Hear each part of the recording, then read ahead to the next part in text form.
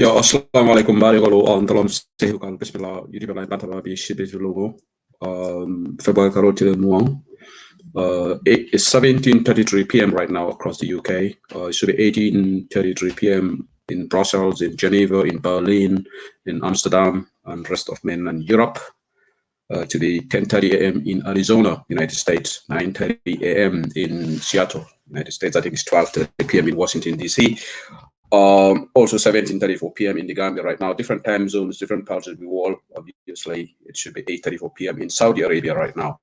All welcome the political perspective. So panel discussion on the collecting platform to be coming announcing about page auto earlier on today. Kalbe kontong Mormon joined right now and Melialon Kubinala join now. Kalbe Bismillah platform auto. Thank you. Thank you to those that will be may have already shared the video, that will be sharing the video, and even to those that who may not have time to share the video. Balbe Bismillah platform auto. Kal tento baki kal jay Allah continued support to YouTube and Bantaba.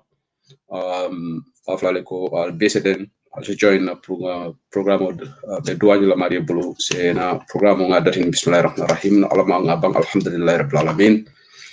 Mena diamol men kala jamme mbaj asike ayende na fa Gambia na fa United Democratic Party na fa mbe atol kilingo kilim fanan danela albe diamol men kala asike diamol timi yalan ko Gambia na fa collective good of our nation be duala antol kilingo kili ala sin so kayra bala faran ay so sala metem ko la en so jata kende ala da wodo anyin la bulu kubuka kelo jata kende ko adama dingo be kuku kala di ma jata kende so tre ko te sono yale bul hani do ko fon ita kala no so jata kende is very important, it's priceless but man satala la kadi adama dingo la so na blood meli alam ko ma soto men be loktano to lo fe so ko no dua ala me jata kende so be dola na banko fane memo Gambia ti alama alay kare ba sa di alama alay tenko sa di Gambia 56 let's sort of clocked 56 2 days ago sanji talulu ni war katringam fango soto to babo la maraloto no jelembe nga celebrate Gambians came together, put our political differences aside and celebrated our independence. So wala tandiko base tarano kafol ko different kafol ko but nana da Gambia la on hamol ni ndaka klimuti ngani yol ni ndaka klidi alama alay tenko sabani di Gambia alama alay nyatu ta sabani di barinde be men duwala alama alay falindro samana in 2021 pour Gambia sita nyaato bobun tela jeroleti ngaje ko Gambia manta nyaato folo sanji talulu ngor hani sain ndolman hani ngono mo fongo start second setama so mbe duwala sabante frewol fane bawo nka fo jane wati mbe nyin dunya kono nata lunta yalla dunya kono wato men ndol kilim be bola jam masatala le wolom mo lo buke wulu ngolom mo buke la sayalu ngolom par alama jam fala na mina ay trako par ni wato kono kandida bakele so mbe ni occasion so ngalon ko mina panel discussion so la jam UDP besanga konto na mobe ya ni lungol kandida bakele na jaranka brother Momodu Lamin Suma Job Abanta kuno besanga konto na jara bema besanga konto na Gambia bema besanga konto na UDP bela wala na as mark of respect nga programme dati alquran wala ka dua sabante frewoli almamo suzo fanan loyo sunu dabola jalingara ba fanan kuno na banta kuno UDP sang flale soto me alon ko kandida bakele so be duala sabante freola ni sabante fre tomal be UK je fanan Gambia fonin ke o banta je ka fumi ko Ibrahima Sedi Jah ati fanan banta jam ngaje bamba masi fendole fanan safala Blay Sedi Kan ka fo honorable to the kamaso adin kewo Blay Sedi Kan ko fanan banta so be duala sabante freol be alama ni manin ka forkele tata dami jede mo karila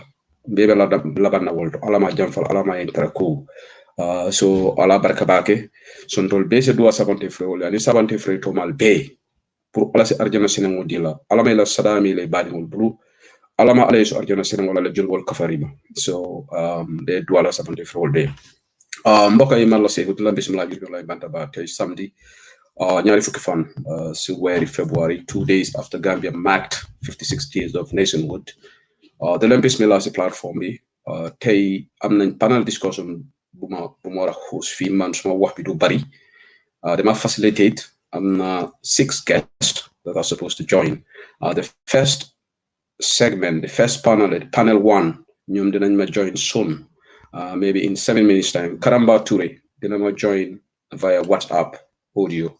My Mariama Samati dina join the video link, and I'm expecting Karamba Touré to, Momodu Bailo Krubali to join by video link. Then part 2, that will be around 7:50.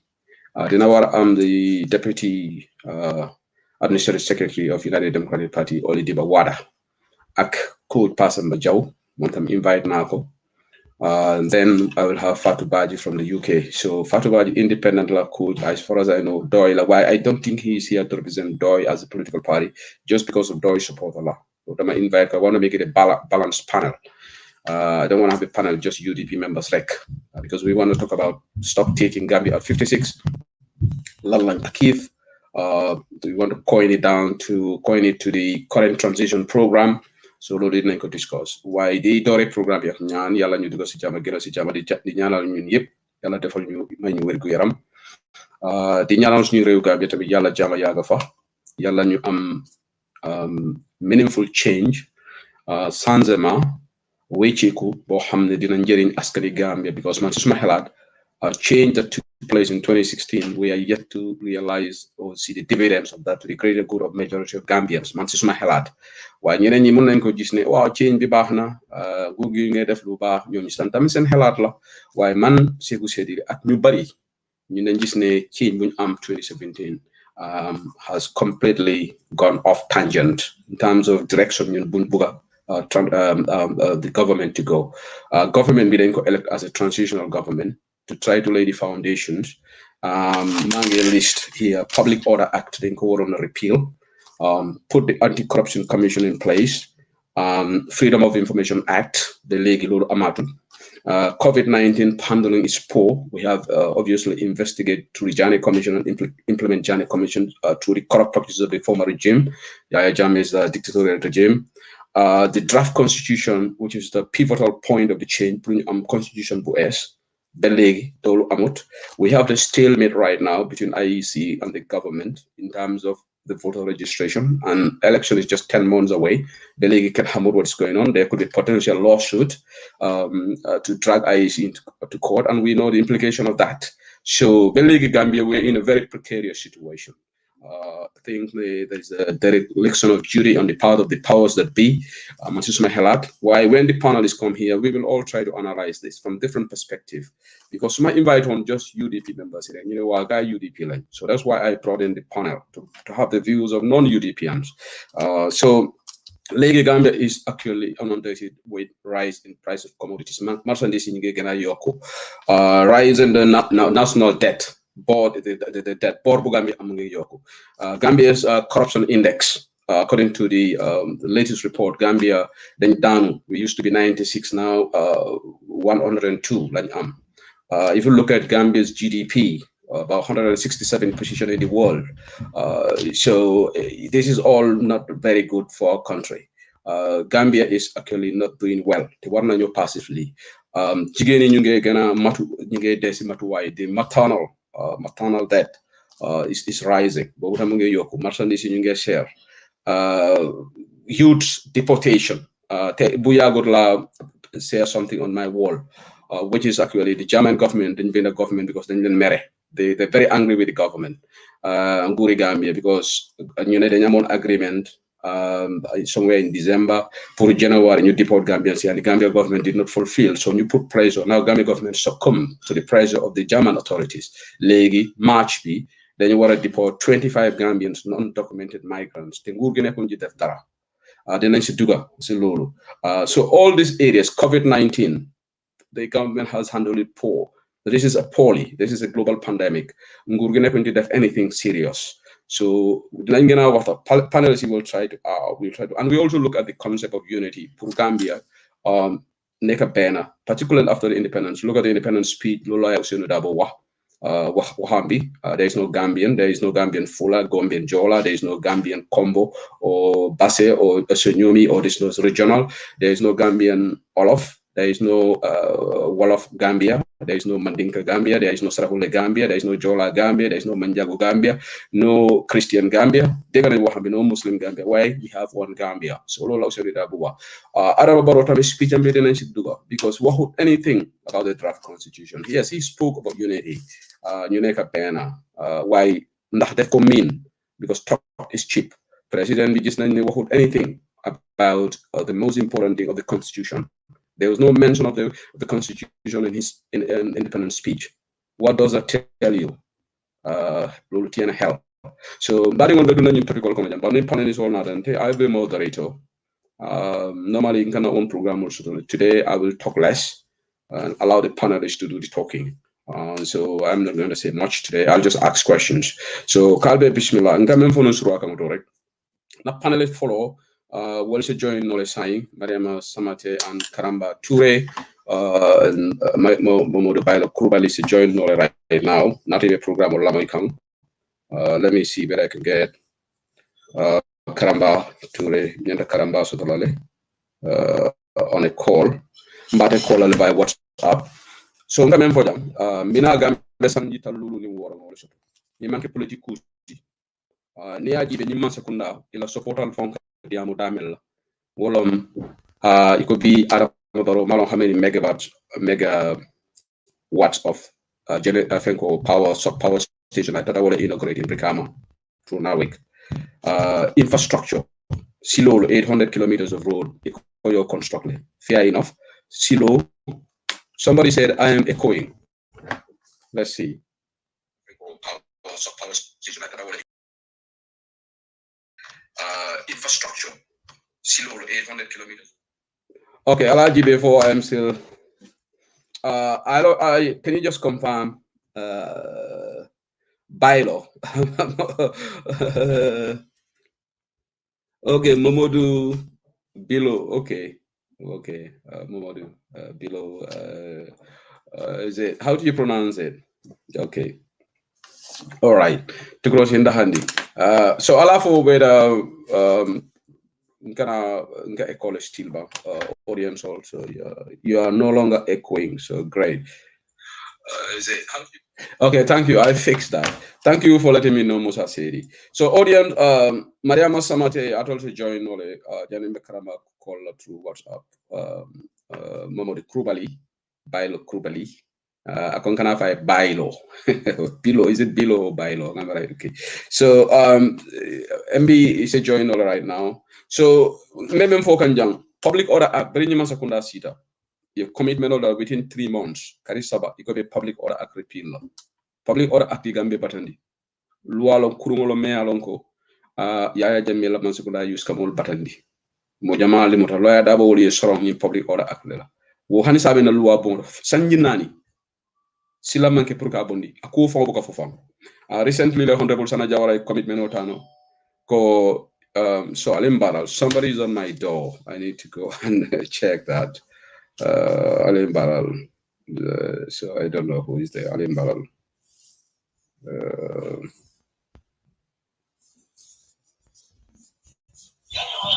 Alim Baral, 1 second.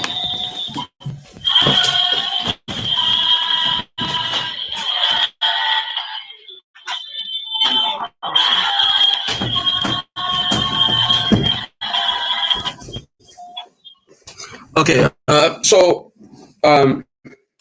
Mariama is actually here right now. I think Mariama is here. Mariama, welcome to Bantaba. Mariama joined us. I'm MB. Okay. So let me just edit this because otherwise it's going to make it a bit awkward. Alimbara, 1 second. Audience all. So MB Batula, Nanata, Ning Karamba Dunia. Karamba Tikana Ning Angola. Through WhatsApp. Karamba is coming through WhatsApp.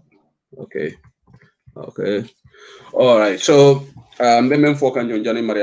momentarily I will welcome her to say hello to the audience.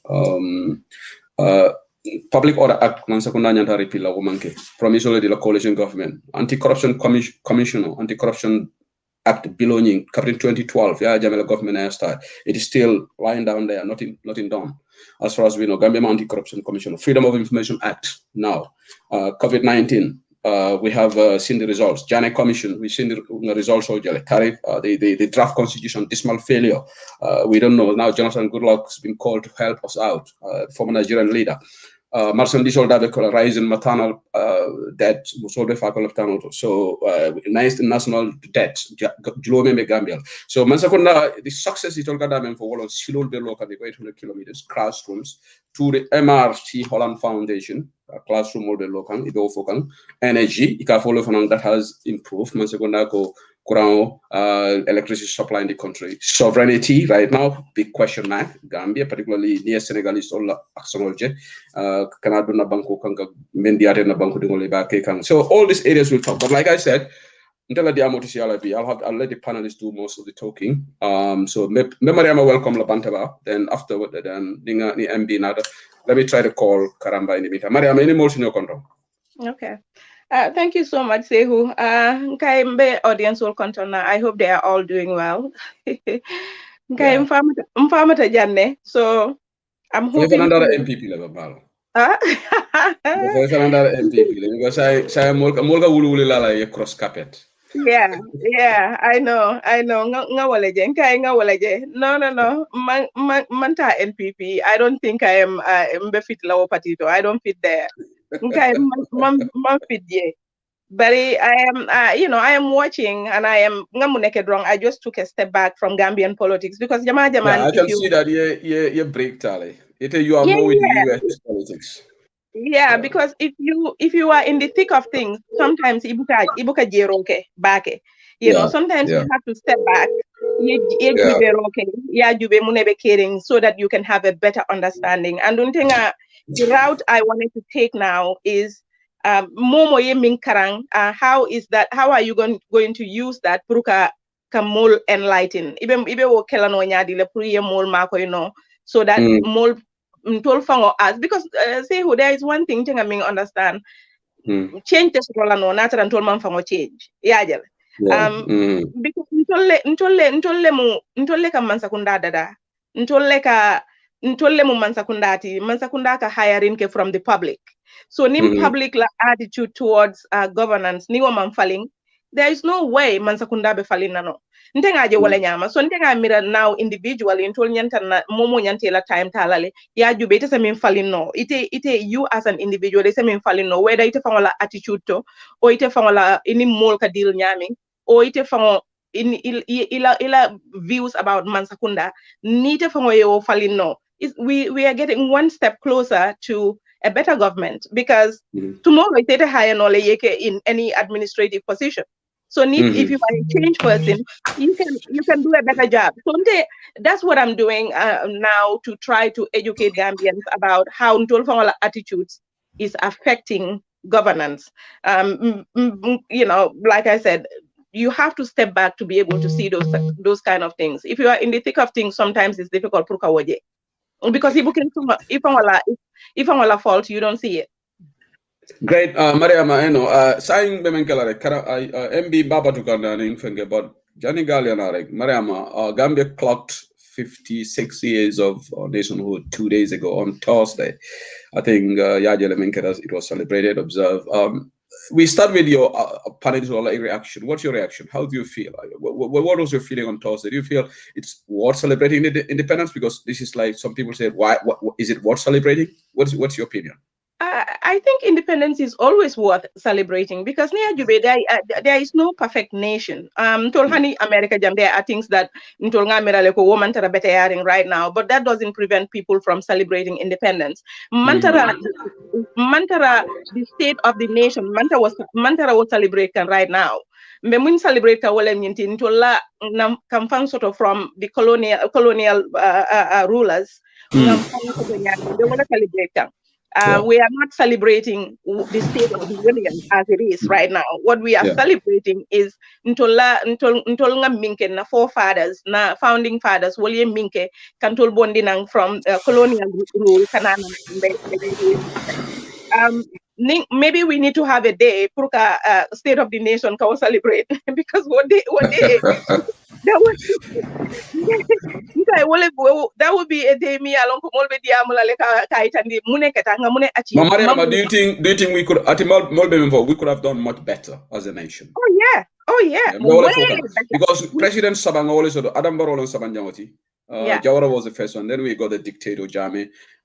51 years, 30 years or Tada Jawara plus 22 years of 50, basically 52 years, all gone. Just 4 years later, under this transition government, supposed to be transition government.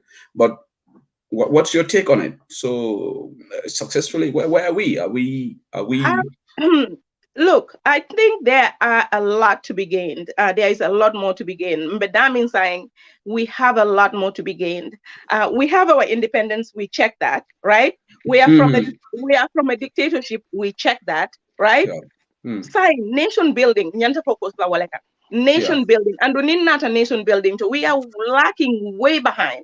We are lacking way behind. Mantara tolnyanta tarladamin bi. We are a very small nation. Tolnyanta tarladamin bi animbe daming right now. Well, they are like miles and miles away. You know, so you know, there is more to be done, and I think it wouldn't hurt to have a what is it called, the State of the Union. A lot of countries do have the State of the Union. To take a stock in muneketa mune manke and mune sekeno mune nyanta kelono. How do we move on from here?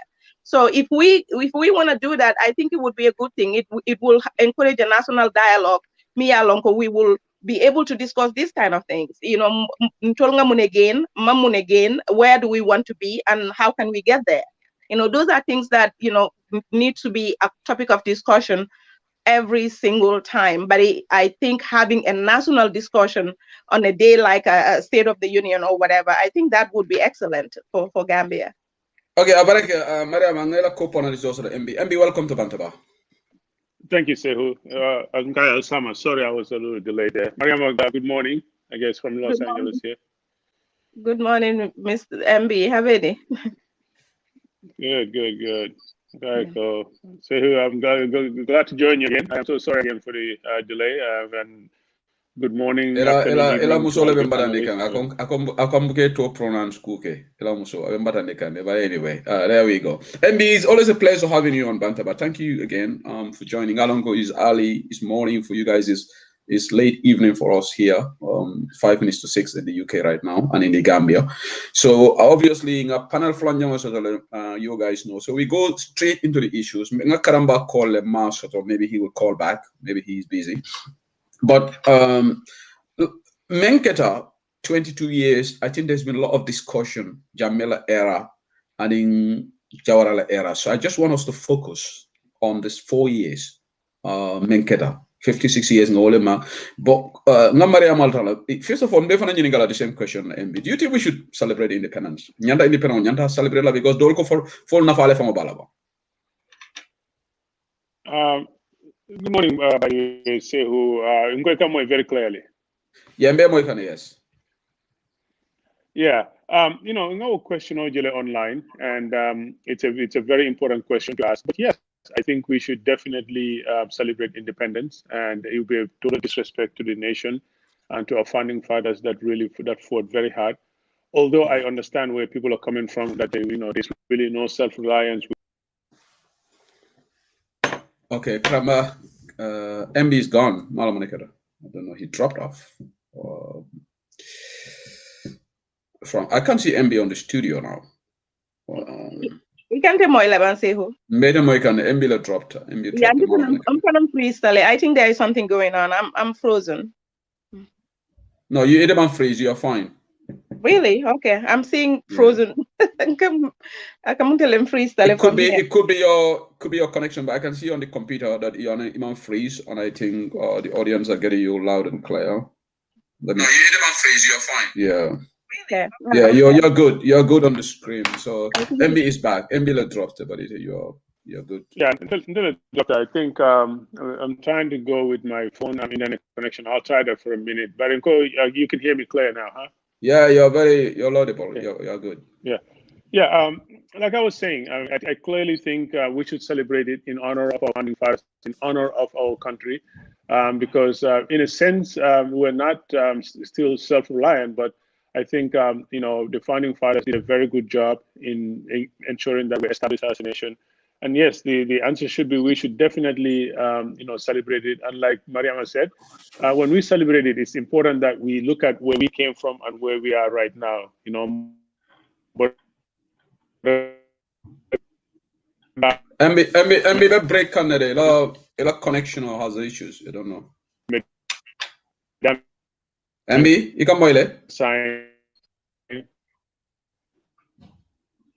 MB, you're breaking. Okay.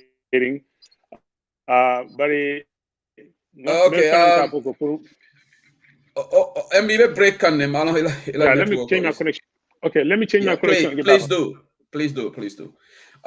Mbaringolo MB bala connection no change because ala diamo be. So Mariama, jani MB kanarek ite occasion on yinkala. So saying that is saying Mariama mbe different areas all mala transitional neanata mansekunda institutional reforms.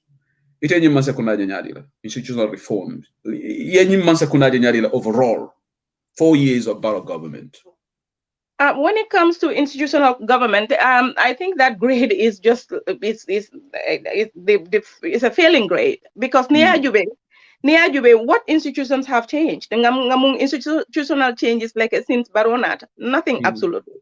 Okay, I know there are developmental things that are going on, but that is different from an institutional change. Institutional change, institutional ika function nyaming minka institutional londi I wolka function nyami ika wole faling puriyati mimba tinala ila doku nyafana be falin. For instance, tol be ka fole ko man efficient man nyanta doku kala nyami man tarake ka wonyama woto sila nimmi nyanta wo falinna institutional ila guiding principles wala nyanta change la, right? And none of these institutions have ila principles have changed. They are operating on the same principles they had since Jame. So there has not been any institutional change, and when it comes to Gambia, until we are just going along, American Olkodi, we are faking it till we make it. That's what we are doing. It's like okay, Mariama, let's take it point by point. I think on your points on Georgia, but if you want to bring another thing, the constitution, draft constitution. Because Berimbe Yaya Jamekelala. Maybe men folk 1997 constitution better. It's got people call it it's got the draconian laws, but the constitution of saying, what's your take on the constitution right now? And let me say something. The independent speak minara jele. Malonve Barola independent speak la learning you listen to Laya Dabo's independent speech as well. No mention of the draft constitution in the president's speech. Did that disappoint you? But that is disappointing. But it's not in Barrow's interest for draft constitutional advance. That's what we have to understand. I don't even look at Barrow that much because I feel like Barrow has failed us way like years ago. Since I gave him 2 years. 2 years to try to see tangible, results, to try to see a change. Maria, Mama, interject. Audience will comment. Try as much as possible in local languages for because when you program record canon, what are forums right now through Alpha, because there are a lot of forums in Gambia. Just to let you know, so most of them know Kian Nabi Maria Masama de Kamu. So Kian Golim, but even Gol Kalmam Angele Kamu back. But I didn't know anyway. Go ahead. See, okay, don't start that. But anyway, left me for a until 2 years lady Barola because every administration has a grace period. Grace period o katarajele. Mi along ko kadi amari la le pro amari faransala do ko kumase no as a cool that pro ka cool ke. Ntenga grace period Mindi Barola was 2 years ago. Kabrim Barrow failed in that. I don't look to Barrow that much for any meaningful change right now. Mbuka jube prokafoko Barrow lebe abe palingole natila Barrow lebe nyinkela. Barrow had that chance for about 3 going to 4 years now. Falingol aka minke is not meaningful. Gambiano average Gambiano tafoleko na balunya falintale. Average Gambian tafole ko na sinya falintale. Average Gambian tafole ko nka electricity kendo lesoto. Average Gambian tafole ko nka so kumam faling yalo ntolka nyin ko complex ni lesehu. Niya mo development, ni ko development. mo la life wala nyanta falin mo itela life be nyamin kabring few years ago anila life be a falinta nyaadile a advance ta nyaadile a beteyata le bang famam beteya that is the development of wallet ni tata back and forth of everything development of wallet itela life as an individual fa falinta le bang famam falin ni tela life man falin then therefore development o man futema but development o man taraji andun Gambia be near so veke iko jumale la life falinta I would tell you majority of Gambians if I follow like tell a life not balunya man falin yajen woto silang therefore I'm not looking to baro ko barobe changes kelale yajen so draft constitutional amantara barola interest puruka draft constitutional ntenga feel nying good man coming to good man kanana Gambia kanana puruka fokabe constitutional wo ntenga mira is a facade you understand barola interest in constitutional puruka falling as it is because someone lebi jemini alon ko wol ma favor so where tinale he amalla fi puruka constitutional nying pura pass. Yeah. Sorry, Mariama, I forgot. Let me interject. MB, Nibe program or Lamoikan. Sorry, Mariama, sorry about this. MB, you are trying to join, but Ninata, I don't know what's wrong with Ila connection or Ila video because now you don't come with the video. I can freeze like so. Just let you know, wala nambuke doing no studio. I think MB tried 2 or 3 times. So maybe program or Lamoikan natural say MB allowed no. That is what is happening. Wala namadu on studio. Mariama, sorry, go ahead. And in Patafana comment level, I think it makes sense. We need to be flexible on the language. The amodol bidi, iboga phone no completely in the local languages, like opinions do matter. So we take that on board. Mariama, go ahead. Yeah. So for me, ntenga ngajele ko woman ke barola interesting andu ngata ate tarla puruka he is not going to be mantra tala tamaka puruka ke ko alaftale puru nyin constitutional falling but say hunte fana nte I have ngana reservation also to nyin draft constitutional you understand Ntol lafta a more perfect union. Ntol lafta union or la mi yalonko. Mol min yalonko minu man chance to in the other administrations pre la life ye change. Okay, finally MB is here. Mini yalonko iman chance to know pre la life ye change. Ko lafita we pull each other up at the same time. Nim constitution wala mala fenkoti. Wala atina it at all around the country ye changes ke ye mol nyininka all over the world ye mol nyininka. Lafta le puru nga Gambia population no maybe nga mol be lift nyola at one time. That is the idea behind this constitution. Nga mobile interest served in the constitution. But in Jube, we are still creating a class of citizens in the Gambia with this new constitution. For instance, let's go to the lawyers and the judges. Come on. How can you be a judge, you retire, you are still getting the same benefit, benefit payments, just like an active person, in the workforce. What happen in which country? You understand? So, honeybee, we are picking a class of citizens against each other in the new constitution. I have a problem with that. And my thing is, amend, things like that. Amend. Let's look at the constitution. Amend. Constitution or pass. I don't know how we can do that, but for me, that would be the ideal way. Because it's Italian constitution, Sifa Pasi, honeybee, we still have a class of citizens, mini alonko, they will still continue to struggle. And then this other class of citizens, they will continue to prosper. We cannot have that in the Gambia anymore. For 50-something years. Yeah, Mariam, good point. Better MBI in a minute, but you know that there is no perfect constitution in the world. Even in the U.S. Constitution, there must be areas that citizens are not clearly happy with. And no matter there will always be gray areas in that Constitution. But should some of those points stop us from, taking this to the voters? Because Imam Bankudingola empower the critical areas, retroactive clause, the retroactivity of Barola 5 years on can apply. They are just all these points, these other points about judges and other things. But that was the sticking point. And then the cabinet came out, you saw it, because President Barrow discriminated. And President Obuka Diamala this baby lady.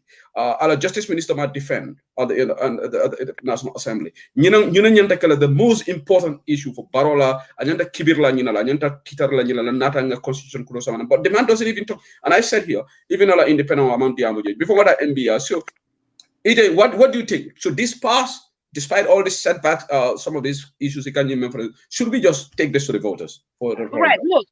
Look, Barona Lagang, the reservations they have about the constitution. I'm not even looking at that. I'm looking at the general, population. For me, this is a very huge sticking point.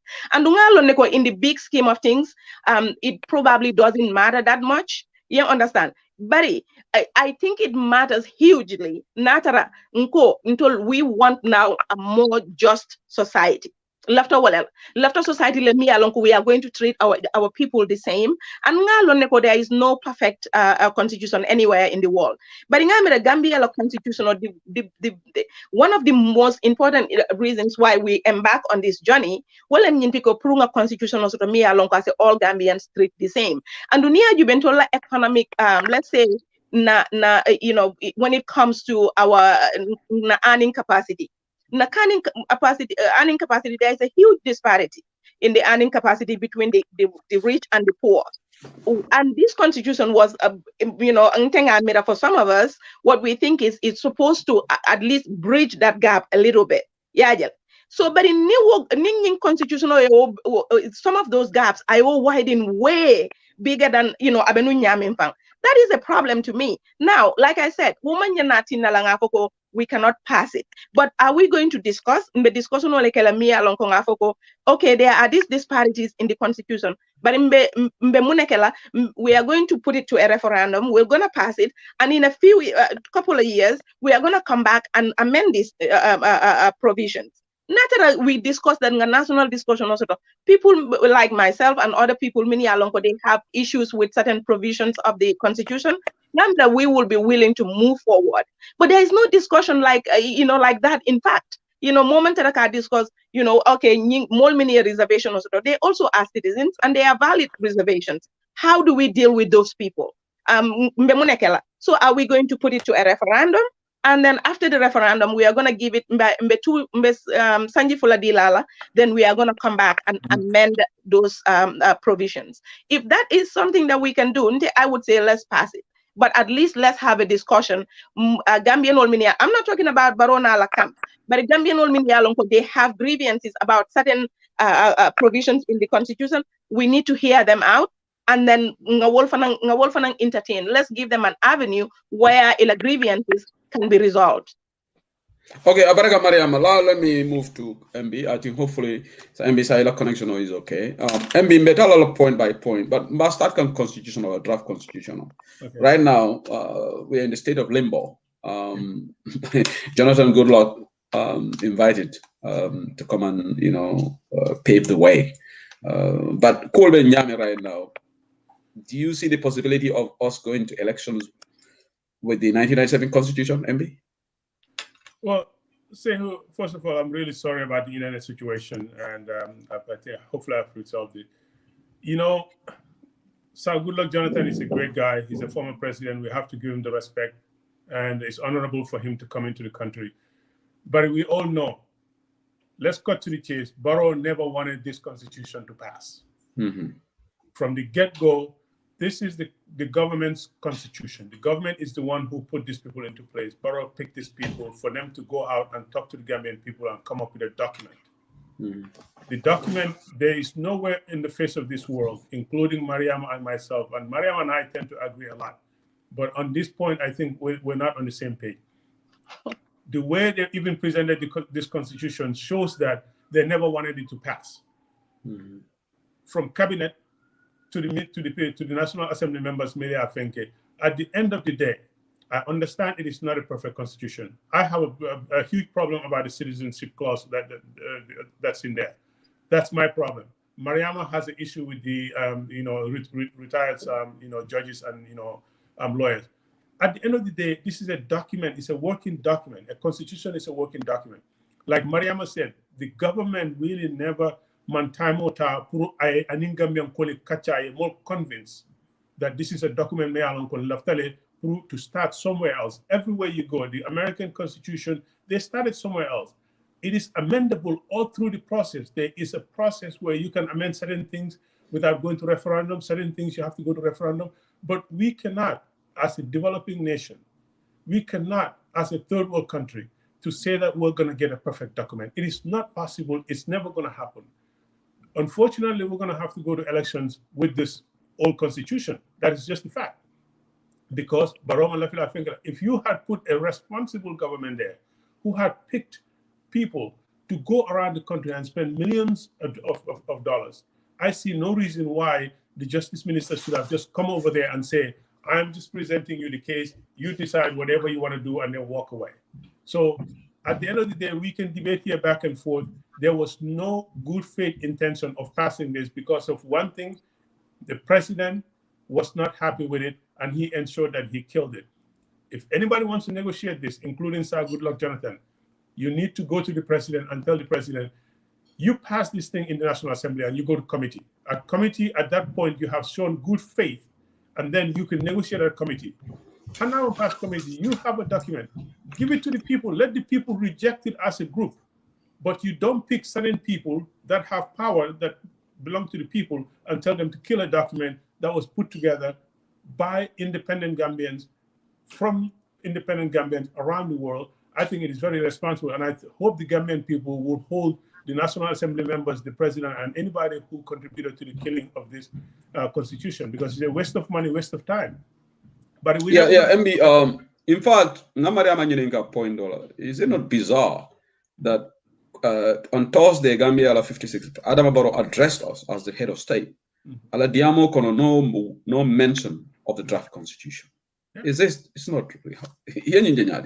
Well, I did hear Seni Marena, who was part of CRC. I expressed that he was very disappointed. And can you just imagine the people that were part of this? You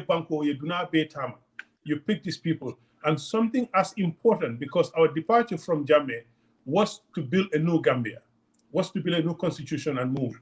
But the fact that we have independence and the government really never even took the time. Listen, it is not just the constitution. There is a track record here, Gambia no nyanta menjela. Wolom yindiko brinyi mansakunda sida. The only thing if a concentrated men wolom to be re-elected into office so that they can continue to oppress the people and deprive us from our citizenship. TRRC, the same thing. Commission of Inquiries, the same thing. Lands dealings, the same thing. Social security issue, the same. Nothing has been started in this government that has completed. And the constitution is the icing on the cake. It is very disappointing. Near constitutional dino molla, then beku malafala, then asimuru no. But a constitutional me yada molla kumakon. Ite ko ite malafu wala ya failed. I mean, Mariama, you have to admit they should have at least, worst case, had a discussion with you and I, pour more comfortably. Kafumoleko, you manque perfect document. But if you go to the Christian community, you have a dialogue with them. You go to the Muslim community, you have a dialogue with them, you have a dialogue with the people, and then say, let's pass it with good faith intention. Because at the end of the day, near passing from the fourth stage, it had a committee. Behind closed doors. That's second reading now, isn't it? Yeah, second reading. You could have flexed your muscle over there. And at that point, the president and the government would have shown that, listen, we did good faith. We passed this thing from this stage. But moving forward, we're going to have to fix some of these things. But right now, from birth. They killed it from birth. The moment another in cabinet, but it as the Fenko cabinet, they are the interest of the president. Let it go to National Assembly. But near from National Assembly, President Molo. So Yin can have I model Fenke, President interested. I'm a Mariama convinced, I'm ante convinced, I'm a decidedly convinced. Bari at the Baroya Jubel ko, Nimante Nafa about Falale. And I think wo droya itala ko, Konyi Mansa Kunda, Nimman Kekum, and remember can think, Molia Miracle.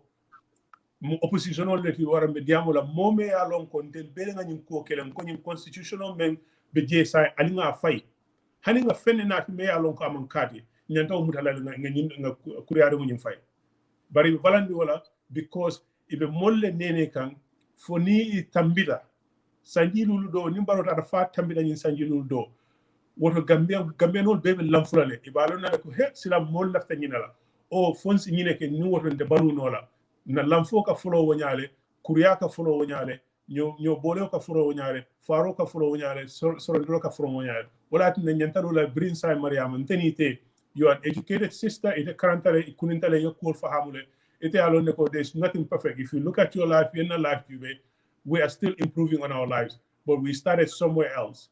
And the document is the same thing. It's a living document that we needed to just accept and amend as we go. Abaraka MB and John Bida Mariama Yarek. This is a new sad situation where minority language prevail just because of the 1997 constitution. Because constitution I have like 75% threshold, which is it's a tall order. Purka was sort of national the way the present National Assembly Benjamin Purka 75% sort of so even 13 or 14 of the MPs could block the majority of those MPs voted for the draft constitution, but because of the 75% threshold, amount out to the second reading. So, Mariama, your final bite of the cherry on this draft constitution, then get out to the other topic. I think I mostly agree with MB because mamira disagreement will be young because even like nga for nyaming in the beginning, ntela some of the provisions nga problem also to minola nga mune for wale nyintiko we should have a discussion min bite and dilanto mol mini alonko people like me and people like MB because ngamira fananko there are provisions that fanang he doesn't agree with. Puruka itandintola okay alma agreeing na but this is how that is going to be changed. Or this is the opportunity you have. You have a window or that window. So for me, that would have been the best way to go. But I concur with everything that you guys are saying here. Covering the draft constitution failed. I saw the Barrow camp celebrating it. That told me right there and then interest in constitution pass. And is a tragedy. It's not only a tragedy in the fact that a man passed because of everything that is contained in it, but because of the money we spent on that. You understand? It could have otherwise gone to other avenues in the economy.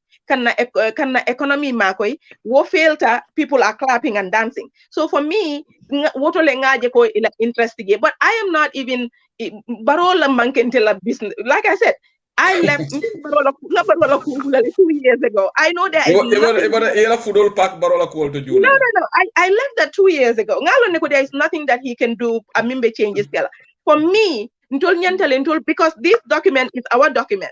Well, let's listen to each other and then move it to the next stage. Grievances, everybody else's grievance, we and then we move to the next stage. For me, Barrow is out of this because Barrow is not interesting.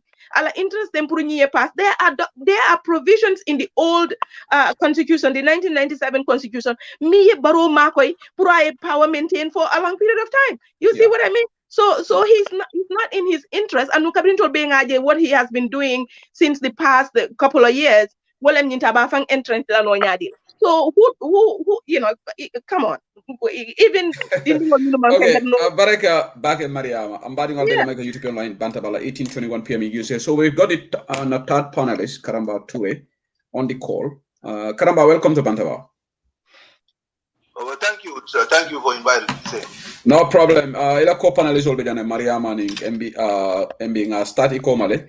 So MB, sorry, Karamba, just trying to bring you into this discussion. Ila first take the topic for Roman Kalang. Obviously, ngamo be nyininga for Gambian World Independent on Nyanta celebrate like was Independent celebrate on Thursday, and also the issue of the draft constitution bedami right now. Maybe you can kill two birds with one stone and yet in topic floor at the same time.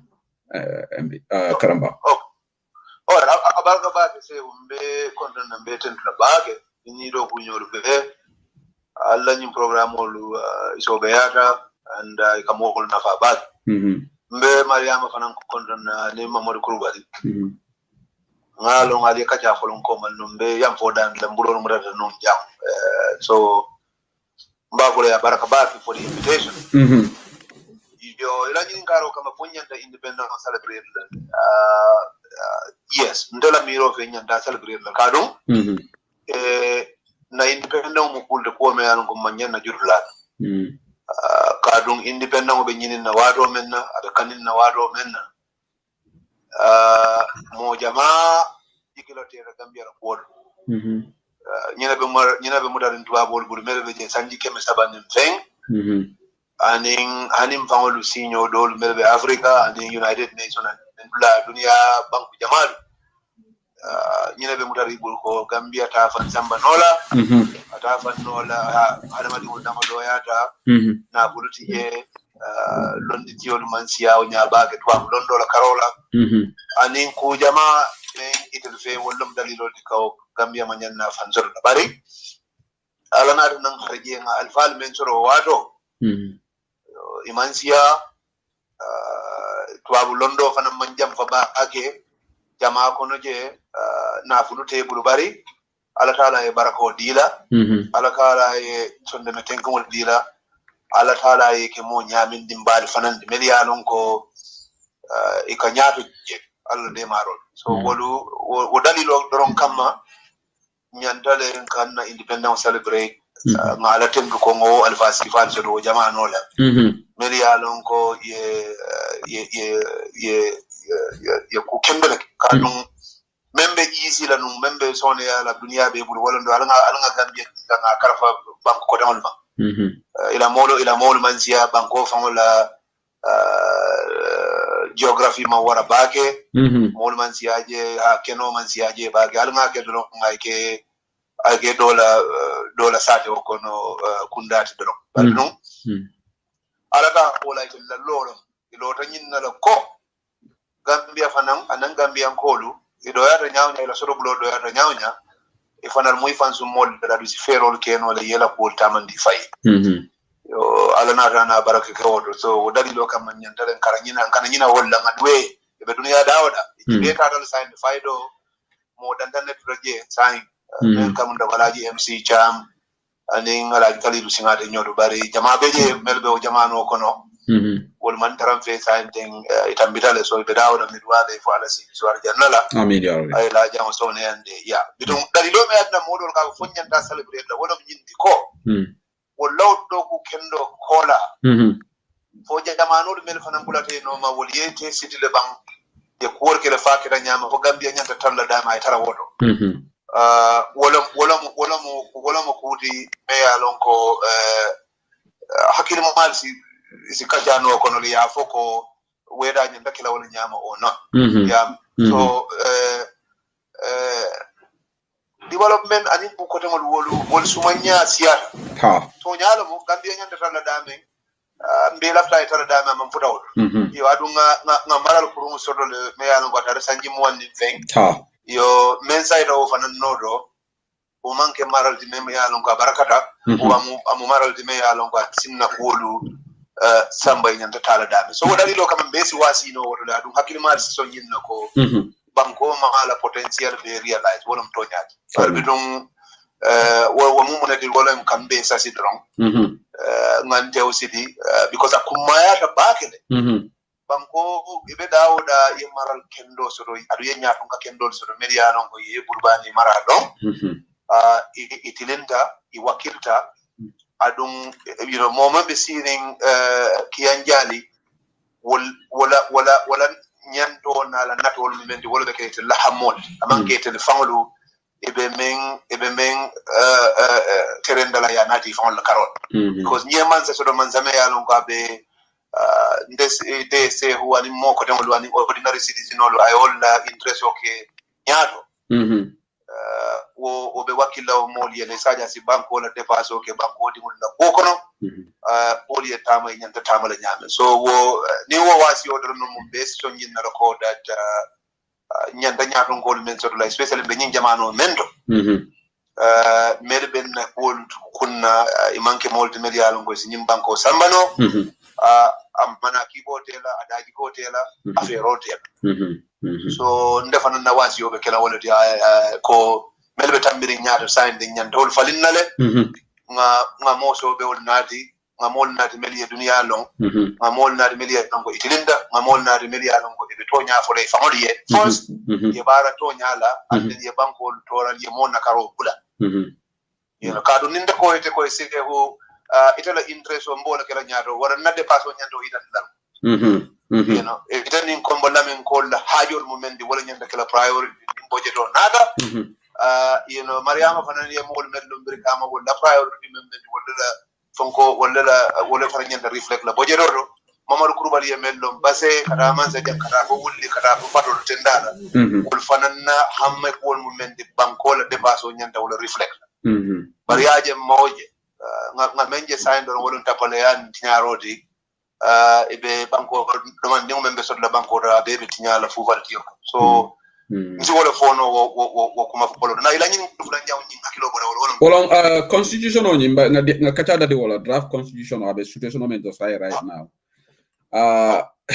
na lo ne ko kola ya soto taje ite la miralo do fo jani election o kuse keno bang fo kute kelano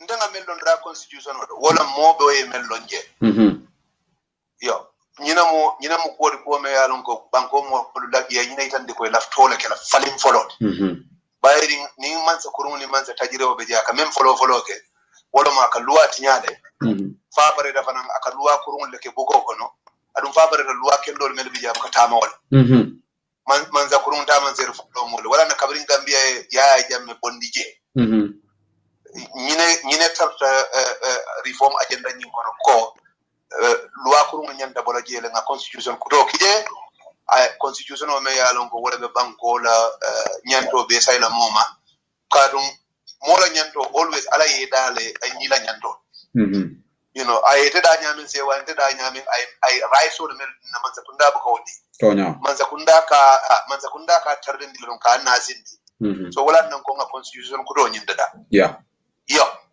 president of family molu ay commissioner de la atara député bu ngono ay nafulo kan député wol bulo wol banko mo la nafulo da ko ali dalasi million kemen fendina mbe mo kumal tombo nak ado ay mo be tombo kan ni constitution de da c'est nge be lon hani me lon directly bari nge lon ne ngalo mo sifal be no adaji ko be la allondo be la a experience be la wol lesita yenyin constitution ko ya tunkan adu ma tunkan ite fon la jero do ronde foy man ne de sew se liya fo angal teri nal ka jarde ina dan teri ya jam ita dan de la sami karan daba tabo ko do yemi tunki init bank ko mo be ka jar mbade la constitution o da kan allah ta kay nyaadi le allah ta allah al ya mara nyaadi sanji fula yo wala taman yo ke mo be yininga if I want to see it more ye mel foye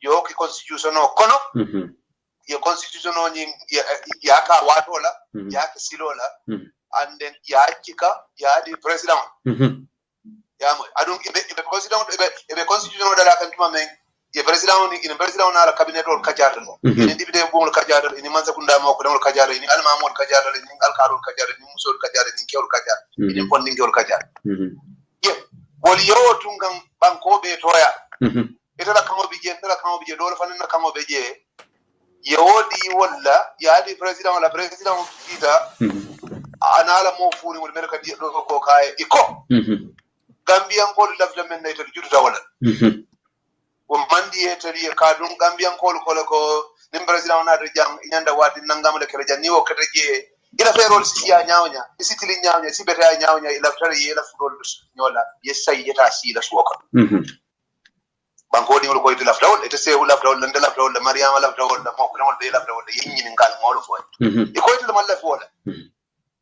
yo wo ku kene o daron kan constitution on bendara dalasi million tang ani war de paso menketa kunna ya naati dibide e bun kono je president sita aninyi mo furi mo merba cabinet do kono mo furi ko to mo merbe sita li dibide bun kono ye gambian ko la constitution ta ya buruka wallahi fu falatiyo kan anin media kan anin fonko kan anin media retiliye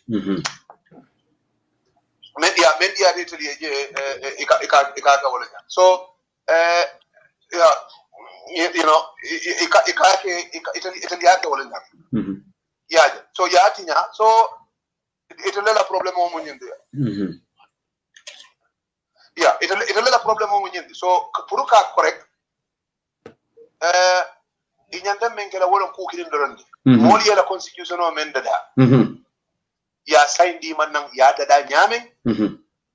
Hani harafo hani tondo hani ukode ekana bonde abala ya nati yelo banko moli nyaado ya foye ko ngamen kaaliye ngakenya da yala ngakulubal yala ke ngal horman da yala yaje so mbal bolo saida constitution o fele ari nga nadi nga samba banko demul ya yela constitution o nyi ya adopt ni nga adar ila do kela banko demul be daami itel be wala to dorom ndemallala ko ibide kendo melu lota iko banko dingul labda men na be lola wala carte o fay wol be la position o falin na wol hani you know bari be dum meli ala ngo meli tinyaro ke meli jam faake meli kenya da ya idan di banko dingul la wol nyen dal lola e banko mul bolo say e la constitution o say ndama in total yaje yo ni so ke no andina futa je den ye karnani kadluru be tarde ndi jele fu falati yakam sa jube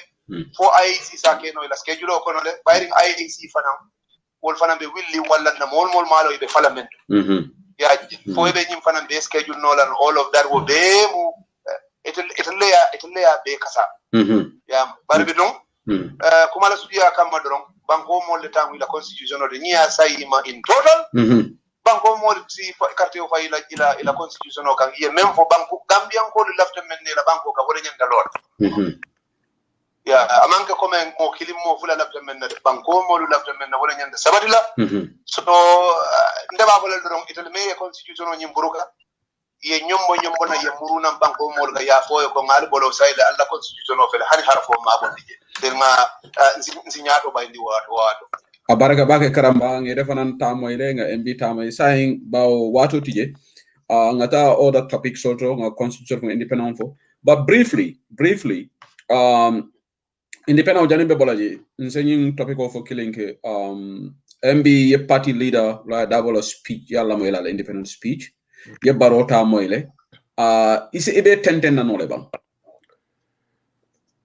hani me ela moy message la ngan la moy message floor belale and sati oni yalo ni be ning alpha ulta be diam kam enyante diam la le yaji be banko be dame birim barona rabi même fokan kate menke an adunda japo de jambar birim usenu nata usenu menke aya yitana ko bi banko is divided yes wala na la speech was a unity speech yeah wala nyindi ko pour ka banko be nati bi Gambia be dame bi si faram fan su kelole bi je regionalism ni bada basen ko be mun sur nola basen ko le aso de katambi ko mon kolti wala bi je there is no sense of respect, there is no security and ala usenu abaluta le sadora la jamanola abaluta ya jamala jamanola abe balurin sign a jele membe kering aje banko bota dame abita kan dame waya down ne kayita ko Gambia clean be caring ala speed mo no wallet yeah one Gambia adum ndel mem fanam boday sado la jamano to ndel ngajele ndel be siri nyame ndel kunum fo ni modo be kacala ndem woro kurba ndem ba ma fulolti nande mu torankolet do mu sara kulolet do mu surwalti fama musna lesro so ndel we are the typical Gambian family me alonko ngana balu kel fo sign ma ñoo suute siola nga ñoo suute baadi yalla bari nga men soro bi wolom ñinti ko nga man sa kunala sude bi mela ko vraiment rek sida je dron a folota mo le na la af ko ñin si karena basen ko le na ko mon ko le na wala na ne independent speech ñin jibe abako mariama ya fo ñame you look at the state of the union. The state of our union right now is very divided and fractured. We need to have leaders, Mayor Lonko. You need to speak how to bring the nation together so that we can move as one. But independent diamo, ça fait baro nga jele ko ay hani yemi fote ni constitution Mayor Lonko ay adoku Amam fam foje. Amam fem foje. Amam fem important rewol for meli alonko Gambia no lafta wole la moyla. I make it on celebration. Who killing the Awoke? We will give him that. One of you call I independent celebration in downscale. What is very good because COVID ni betaka nyame sign. Ndella base bi luwolu mofla mo sama wole ka banje keba. So ngajelo ko ila wota mo me yakinu ani program me bebe kegan sign the super spreader effect is coming into Fenko. So woku killing the akele bari ndanga mira ni jamu flol be jube ye be tenteng.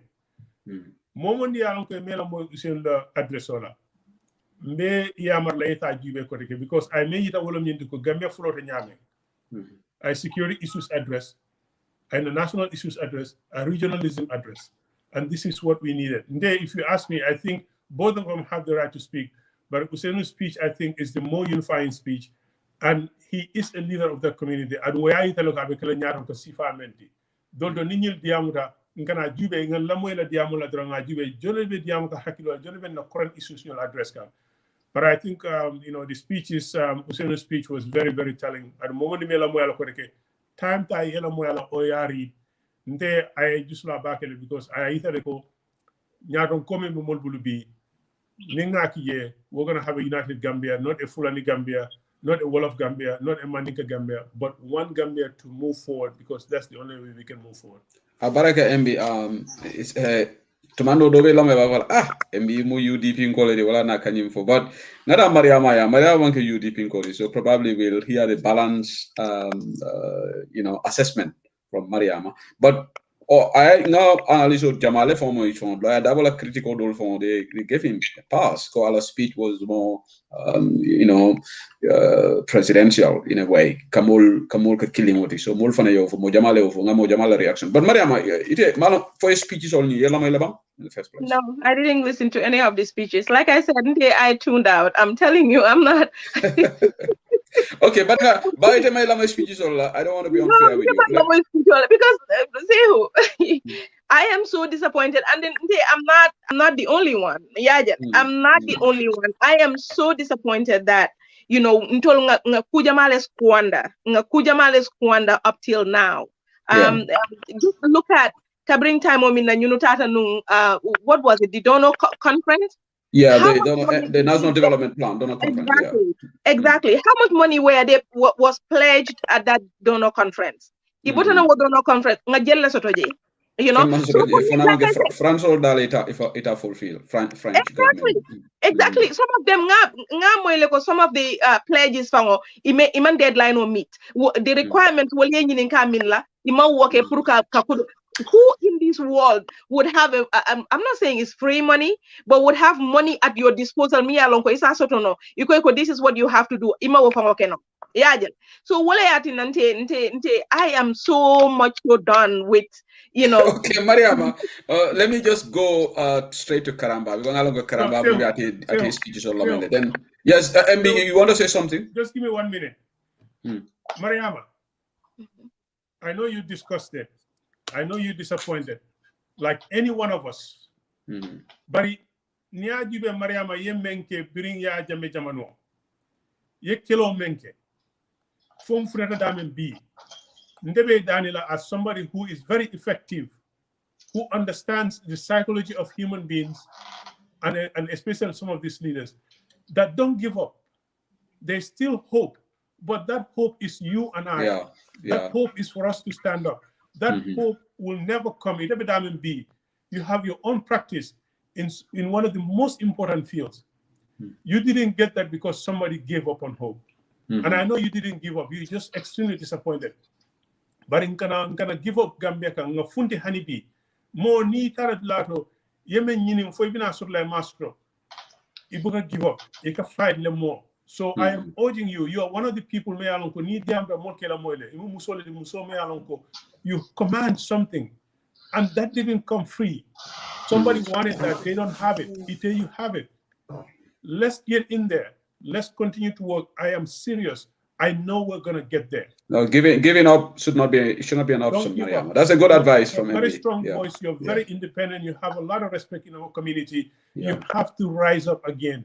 Pick up the pieces, Mariama. Let's do this. We might not agree on every issue, But I am serious. You have what it takes. I have what it takes. Sehu has what it takes. I am more disappointed than you because I have today a leader in the Gambia who is from a very humble family, a very poor family.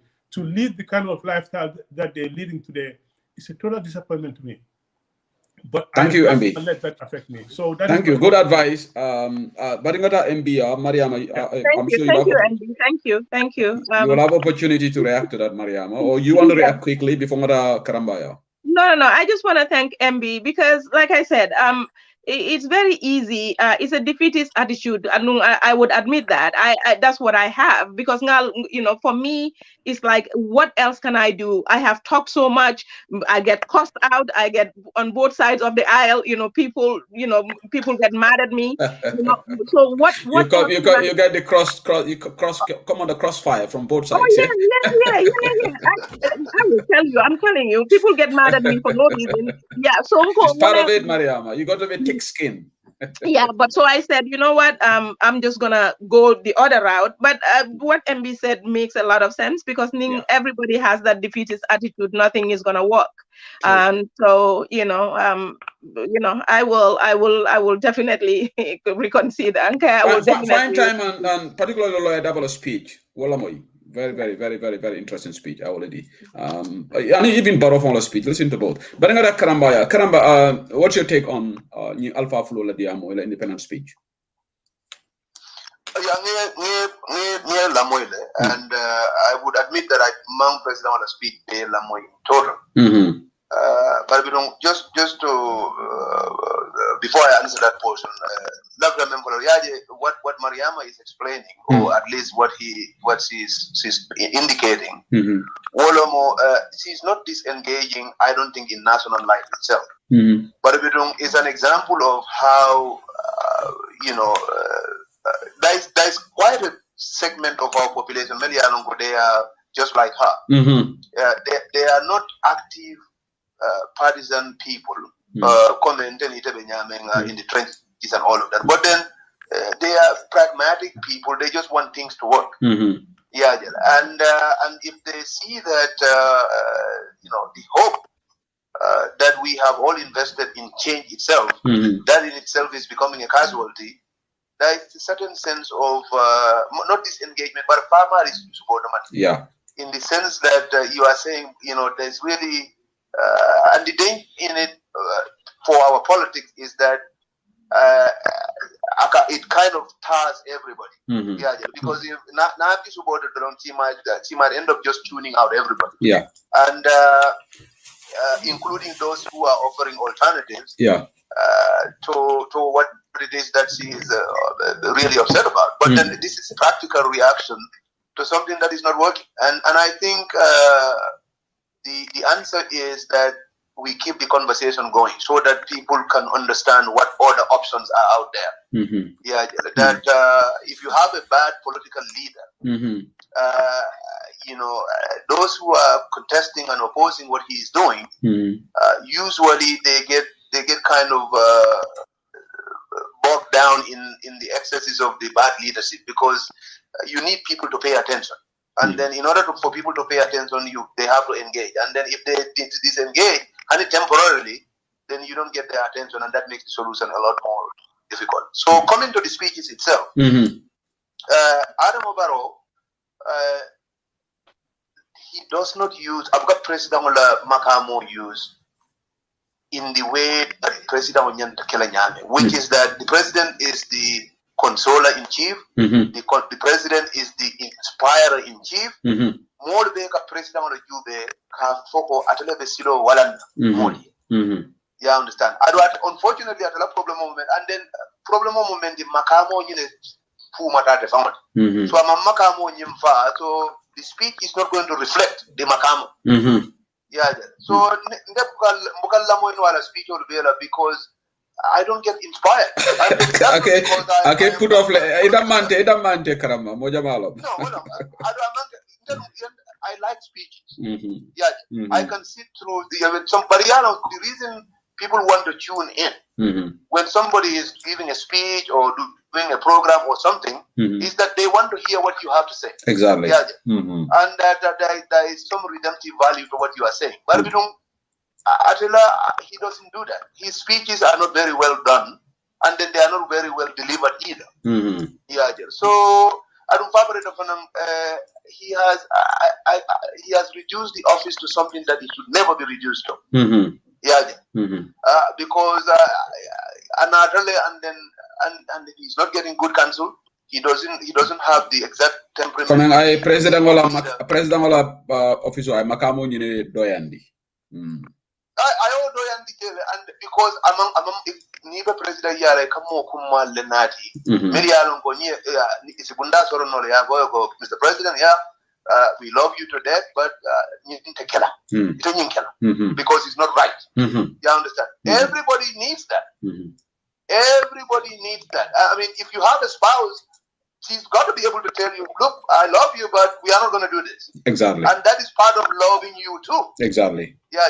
President yala makamo mumendi ikamo na dunia longo ye dunia tama ye dunia long ye londo sodo ye experience sodo inyamenda ferol be bulu yewol ke kodo ya jele it's kartonya fo it's kari tilindi safo ko ha e kana nyinke e be nyine kala ka pol baye ndibu ya bari nyemol na je meliano ko be bulo na kosila wol mam fen long ya jumal be president bala ite simen na no Miami or New York, he knows how to even order pizza. They don't know what they are doing.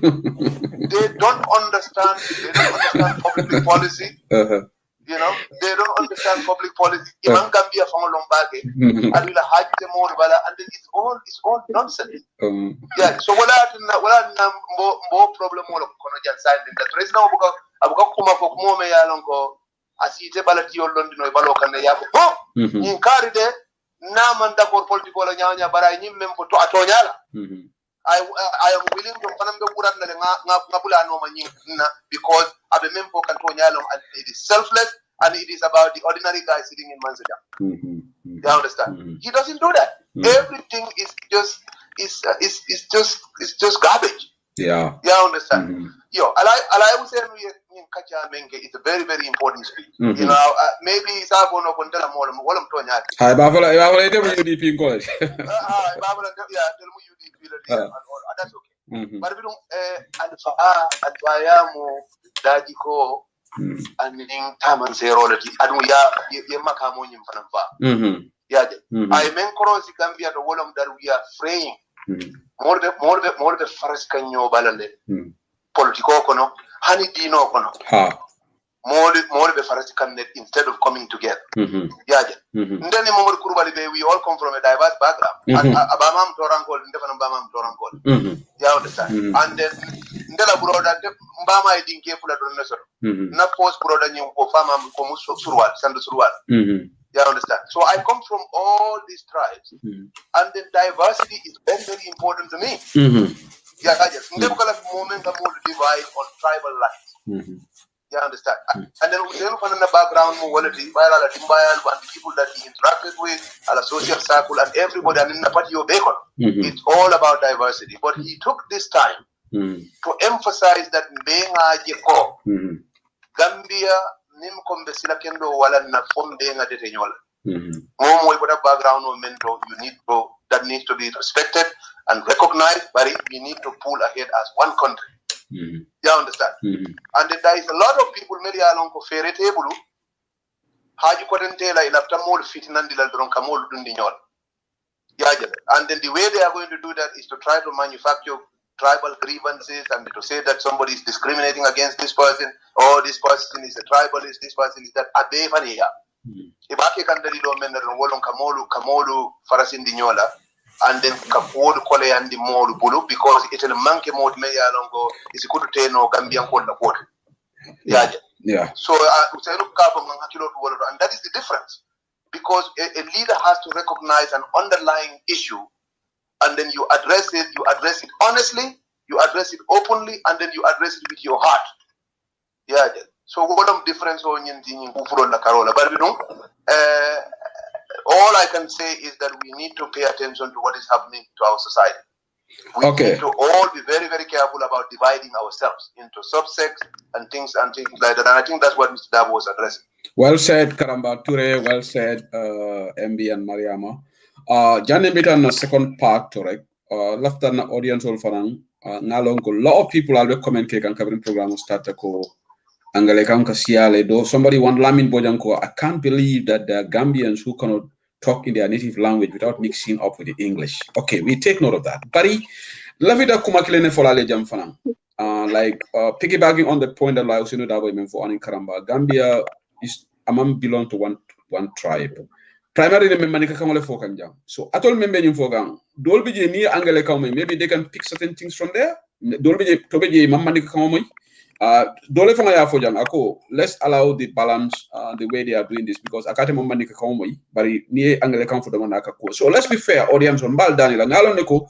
And therefore mo jamal leka diamonye from Bolonkono, Melka Udiola, Messi, Alka Angelica Tala, no lonely, but trial, but it took off 100%. Hani Angelica phone definitely like a color malady. And I'm anke mana native language londe. And no a color bari love it drum, prove minimum money come back for and tomorrow Angelica Domani Moy. I'm Demo Gambian already. In program is widely watched. Amanke ko mandinka listeners of the Malaka Lamu. So just be patient. Left all of thank you. We move to the second segment right now. Now love it at the COVID-19 na saying. Bao me jamano menkono, global pandemic. Gambia again, just before the independence speech, President or spokesperson the Grandma G Sankere, Kibaro le bondi kafuko even a lockdown like on the 8th of March. Right? Nye diamo siada. But before this, Jalairo Walata, even political parties, so far they are not adhering to the social WHO guidelines. Kamol Kafundina Nyokang, coming Purkan Kurong Kele. Dolko president wala dole blame wala president kan because ala atefon bank be ayo kele. We all know what the score is on this. So Mbada this time with Mariama, then sit to the gentleman. Mariama, COVID-19 is a controversial area for you, probably. But there is a lot of issue right now. Yenye decision of in the first place. Pruka banko sama on lockdown on the 8th of March.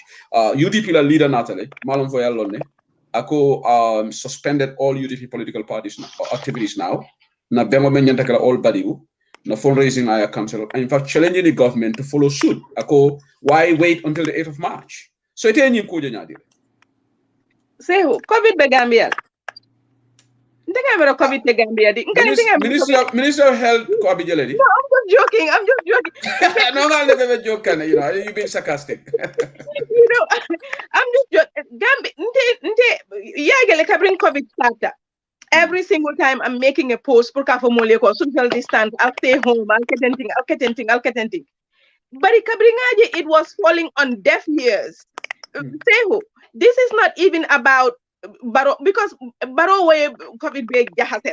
Let me tell you that I abele jahase because it is a killer head of state. You understand? In the middle of this COVID, yet I even program will be bring mid the farmer store, kata or whatever.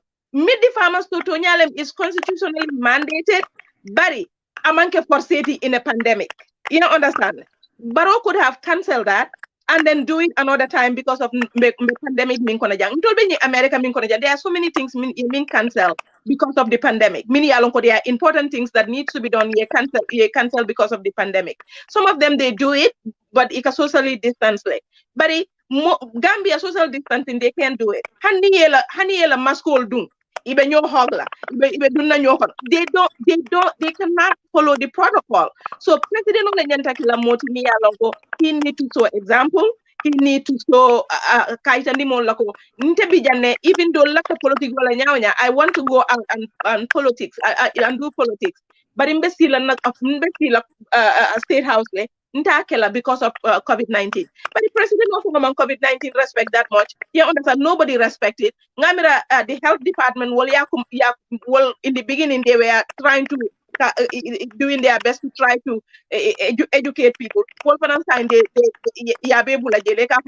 is no health department. That's how I see it when it comes to COVID, because more baby mingle they are doing whatever they want. For me, as far as I am concerned, there is no COVID in the Gambia because Gambian they don't believe in it. So let them go and kill each other because It's sad. It's very sad. No. It is kind of sad because ni diamuta ni koyeko alfi suwako na linyinke, they bring you an excuse. Look, ni government man care about your health. You need to care about your own health. You understand? Nimman sakunda man provisional care punite ila ifangola ye la jati kende ya penkandi beteyandi. You can try in your own way. Yela jati kende ya beteyandi. It doesn't depend on the government. So nyalem government yanta avenues le settler and the yanta example le settler. Mimba tinala molte COVID-19 kolono. But in government matter. Ite family soto ye dingol soto ite nite alaman tankala nin kukete ite la bi idingol baro don't know your children baro ila more long wolle be sofala then baro wouldn't even understand ate wakalam talafang. So why wouldn't you set an example for your own family, set an example for your own community? Mariam, I love you can interject, but you balafa water because musician of Senegal is on a lockdown right now. It's on a lockdown. A musician all from perform, but Wale Seka played a Kununko. Before that was Vivian. So Senegalese were like a party heaven, Gambia. They can perform the Bangkok. Okay, Stefan performed the Jaliba. Okay, follow local artists will be playing. But again, president meeting at the stadium, grab a party longer. So that actually created, open the floodgates. So Molko Baatalo Nyaton Koti, at the even though those for 2 rounds don't make right. But Mariama, you call Manesa and many Nigala Kula Legendary MBA. Maybe this is sensitive for you, but what about the Minister of Health? Yeah. Look. The Minister of Health is saying reportedly, I borrow advice many times about Lamoy. This is what we heard from the grapevines. I don't know how true this is. But then again, it all we cannot exonerate them because it all, in this case, is the line ministry. They can even use the public order, the public health act to come out to introduce certain things. But we are not seeing any of that, Mariama. Say when it comes to COVID-19, I am not in line with the ministry as of now, right? Yeah. You don't understand, and the minister as of now. To be honest with you, because I'm a public health official. You don't understand. Yeah. There is no ifs and buts about this. The people's lives are at stake. You understand? When people's lives are at stake, as a public health official, you understand? You can make sure the life is protected. Yeah. I don't know because I'm not privy to an Barola conversation or whatever. It wouldn't I wouldn't say war is not true. But like I said, I don't know. I'm not there. I didn't ask him. Malong. So whatever happens, but in Hanata Barole of Oman to prevent from coming out and saying, right? COVID-19 regulations or requirements, he keeps on saying it because that's his responsibility as a health official. Health officer, la responsibility to protect, life will protect. So I am not, to be honest with you, I am not in line with him when it comes to, in political activities. So Baro going everywhere, everybody going everywhere, and the health ministry is not, they are MIA in that regard. Mariam, you're spot on, but basically, okay, let me just, for the sake of records, that information from Pamudu Bojang reportedly said that was what Dr. Samate said. So, Malam for a private communication in that regard, but I heard it on one of his programs because Dr. Samate said, Aka President advised this is what Pamudu Bojang said on his show, I think 2 days ago. But anyway, but in Memem Fokan, Wala Nyuntiko, I feel like Baro Nyanta Kantora, NPP Nyanta Fenekalaje on the 6th. So, more well calculated. So, itela jero to jani bitala karambaya aning MB. New lockdown of 400 fast, they should bring it forward 400 on the 8th. Does it make sense? The average for the 8th of March, Mariam? We should be locked down 2 months ago. Exactly. We should be locked down 2 months ago. So this is kind of late, to be doing that now because already if there is infection already will be widespread as we go. All these activities, Minketa, whether you come from Wali, you come from all, SP, Barutonga Stadium, Moto, UDP convention, everything that happened, as we speak. So, there is nothing more urgent than this, as far as I am concerned. There is nothing more urgent than COVID-19 to make sure a cannot spread in the Gambia, because the healthcare system, we all know how vulnerable that is. So to have people mingling around doing all these things, you understand? For me, my beef with the health ministry is major, covering political activities will start learning things like that. I don't see them in the forefront coming out in the public and saying, we need to follow these guidelines, we need to do this, you guys need to be indoors, you should be spacing, come to be in the forefront, because William health ministerial responsibility when it comes to the life of the people. Yes, Barola appointee them, but when it comes to protecting the lives of the people, there is no ifs and buts about that. That's how I see it. Thank you, Mariam. And these protocols need to have started 2 months ago, 3 months ago. Way back. Yeah. Abaraka back, Mariam. Sayangata MB and Belabana Karambaya. MB, quickly, your take on the COVID-19, particularly this new lockdown on the 8th. Yeah. Starting from the 8th of March.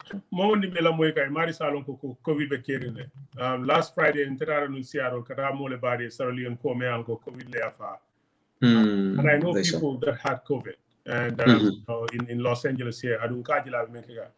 But Hanin Telajam from Mealonko, Boro Sembo, Watajane, Boro Londo, Watajane. Hanin Yedin Duje, Fenko, Mascola Catarala. But in COVID, Koninga Jube, Bankonia da Sorona, Comarama, Memfo, Carifula Comanto. But Itala Korakono B, Kolka Tamaje Yame, Itanila Musolaka Tamani. Well, leadership is very important. The government le follow ta renyim call because shota me kerne no ninga jube call fenkre nyame.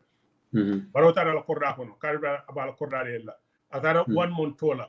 Program follow ta. Nada no leader kendo so leader me along ka responsible tanu. Na isa do sorono. Oren de tala nyina bi base. In the last 3 days, moment banta base sa de kono anin sorandin is over 10 me along ko del ngawole lo. So clearly there's something going on in the country. So Puruka Cyrus Bula Elinting is very responsible. And I hope Mariama Afunyami, Nimasa Kundamal, I'll protect, I'll from protect. I think I must go do, bring them for any must call a Molia Miracle for political or Kusibalum. I think I do, at the moment the Bella Moikanja, Elamo call Gambia, Yafu Mascodum, Kobe Bekirin, Adu Abel Gambia, Molbe Faka Nyam Gambia B, Asalanya Watabaki, Second Del Meam Alpha Mulbul Alpha Keba. Abe Keba Le Fakang, and in Sasa Dobela. So, Ninkuoken Namenje. Ningo Mela Moika, Momon Yalo Masakunda, Nibela Moika, Alinga the Banco Sorong, Karunimo Bantan to Kuku Kenolaje, Nimen Sasa and Satrano Puke Jara, but a moment the bank can be, Alpha Kingdom in the bank can be. It is very irresponsible, Puruna Mansakunda, and then Yaron Cole, Yafuke Delupa Telefonia, La Campaigno Cantora on the 6th, Purka Sado Sorong on the 8th. That is wrong, and I hope the government for the first time, Ibela Moela Mola, Yalon Koko in Yantasado Soronale. Senegal buka program sifake pruyenante la Gambia for so we need change in our country. Absolutely. In fact, MB Malawi Kuntala, but somebody just actually corrected me. I think yes, I misspoke there. It's not a lockdown, it's just a proposed ban on political activities. Thank you, Aliu Alman, correcting me. I'm going to lockdown the statement for ban on political activities, and he got the details of this what will come up with it along with this ban will come later. So thank you. I just want us, let's use the right terminology. It's not lockdown as it is just ban on political activities. MB, go ahead. So remember thing menkeran de la America Banco de Jam wala kedan wala wel kedan Gambia. Instead of Dr. Samadi Bula ala do ko Bula I melong tenko le tankora ko to pro. President ola office sankare nyol wala be nyum ko tamandika. Wala na jam wato doctor faram be ko tamandika but tromba tamandika nyame wala na covid na sembonat na wara jambake. For sa plenty we have a sensible president. So Gambia ko fana nyantalo ko nyine be keri. Ninga nyato ko so me alon ka mantara ko ki ga nyama. Alinga mari faling. We're going to very suffer. But Dr. Samate started very well. But of late he's lost track. Birintangaje wo 30-day campaign yoto. Birintangaje wo I lost hope on him because amanyana tala nu wala mo ila londo e mentila yemen kram fo alon. Mo do be tawnka ete alonne. Ida manyana bulala mari loma. So he made a big mistake and he lost a lot of people when he started going into these large gatherings. And I hope the government is listening. Yeah, Saturday when you never Saturday sorry totally for the next 2 or at least 1 month, you know. Tonyalo MB Janingara Karambaya rek atol moflo malong potential crisis looming in Gambia right now because GDC, the party leader said Electoral Congress will go ahead despite this this announcement from the government. Police not going to give permits, so this is a potential crisis. GDC ko Congress because they felt targeted. Ko Congress the week of the 11th or to the 13th.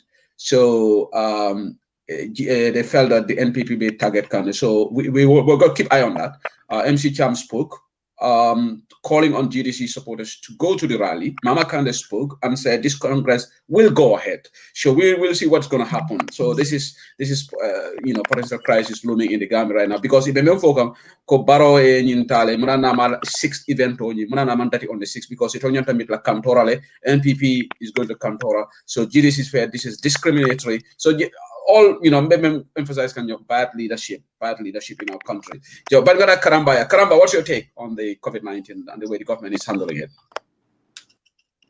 Okay, follow clearly. Mariama ni Mamar Kurubal de Mempo. Wolom that Nyaton called Soto. In this case, President Kilindon of the Gambia. Yo, Gambia the crisis phase can go President or Nyanta Tambila Wanyat. First of all, how serious this is, and then it is from the Tamandinyato Anila example of Mobe Yako. Nimumasi bold me a serious tele, and then Banko ba handle the 10. Yeah, I failed the word of first. Yeah, because I failed the word of Banko more phenomenon crisis mutako problem because Mariama is member of personal responsibility. It is from Neo. Anita Dimbaya Neo. Difference simple mentano, yeah.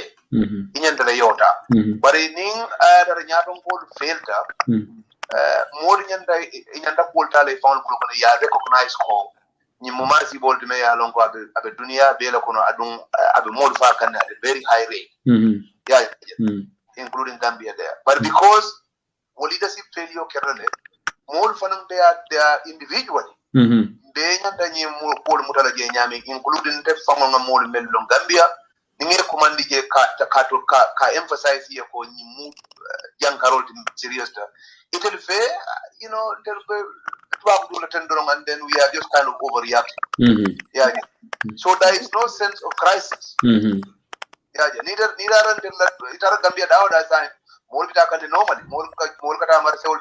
Molkata Jamal, Molkata Bengal, Molkata Kabul, and all of them. Molka, they were pending at Rakake, Yanin COVID Abekane as normal. Yeah, and what a problem on Nanje, but Jalai, highest portion Jalai on him, and you tell a Manzakundade, and the Manzakunda Yaton called Melia Longo, when Lenyan the woman is like Mamma property. Because in disaster we carry a political. And then when I had inhalated found the authorities on the court. The Ministry of Health publication of Janatan Kavoko, well, they more guideline or the jail and all of that. But they work at then Minister of Health. I don't have Karimume or the Gabriel Banko Bacon, rallying. Kumo Ministry on the court. Yeah. Yeah. So what coming whether or not the president advice can otherwise it's not relevant. May relevant in the world at the moment and then because if clearly more mandatory than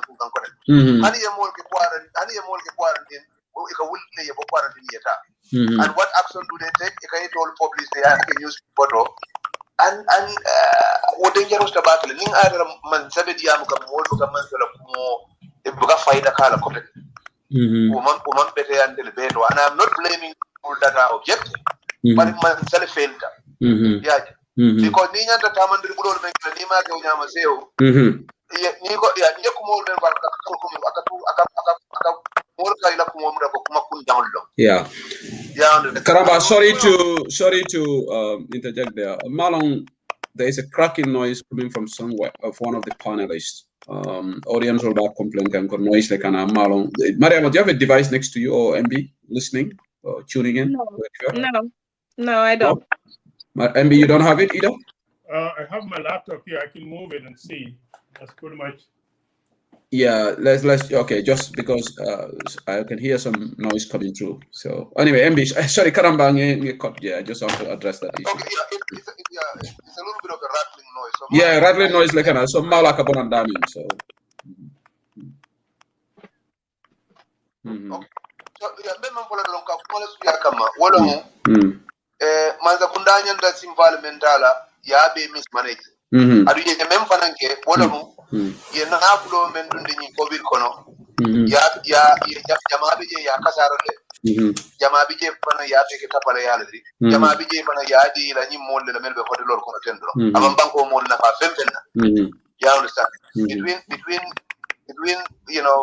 rigging all of their bidding processes and then paying expensive hotel bills and it trek bambalo ni ya kunna ya be ke wala di mol man na fa so yo wakunna tola fanan nyandala nga nyim bambandi sehu di mol me yalon ko be fakan sai as yaron ba ke fande ma ko be ko bari mol be fakan rate menna is not normal ala ni donya it's not normal luolum anindel men fawti je luolum ka samo men doro moy adu dem mo kilina di on ko bali fanan ka olu ba ko ite labba seri Alpha Fula Saba. They are losing every day. Adu nyine be caring all over the country. Adu problem of momentarily, a lot of those people momentary test come as to and then more they handle can they don't come in normal for so Jumare long what is out there. So nsi mempo no do wolo ngam famodi jamar ko bayri man sekunda filter modi e fansun simple ta mariam sama te o mempo ay odu bambandi jeta pot ya je kadum ifangole fisiate man sekunda ila dimbali kanda je but there is no question that man sekunda nyanda ni covid ko ya mismanage completely iman credibility so do if the marali mol men na ke danku ifangole la yamaro kono kote because and then they are making a joke of themselves and they are endangering the public. Malong, I just want to ask, maybe noise is not coming. Is somebody sitting next to you guys typing? I come to all type from the computer. Not of you? None? No. Okay, all right. All right, I don't know where the noise is, what is causing the noise. Anyway, you just have to manage with it right now. Okay, saying the COVID male, obviously, Lafita Banko Fanam recently Kulekata Banko Kamealonko is news headline even attracted international attention. Now, while on the cocaine drugs, the biggest drug scandal in the country, Anata. 3 tons of cocaine. Na men kalam dasai right now, iko Bantaketa, allegedly, iko le container nying samana Gambia Bangkok, according to the press release from the government. National Drug Law Enforcement Agency, they confiscated the drugs. But Hani saying, the Amobeshiare Molko in action of the government, all right, what they did, they froze the 2 court order. They froze Bantaketa's accounts after 3 weeks. So Bantaketa is at large. Momalo Membekeri. Sanye Konsano Kingreko again. Mariama, Yanin Kibaro Yanyadil. And okay, Tukulorsi said something on the COVID, which is also important. Well, Senegal right now, the first batch of vaccine for the Senegal. Senegal is really serious about this fight against COVID. Gambia won Dolmantra Feneke can second Mira vaccine co-formula. But anyway, Mariama, drug cloning, it's a topical issue. Murana kira topic President Wadi Amtanunjane accusing the opposition ko any criminal or lebe do kuala evidence also tole ni what was it have evidence all bondelale but nyinketa dorong Bantaketa allegedly brought the biggest quantity in Gambia fonsoto adunta banko kam re mo ba fokam ko dol fana me ban sakunda jalay kanne fo tonya la wo de ko la nyin diambalia to mando ifene kuno njele because baro ngaje la moto 23 vehicles Hilux 4x4 vehicles. Motum one is survival for Samana. Ako anonymous dono solo diala. So Maria Manin drug ko nyadi. Tehu, nin drug is one of the most scariest things. Nte honey, even I know COVID pandemic. There is nothing that can be scarier than the pandemic. But nin drug issue is next to the pandemic, right? And this is the reason why I said that. I work in the substance abuse field. Most of the people mini alonko ntolka walleje. They have co-occurring disorders. Many alonko they have substance abuse issues and mental health issues. Jama substance abuse drives people to mental health, right? Mental health issues. Me and Silandije, Gambia mang a single rehab center. Until every single time this many drugs, Gambia is like a gateway, like a port for drugs. You understand? Like drugs and nobody can convince me what drugs will mean in the Gambia, they all leave the Gambia. Some of them stay in the Gambia. Itemu mansakundati. Rehab center you have even drug treatment. You don't have any drug treatment center. Dindingo ntola population a Gambia la population is a young population. The youth are among the high. I think it's about 60% or 70% of the population 65%. is considered, exactly. It's considered youthful, right? So I think drugol can make a pass Gambia like every single time. What drugol? Some of them stay in the Gambia. Juma will like our drugol. It can stay in the Gambia for who? It can stay in the Gambia for who? For the younger population, many along be will attract for these kind of drugs. And drugs will many along this is not weed. Weed is not a problem. Weed is a gateway drug, but weed is not as detrimental as these other drugs. You know mean katambi na Gambia latenting. So Barrow government is very serious. This should be a really, really big deal because Nimbena youth will expose can to very dangerous drugs, meaning they can potentially create havoc health-wise, mental health-wise in our country. What is Barrow doing? Any other means they come in like other countries, President Olifinti Yapoko, no country take a gateway for drugs. Nin drug nata janga momo muta whether imari hanata la itante bari ila vehiculo o ila kuoku nanata ni wala mbe muta la lenye soro. Where is that information? Where is that outrage? Mawaje. So I'm so scared because these drugs are not leaving the country. Some of these drugs are staying in the country. And the war is a major, major problem because rehab nimol addict. And these drugs are very addicting. They are very addicting. And the young population introduce this type of drug. What ends up happening is you have a lot of addicts and then you have a lot of mental health issues. And then we lose productive members of our society. We lose them to drugs. Now we are losing people to back way, and we are now going to go.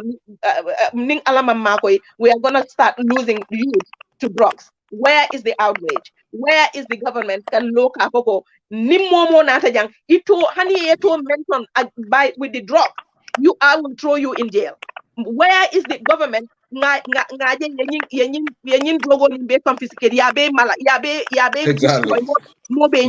is that? That's what we need to see. Ni drugs because they want money. So ni anati nang yaje ko mol ya mutale yabe confiscate yabe ya mala mobe nya yaje ko be drogo mala kanne momo ka Gambia use as a drug transit port itinala je koteng. But we are not seeing that. We are not seeing. I don't know why Barrow is silent about this, but this is very serious. I'm more they are working in the mental health field. They will tell him why this is very dangerous. Mariam, spot on, but Janabira MB, kapinga program will start. By and large, me executive me ole kumo fokam. But in the governance, sinkiri sabale biji. We have the oversight body, National Assembly. The judiciary is there. Kuruka kitio kutunda maltema. Mariama, Janabira MB, National Assembly fanang yang la sotaro man telefona na karola ba na député bungo yalla ñanta mu ne understand Nindiko government, I'm not even meaning only Barrow government. The government is made of 3 branches. Yeah. All these branches, they are all corrupt. Because it will like a new enable. They enable each other. Nim branches will be like a new enable. If Barrow be kudol min ke no sign, these 2 branches leba enable can prior cannot. Justice Department be kudol ke kan the House the National Assembly members lebe enable can so it's all of these 3 branches, they are all failing our youths. They are all failing because where is like you said, where is the Justice Department being outraged about this and making sure that they prosecute to the fullest? You don't have look. This is not rocket science. You know, more anatani more la shipmenol. Nima o mari sotono. Adunte banko kono nyadile. Adunte banko ka nyadile. Who are the people who brought it? One more anybody who is around these drugs will be kitindela. They all need to be prosecuted because, like I said, this is very, very scary. The reason why I am overreacting about this, drugs coming to every single day in the mental health field in America. You know, America, they have all the resources. I'm telling you, even they are fighting so hard to try to have a handle on the opioid things in this country. So, America handle on drugs. Why is it that our authorities are encouraging this type of thing to be happening in the country? And like you said, Ninko government, I mean all the 3 branches. What is happening? Yes, but I need to set the tone to come out and say, I'm not going to condone this, but where is the Justice Ministry trying to prosecute these people, going after these people? Where is the National Assembly? Mariama, I don't want to interject, but Malum for Yalong, this is 2019, 1.8 metric tons of cocaine, drug dunta bankokane, and I think Nimbe Jahalale, but the government, when the matter went to court, they said there was no evidence to prosecute those people. Unbelievable. Of 2019, 2 Lebanese nationalities, Wale drug use. In fact, the British forensic experts will to identify that factory in Fajara, drug the National Drug Law Enforcement Agency, the spokesperson called, they constituted a panel and they sent the report to the office of the president. The next thing, no evidence to prosecute those people. This is very serious. But I think the audience they are getting actually impatient. Somebody said the noise is unbearable. Said you should do something about this. I don't know where the noise is coming from. So Menkela, I will kick myself out of the broadcast room. MBA Diamu. Nin noise be bokantela Carola. Then noise, but if it continues, then we'll do turn by turn. Noise. In the meantime, MB, you can also have your take on this. I will listen to you from the order, but I'm never going to kick out from the broadcast room. Yours, go ahead. Yeah, I mean, so the whole thing about this drug issue is that Ngajele Fenke Mariama Emenfo. Mariama, can you hear me? Yes, yeah. So Mariama Emenfo, you're the expert in this, and this is where we're missing this whole thing. Because Italy party imu expert leti yajere but Yemenfo is very important. Gambian kon mo ni bela moy kanyina. Nim kote na boda lato akabo mo le toyala na binari akana mo le toyala. So clearly nga lonko mem musipanyinde bandakara asatale. Natra nun drug dealer dole benun ninyi kada nun sade dolto. Amari e burana ta Gambia ibina kamalale. But it's simple fact that government be sitting imantani mol kama in droxify dun sado kono fenfen ni mantara je mansakuna mantara fenfen ni fokan. It's very troubling. I don't Gambia benga alone. Poverty and in drugs benga in the 90s, in the 80s, nimemma alive ike ya mo elementara. In drugs do that, nindinu addicta, crime goes up. Healthcare is already a problem in the country. So at the end of the day, you more responsibility. I don't know niya ko diamo dro mo sa ha but na police oli atrale. It is intercepted. Now the authorities force out track le because drogo jama ninin drug dealing sifa binakang contact le bije nyil buka nyin donate ya nati. It's a whole network me along ko network on yin imam comfortable pour ka wala ma adu alinga tonya fu ñoy gamben ko nyina nan ko alinga wuli na banko e Gambia can fall about 65% of our population are younger people below the age of 40 years old. And that is the prime target right now. The nini drogo dinaji sado kono fo flora afla fonna mol adicta wala because ni drogo follow dron ni masuto ikara boy moleka ebe sunyaro lekela. Already security is a problem na sado kono. Already we are a very poor nation.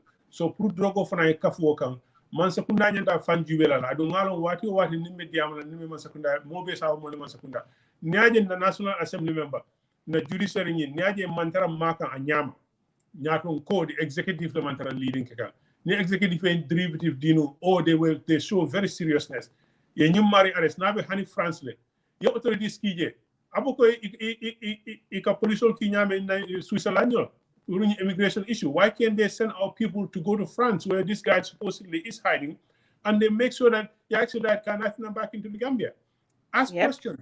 Let the people know. Drogo nata moment de malon drogo ni nata nyame drogo ni be mintole jone drogo ni mune be kika mobi be deri mut bar nga kukilin lo sa do ko no motol be dunkan je 35 car shipments at a time 40 car shipments adun tel ngalon ko drug lords. One of the first things they do is they are very good at bribing their way through. They will bribe their way through with gifts, with money, and then they will use force. And that is the scary part. I don't want near connection with the Gambia is a gateway me along with Drogo didn't know Abantel. Then Saturday we're in trouble because then Drogo been out of the and gradually science security is a problem. Drug addict and number one thing is theft. Yeah. Crime. Killing. To make sure they get money to buy the drugs. I don't already nyame. High unemployment. Na dinul mo ni frustrated found jama ni o deunta found wala ka mo do the drug also. You take it, you become unconscious, and then you forget your problem at least, and then gradually it becomes a problem. So I think the best person to speak about this is really you, the expert. My brother is in the same field in Seattle. He's dealing with some of these youths. They're troubled youths, drug addicts. And he sees it. It's a whole process, but they don't take it serious. Like anything else, just like COVID, they're not taking it serious. Like drug issue, they're not taking it serious. Healthcare, this is all a problem. No problem hata anata. Nyaro gayalo. Nimmo wole soro nyimpanko ka nyaro ka kendo me alonko. Inmari ni aning alatema alafta leading kala. We're gonna have these problems because each time na diamo beja is problem. During COVID, for Katani tribalism, for Kata theft, now cocaine, and nobody is doing anything about it. Where are we heading? It's a great question. But Sehu, thank you so much for coming back. Seems like the noise has gone away.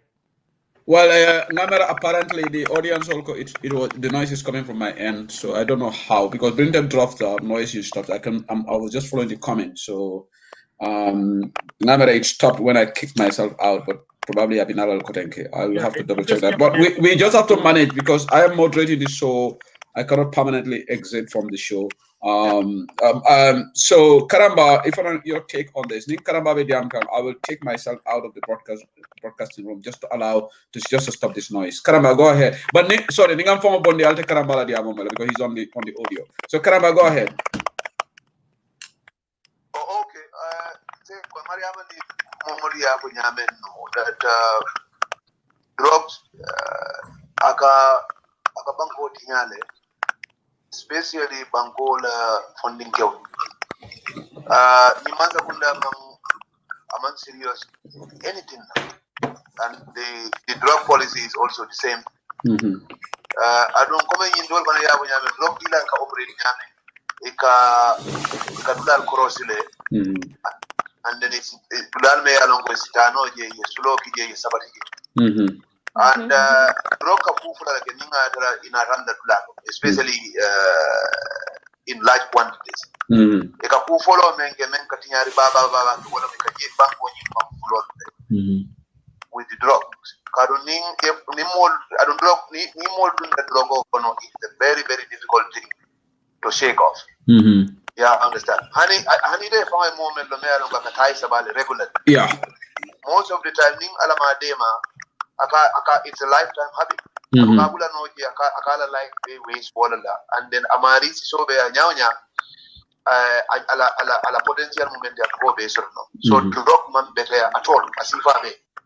especially in the drugs people men na cocaine and heroin and hashish ni wo na da banko woka akahadama di kasara wat the first thing I don't drug dealer kan men ngi dula crossy ku fula ke attract na ku follow wala si drogo na nyame easy adu ko ke nyaadi le e ka mod le jude men ya ko wolle better points of entry ya jube bol corrupt la nyam wala ku fula nyam fana ka mod le soto banko kono je men ya wolle be ma ko la ka distribute banko kono je yo adu daji ka fula ka tan del Gambia bol kono jama adu man kan o bondije ni mo daji ko me ya ka ben na society do adu nyan ko fero kala na acknowledge wala mo jama bi hadu metale adu ni kala so la just easy wala first thing and second fula nyaw nyim fana itele be men kala be modo afek la nyami jama bi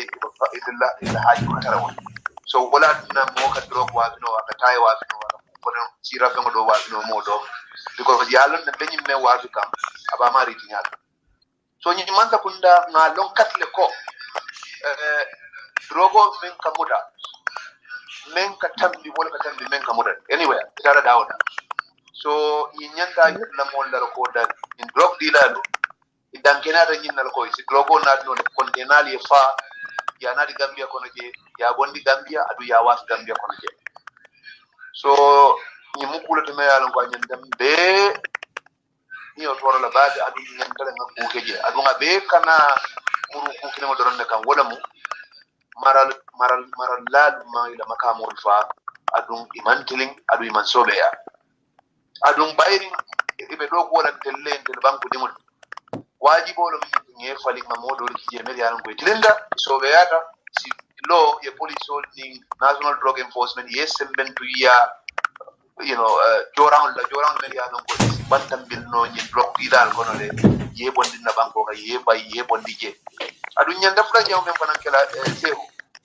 na drug luwalu yon fata jawken ya understand ite mo juma lo me alon ko ken na je yo libati sol ni mo ko don mel fo je mel ka na de mel ni business wala ba ke wol ka dum hani police station of Angon because ike alaman men ye mo fen ke jay drug bana dia alaman 1 million what is 1 million to somebody who is selling drugs what the fen so nyandale nganna luwalu fali mariama fana men bani ya to bana man ta kunda be no na député wol fana nyanda lola ye tew sidi ye luwale nyili faling ye man sekunda executive branch in press kende ka boy ko na national security matter yeah and the police wol fana ye jorawul dila adum fabre ye loi in penalty fana Stephen nyaaje drug dila ko ke Malaysia o Singapore dali loro be because ni e mota et drug wa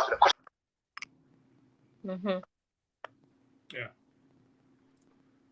So it seems like Mariam, we lost both Sehu. Yeah, I told Karamba, Queen Karamba and Sehu. Yeah, but MB, I just want to buttress this one point. One thing I want to say, let me follow. The members of the DEA, National Drug Enforcement Agency, police hole, momom yalong law enforcement, and you have access to, or is a cook and onion drug court. Please. Hanatara mansakunda mankukije. Atul nyantale alia make sure because al dingol lem unity. Nin drogol dunta sate okono. Abal dingol le hold on. Mariama mediam kan defana mediam kan recent. I think something went on wrong. Mariama ibe moy kan. Oh yeah. Mtenga actual sata we know. Yeah, Mariama ika moy le sai. Prime moy kan yeah. Okay, sorry, I dropped off. Karamba be diam kam, baby. Karamba, go ahead. Namara ko become moino. Because you noise you even disturb kan, so go ahead. You come from Bondi but you come from Bondi to get the diam mono. Yeah. Yeah, nyanda kukula kala nyanda na nyato ngol falin na first wala mo agenda. Secondly, man nyanda na luwad falin na de. And nyanda le banku dimul fana be nyanda le yin your drug shooter ko is a big danger. Not only to the drug dealers, but even to neighborhoods. They will take over neighborhoods. For example, one newspaper in Kotu or somewhere, drug dealer they more in the work. Yeah, You understand? Yeah, they literally Adika Kewale Nyama, it had a crime couple, and then Fabri more and more young people can see it. They will smoke drugs, and then they will be addicted to drugs, and they will become a menace to society. You understand? Because naked addiction is more fun or to kind of finance they have. So mobile it's a serious threat not only to the users and to their potential customers. At more fun they are very susceptible to drug abuse. And the new work that is going to musod the foundation of our society. Yeah. Especially if you start bringing, because imagine some of these young girls are smoking hookah and that kind of a thing. It's all a graduation process. If you put that into the young people and the young women and young guys, then you are going to lose a whole generation. So, because they have a more data in the year. And lawmaker city falling insist address as an urgent national security matter. Baraka Karamba, audience on Balbolo side, I don't know what to do with this noise. I think a lot of you are getting impatient with it, but I say I have to go to an appointment in about 5 minutes or so. Okay, what I'm here it's Sarodi, right? In fact, we will wrap up in 21 minutes because I've got the second panel coming in. So go ahead and Karamba, it is Sarodi, and then we will proceed. Yeah, just before Kata, the other topic after men Catalan, you can have opportunity yet. Yeah, on the rising price of basic commodities. Marsan this whole type of collect in Gambia.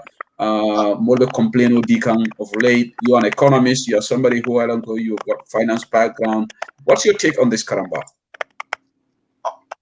I will just give you a personal anecdote. We are working on a small project in Bolon Konoje.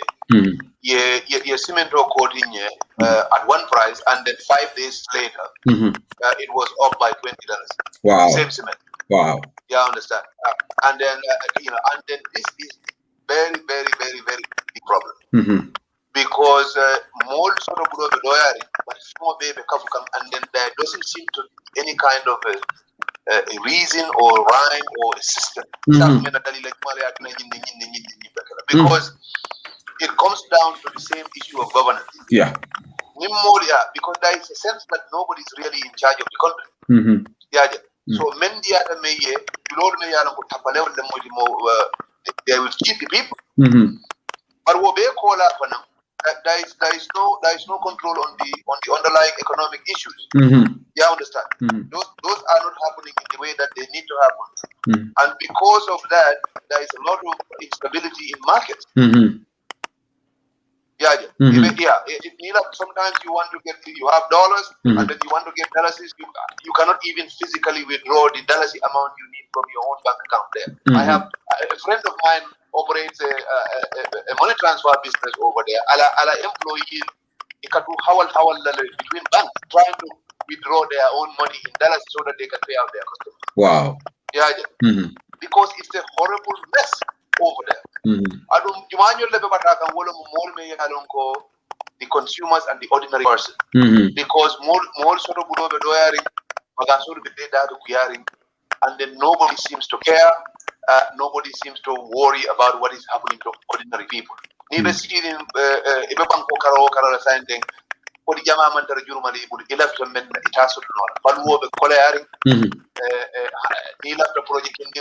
everything is so expensive because so honey labor, even the ordinary kind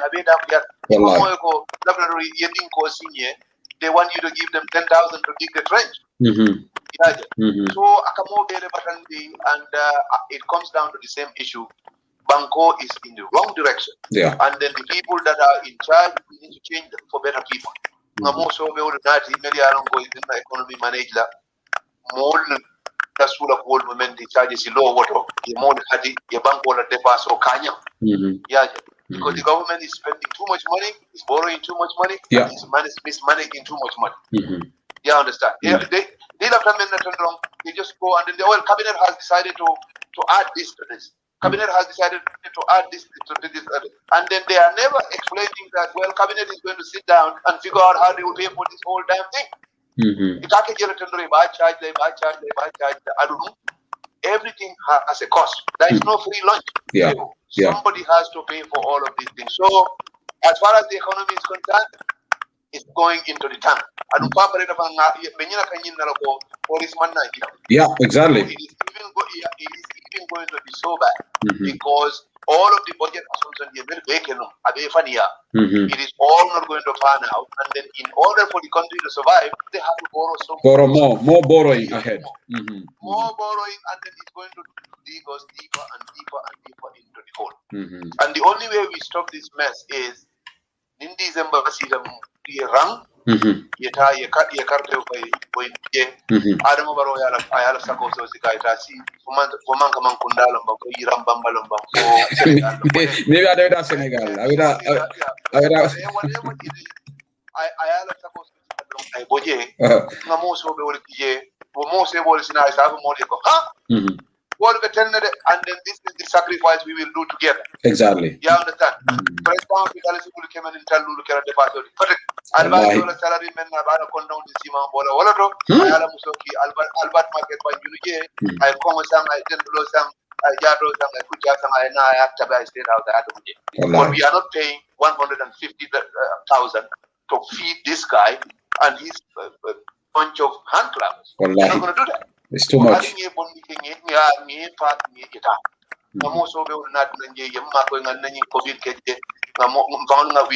feed ourselves, and then we begin the difficult journey of rebuilding our country and the constitutional follow, and then more to the new cages. So, Ndebe, more be Yamarla Walla, Alangani electoral seriously, Alinga Fero and a cardio for a candidate or Adum.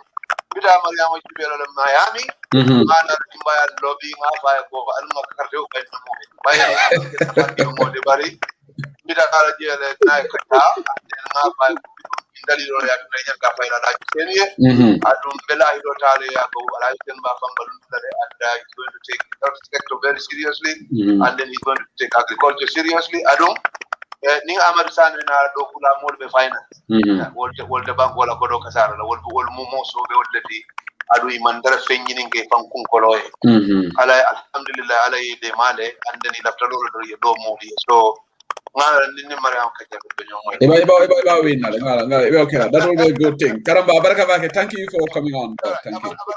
Thank you bari ngolon na brother Ken Wadi Karamba Ture, always pleasure having him on Dantaba. Simon Menkela Bao being a Nanyominka Koreke nga panel flale dundi cool kono. So with this time to manage show only diba wadaning coaching Fenkebe Paturola Fatubaji. But in Memenkela MB in Mariama, we got the next 10 minutes quickly. I'll say Sarodia, what's your take on the Gambia? Mariama, particularly the rise in maternal deaths. You are somebody saying every day, Malofeka Gambia lives, women's life matter la post. Almost every day, okay, what is going on? Mariama. Maternal death is a major issue in the Gambia, and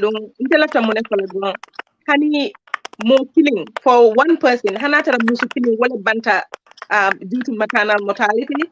One problem on it. Sakantuma nkanying number soul minije every single day.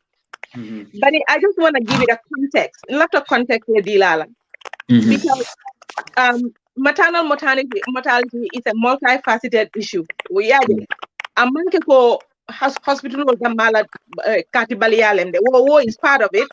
But there are other issues, meaning along they are part of it, me along control. We need to be able to address that, and we need to be honest with ourselves.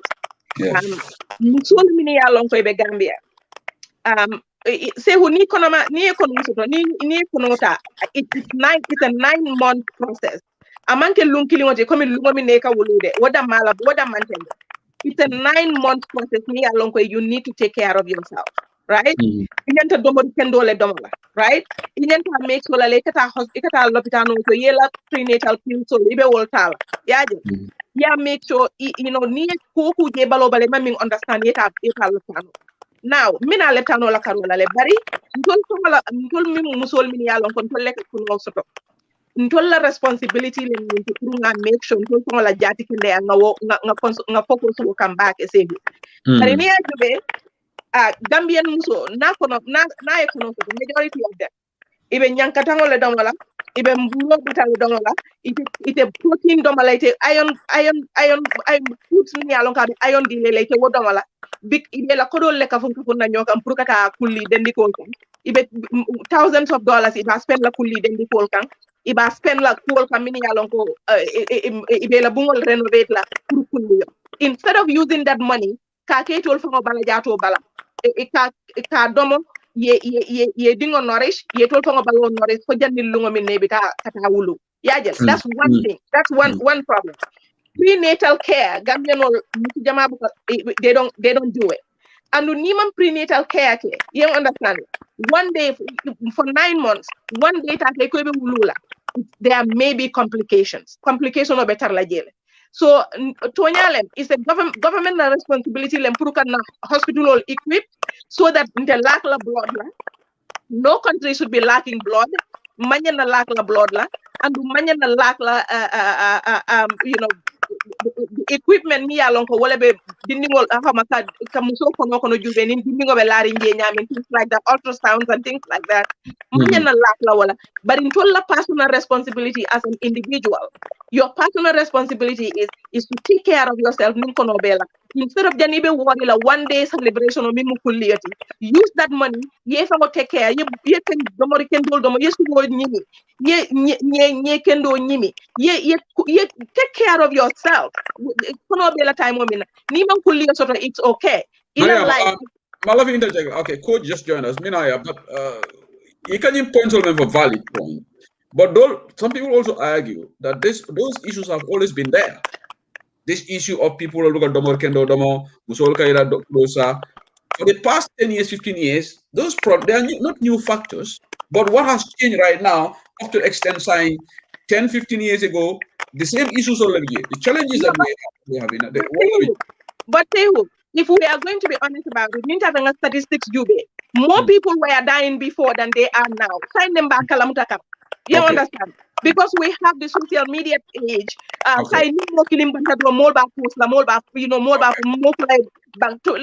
have to hear me out here. Honey more killing, honey wole father. It's a tragedy. But mere statistics more minutes of to maternal mortality in the previous years is way more than we can sign.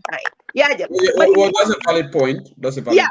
But it's more left from my point is more left from in going through giving birth.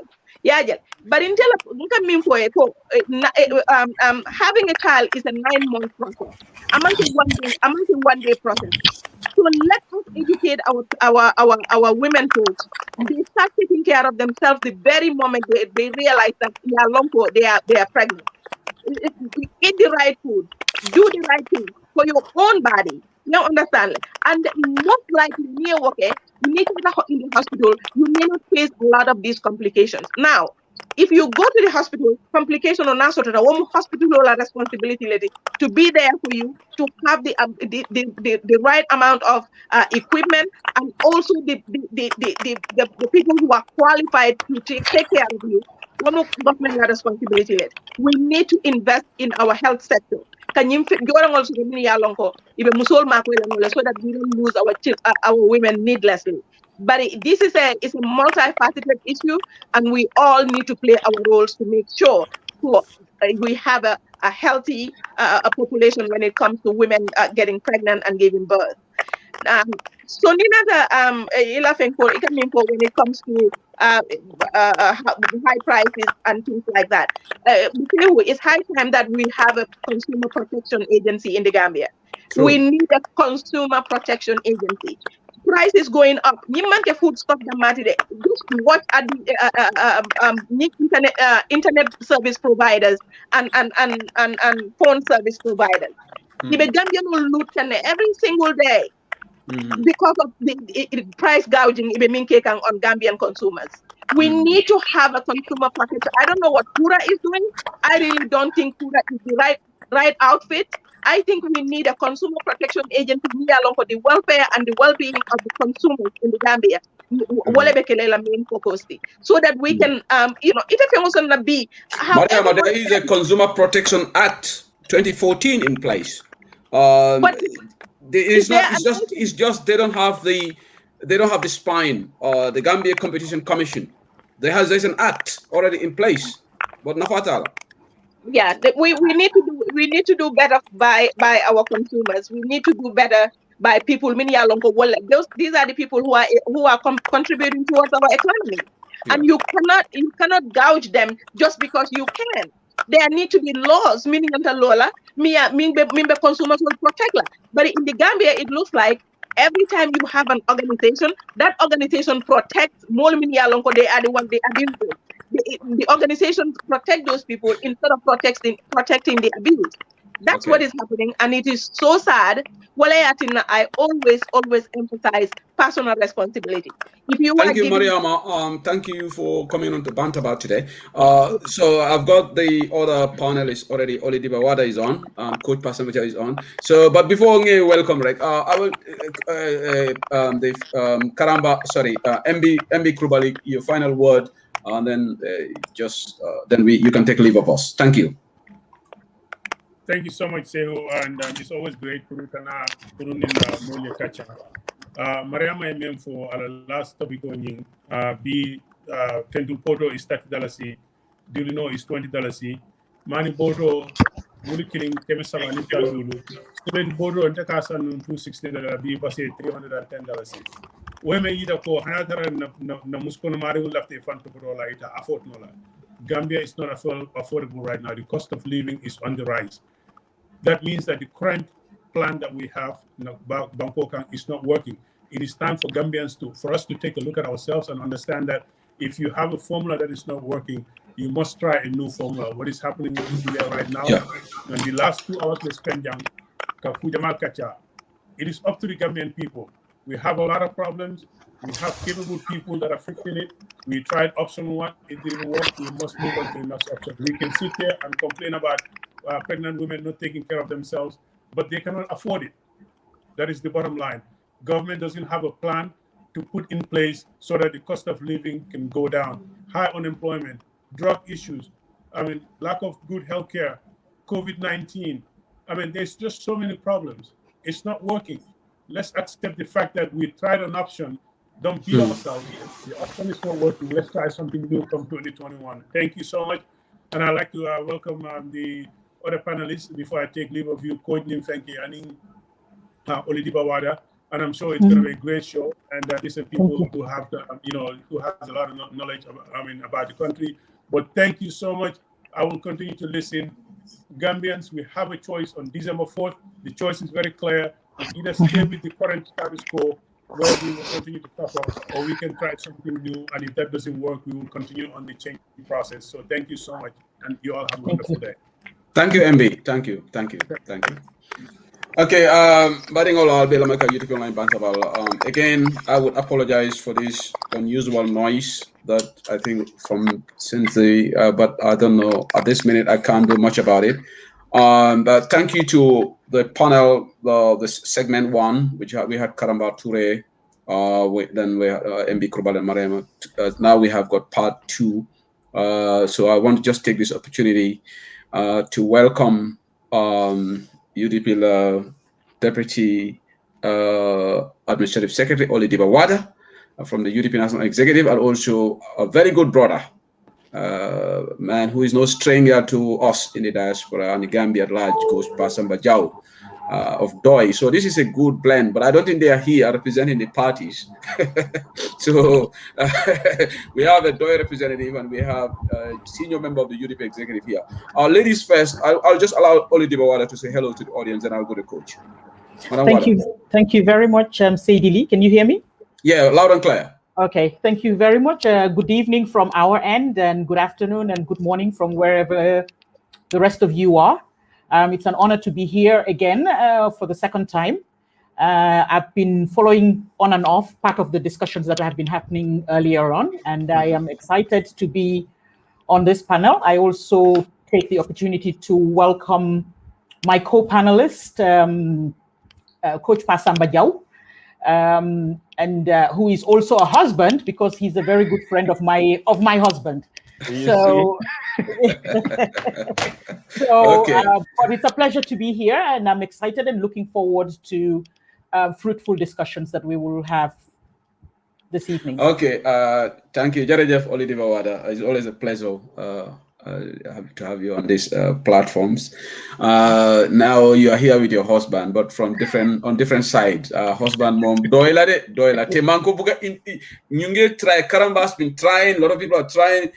Coach, kai UDP. Why kidal? We have to have the balance. We have to have the balance. We cannot do everything to one. Sometimes when you're doing some of these things, you have to do it underwater.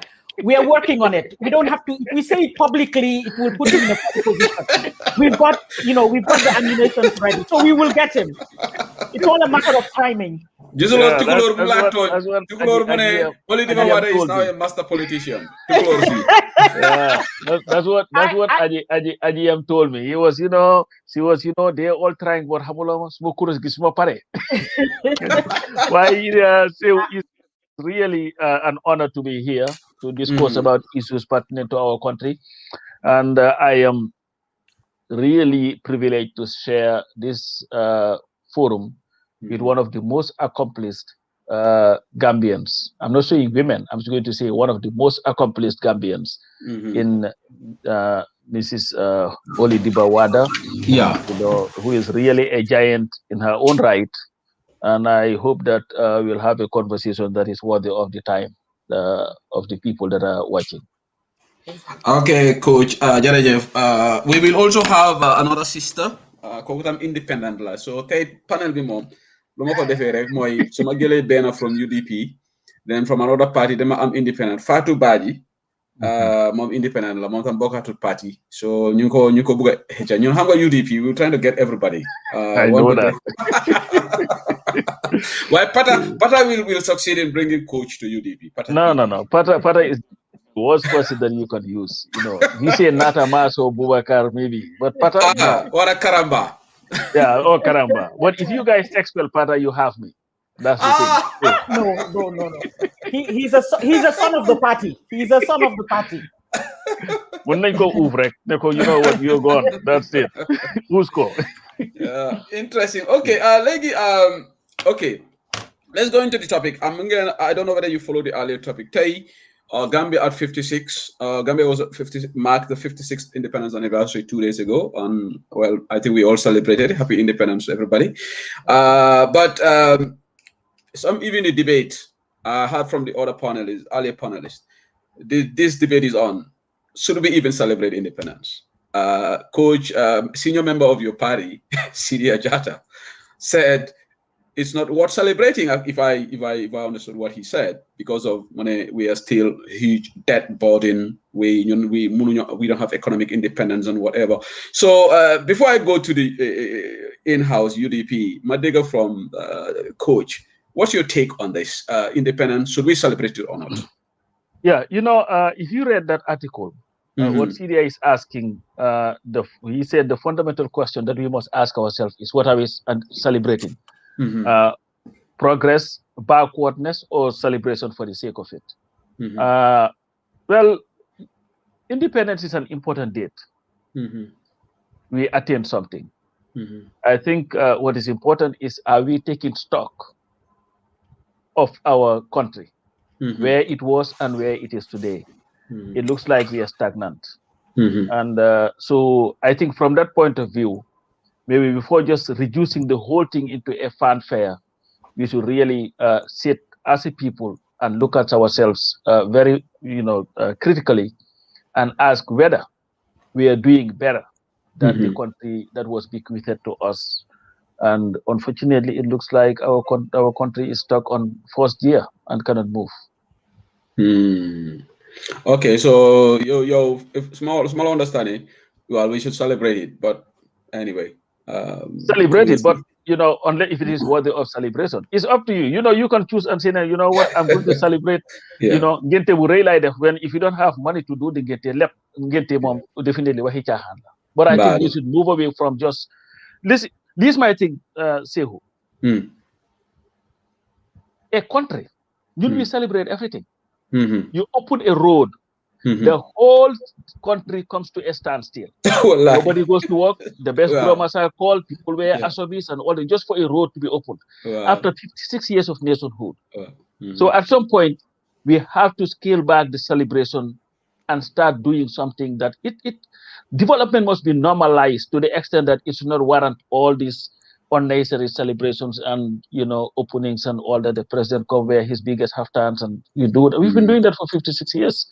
Our people are still suffering. Well, today he inaugurated this mega watts generator in Bukama, and the whole entourage went there, you know, just to buttress your point. But that, unfortunately, that's the situation we are in. Particularly in this year, where it's political election year, everything is like the president has to be there everywhere to just to show his face. But anyway, Madam Wada, what's your take? Independence? They go to celebrate or not?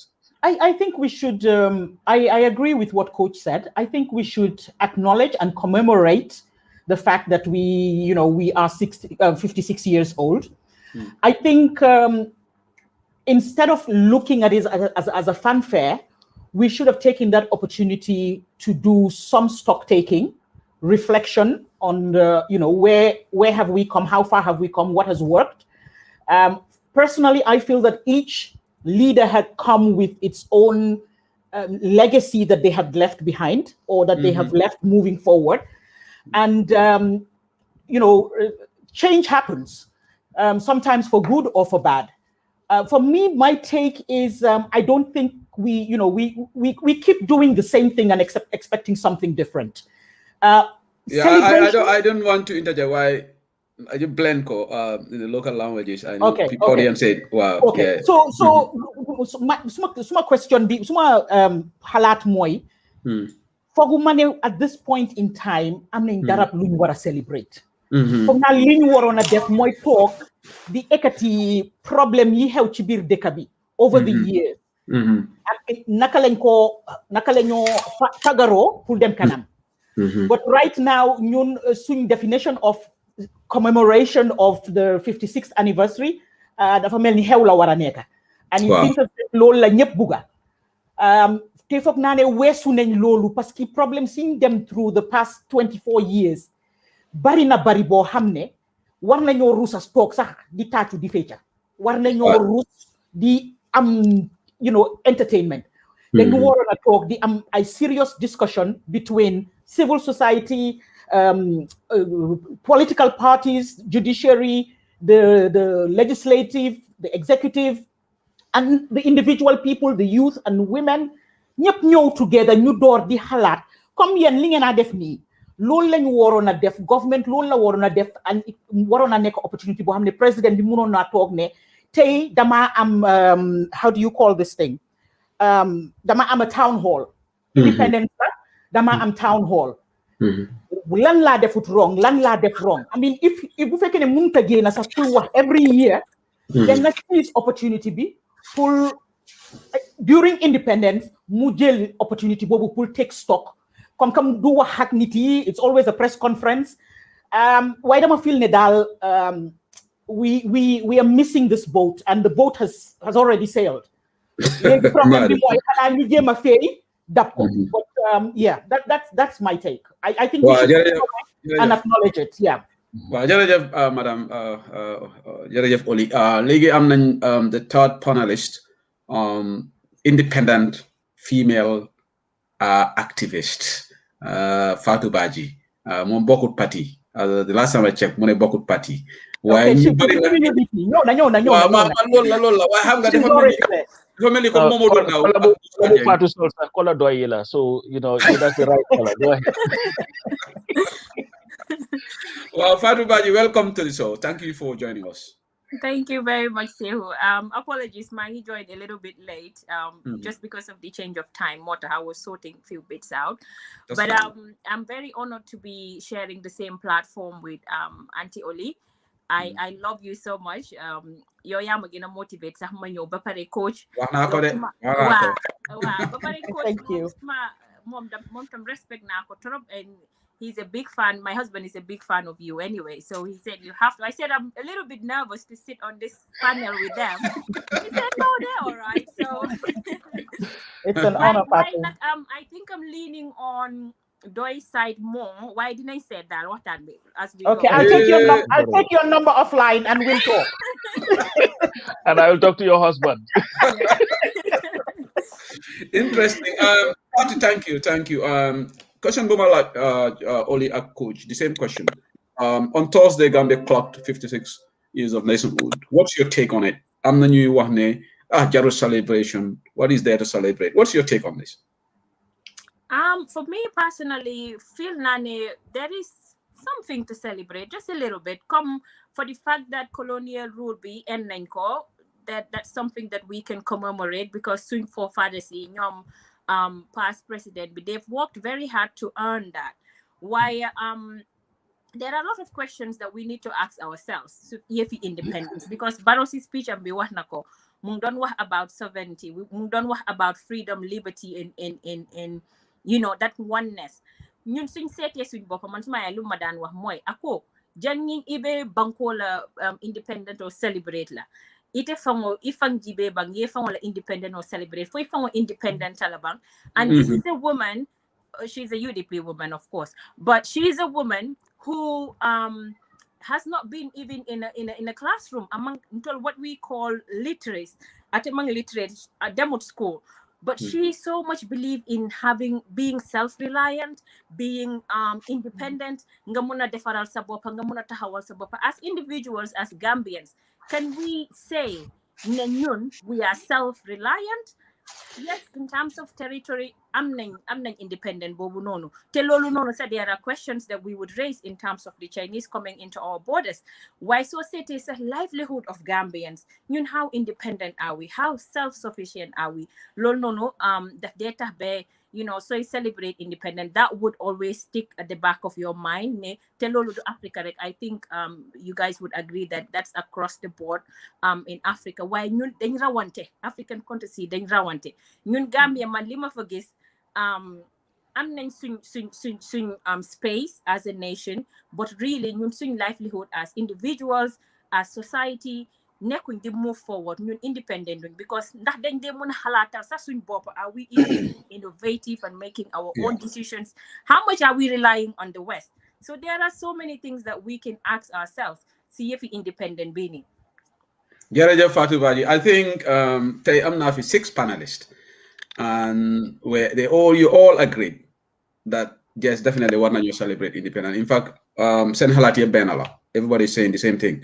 Ne dañu war a def stock taking, dañu war a assess suñ boppa, just to map out way forward. So I think there is no divergence on this except Sidia Jatta. Sidia Jatta dañu am divergence with Sidia. Coach, go. Listen, here is the Lucidia Diwa, and you work by Helbo Bahaba. You like I will do better in explaining. Moine, ndax war nañu celebrate independence fuñ tollu nii. Okay. Taxul ne ña xeexoon pour independence mënuñ leen puugaroo. Ñaari affaire am. Waaw pour ne ndax war nañoo puugaroo ñi nga xam ne ñoo xeex ba génne fi Yaya Jammeh ak notel gi nga xam ne moom la doon teg si ñun. Ñooñu mën nañ leen puugaroo. Waaye ndax la taxoon ñu xeex ba tey mu ngi nekk suñ dëkk bi loolu tam beneen wax la. Xam nga su fekkee ne jubluwaay bi pour independence mooy pour Gambia moom boppam. Mu nekkoon xeex boo xam ne nii ba ko ñoom Edward Francis Small di door sa 1920s ya dafa yàgg ngir ñun ñëpp gisoo woon nañ ne waroon na pour ñu mën a moom suñ boppam li lee tax 1965 buñ demee ñu am independence Queen ba tey nekk head of state Jawara ak nitam yi ne dinañ am a referendum in 1966 su ko defee ñu mën a moom suñ boppam yëpp nekk si ñun ñu fee loolu ñu nañ ko defati 1970 ñu am loolu am nañ ko ba pare lu ñu war a puukaroo la waxtaan ji mooy ndax war nañ di continuer di ndamoo rek ne moom nañ suñ bopp loolu foog ñu jël ko méngale ko ndax am nañ suñ boppa ndax moom naa suma boppa ak ndax am nga sa boppa dafa uti te wax ji mooy lan comme li nga xam ne moom la Fatou wax fii nii mooy dem nañ ba toll foo xam ne nii fu mu nekk nii nañ waroon a amee suñ boppa nañ waroon a moomee suñ boppa tey dafa mel nii daf ñu réer lu oli di ba waxee ne gaal ga dem na dañ war a féey fu mu nekk dab ko moo tax bala ñu toog di ndamoo ne waa moom nañ suñ boppa ñu toog xalaat suñ boppa ndax dunda nañ dundi nit ku moom boppam su fekkee d'accord rek ne dund nañ dundi nit ku moom boppam ngir liggéey gi nga xam ne moom la ñoom Jawara ñoom Omar Mbacke and all those people dañ liggéeyoon ñu ne ñu ngi dundal loolu ngir loolu moo nekk suñu warugal fekk defuñ loolu nag kon lu ñoo def rek mooy di tàccu rek te defuñ li nga xam ne mooy suñu warugal xam nga ndax wax ji am na solo. waaw foog naa yes I got a gist of what you explained there waaye léegi ba léegi si wax independence bi balaa ñu move on to the other subject crucially two leaders spoke xaw ma ndax ñeneen leaders yi tamit wax nañ but the president of the republic delivered his address at the Makati Square and also the UDP leader gave his speech and I think Oli probably played a critical role in that speech. Don't expose me in public.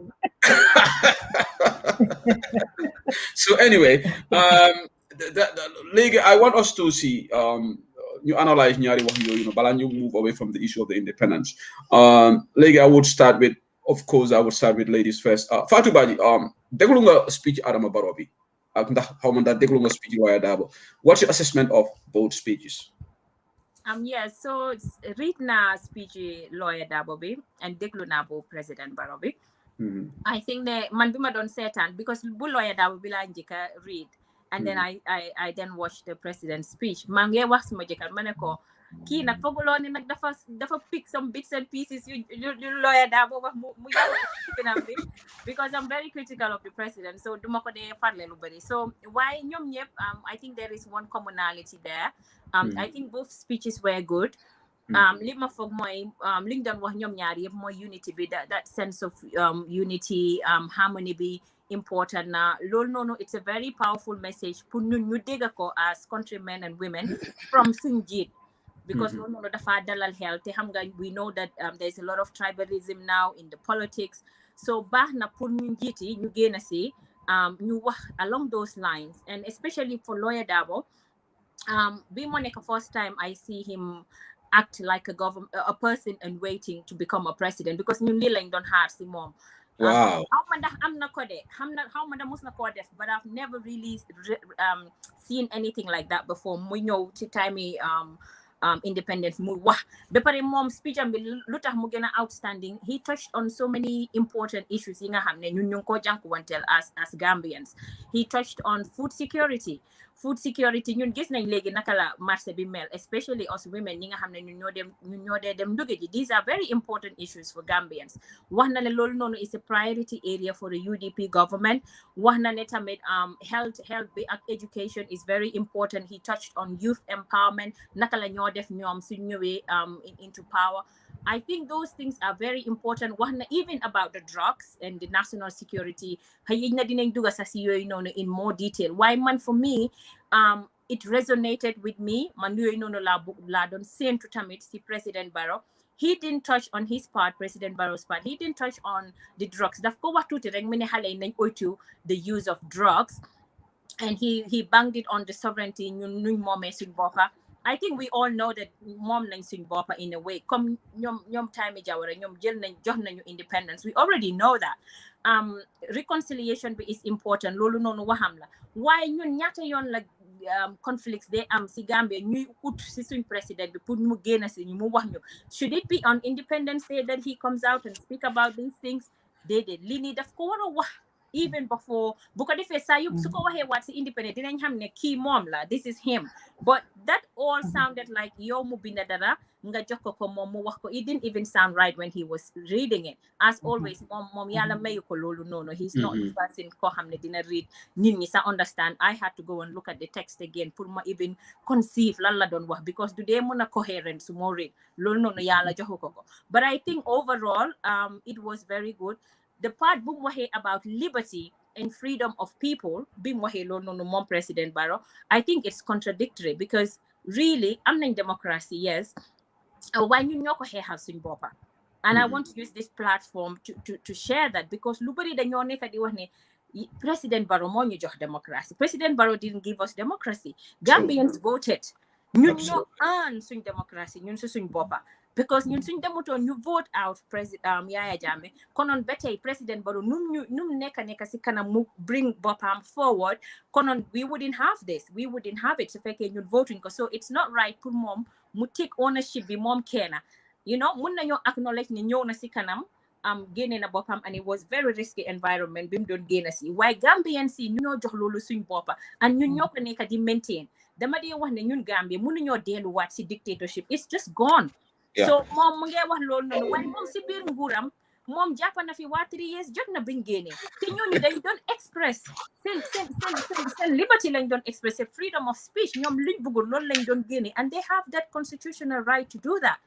So you cannot tell me you were fighting for, you were preserving or protecting our liberties when we go out for demonstration, nga jàpp ñu nga take ñu.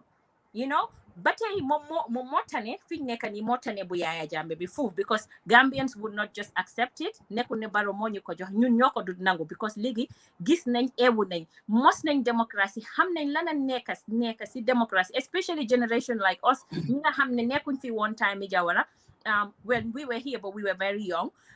ñun ñi nga xam ne dictatorship rek lañ xamoon ñu ñëw ibbi suñ bot léegi si démocratie ak num neexee ñu mun a wax te kenn duñu téye kenn duñu wax dara it's beautiful so we would not allow anybody whoever it may be to take that away from us.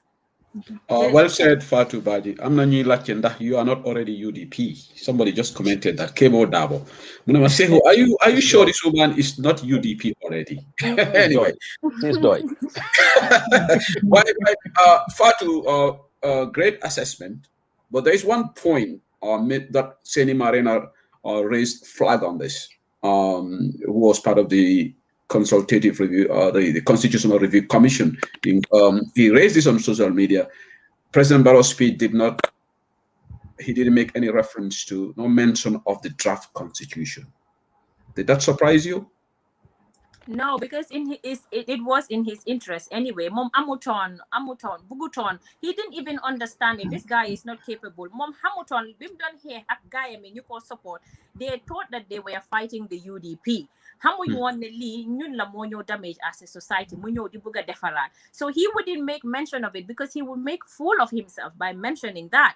Fum nekk ñun luñ bëgg mooy ñun suñ bopp comme nuñ xeexee pour ñu am démocratie noonu la noo xeexee pour ñu am a new constitution because loolu was part of the deal bi nga xam ne loolu la sign up with the Gambian people part of the reform process bi loolu la ñu wax so moom dafa am gàcce pour mu taxawaat di wax loolu kan moo ko déglu kenn du ko déglu si loolu because moo ko yaaxa moom moom moo ko tooga si ron moo gaayam ñi nga xam ne ñoom moo ñoo undermine constitution bi waaye jërëjëf Fatou, thank you, brilliant contribution. Léegi xam naa ne dinaa mujjee si Oli to have the UDP take mu assess speech party leader bi ak Bo Barrow bi waaye ma dem si coach the same question that I asked what's your take on those the two speeches? Well, I think they were ñaari speeches yëpp foog naa ne amoon nañ solo ngir comme Fatou rek bu Ousseynou bi laa njëkk a déglu well déglu ba ko dama ko riir ngir dama ko seet Facebook gis ko ne maa ngi dem gisatuma ko sama call ndubu yabaate bi pata mu yónnee waat ma ko and Jubilee speech bi did a great job and I think it was a very unifying speech and what I like about it mooy fu ma fàttali niti Gambia ne Gambia amut Gambia Wolof ba Gambia Soose ba Gambia fii Gambia benn Gambia moo am and that is the truth and I think it was a speech that was needed and it was a speech that was made. Speech president be it definitely moment you could be the speech for Tachulen. He also gave a very good speech, even though the absence of mention anything leading to the draft constitution was very glaring, and I think Senimane did a great job pull point Lolo out. Why overall ñaari speech yep definitely speech yu baax lañ woon and wax nañ waxi njiit ngir njiit ci réew dafa am solo kilifa la Ousainou Darboe kilifa la ci réewi Gambia like any other genuine political leader ci Gambia Darboe has hundreds of thousands of people, at least close to 200,000 people if you want to call it that ñoo xam ne nii ñu ko seet as their leader and a whole host of other people ñi nga xam ne he is trying to win them over pour ñu support ko so Ousainou bokk na si at least ñetti nit ñoo xam ne Gambia saa yu ñu waxee saa yu ñu ne mane ñëpp déglu so seen kàddu daf is consequential you know am na nekkul ñëpp nag ñoo am loolu Gambia waaye mun ngaa compter ñetta ñoo xam ne saa yu ñu waxee rek dina am reaction from the people negatively or positively and I think speech am bii nii it was a very great speech definitely.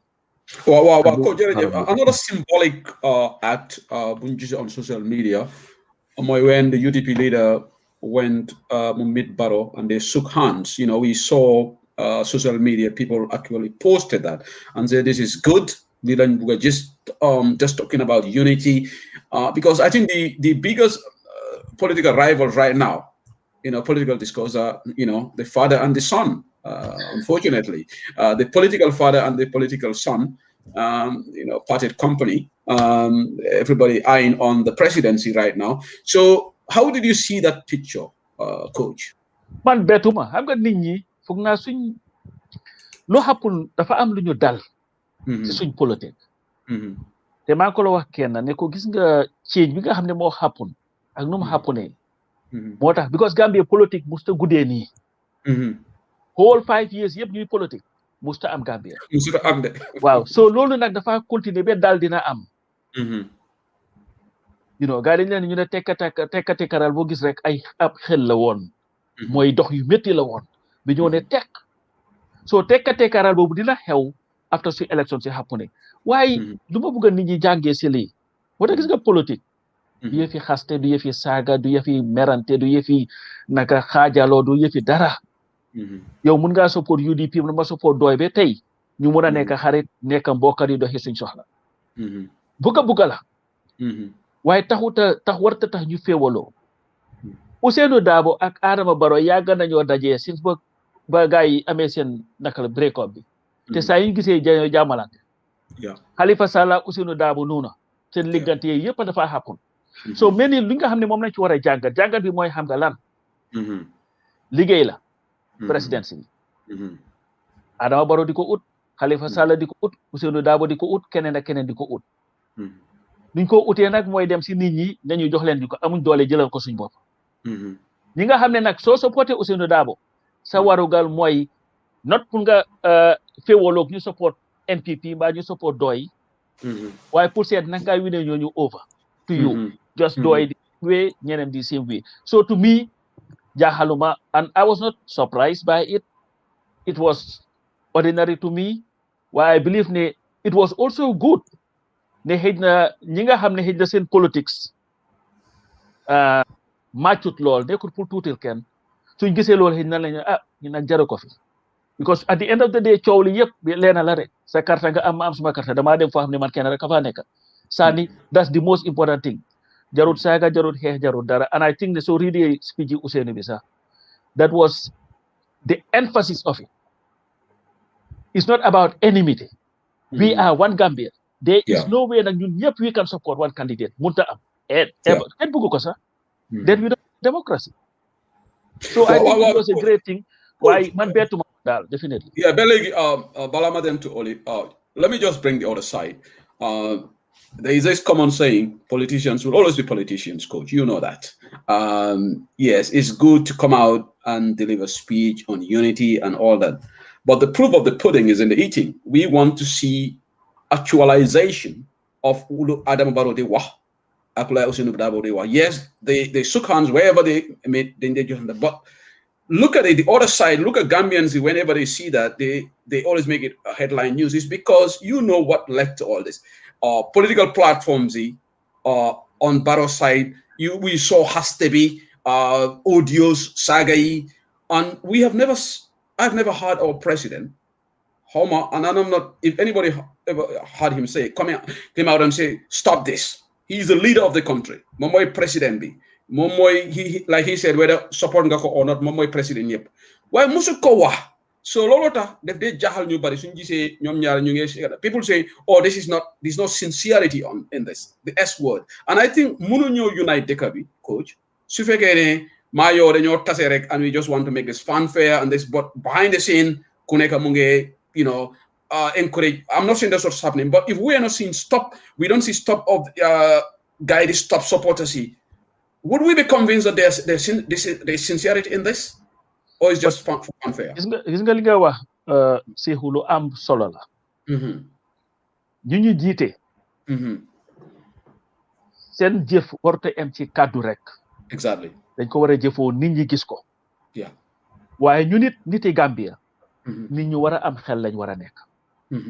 moo tax carte joxuñ ko kenn si Gambia dañ ko jox da nga war a am 18 years ba pare am xel mu màcca of sound mind pour nga mën a dem sànni ci sa carte moo tax gis nga politique yi xumbee rek ñu war koo tegee boor di bàyyi suñ xel su fekkee ne ki nga xam ne moom lañ teg si boppi nguur gi am na nu moo doxalee li nga xam ne dafa xaajali nit ñi su waxtu sànni carte jotee nga sànnil ki nga xam ne mooy boole nit ñi so at the end of the day Seexu li nga dégg la de why it comes back to us the citizens pour ñu make sure ne we are not electing anybody who is divisive. Jammeh did that was the politics he played.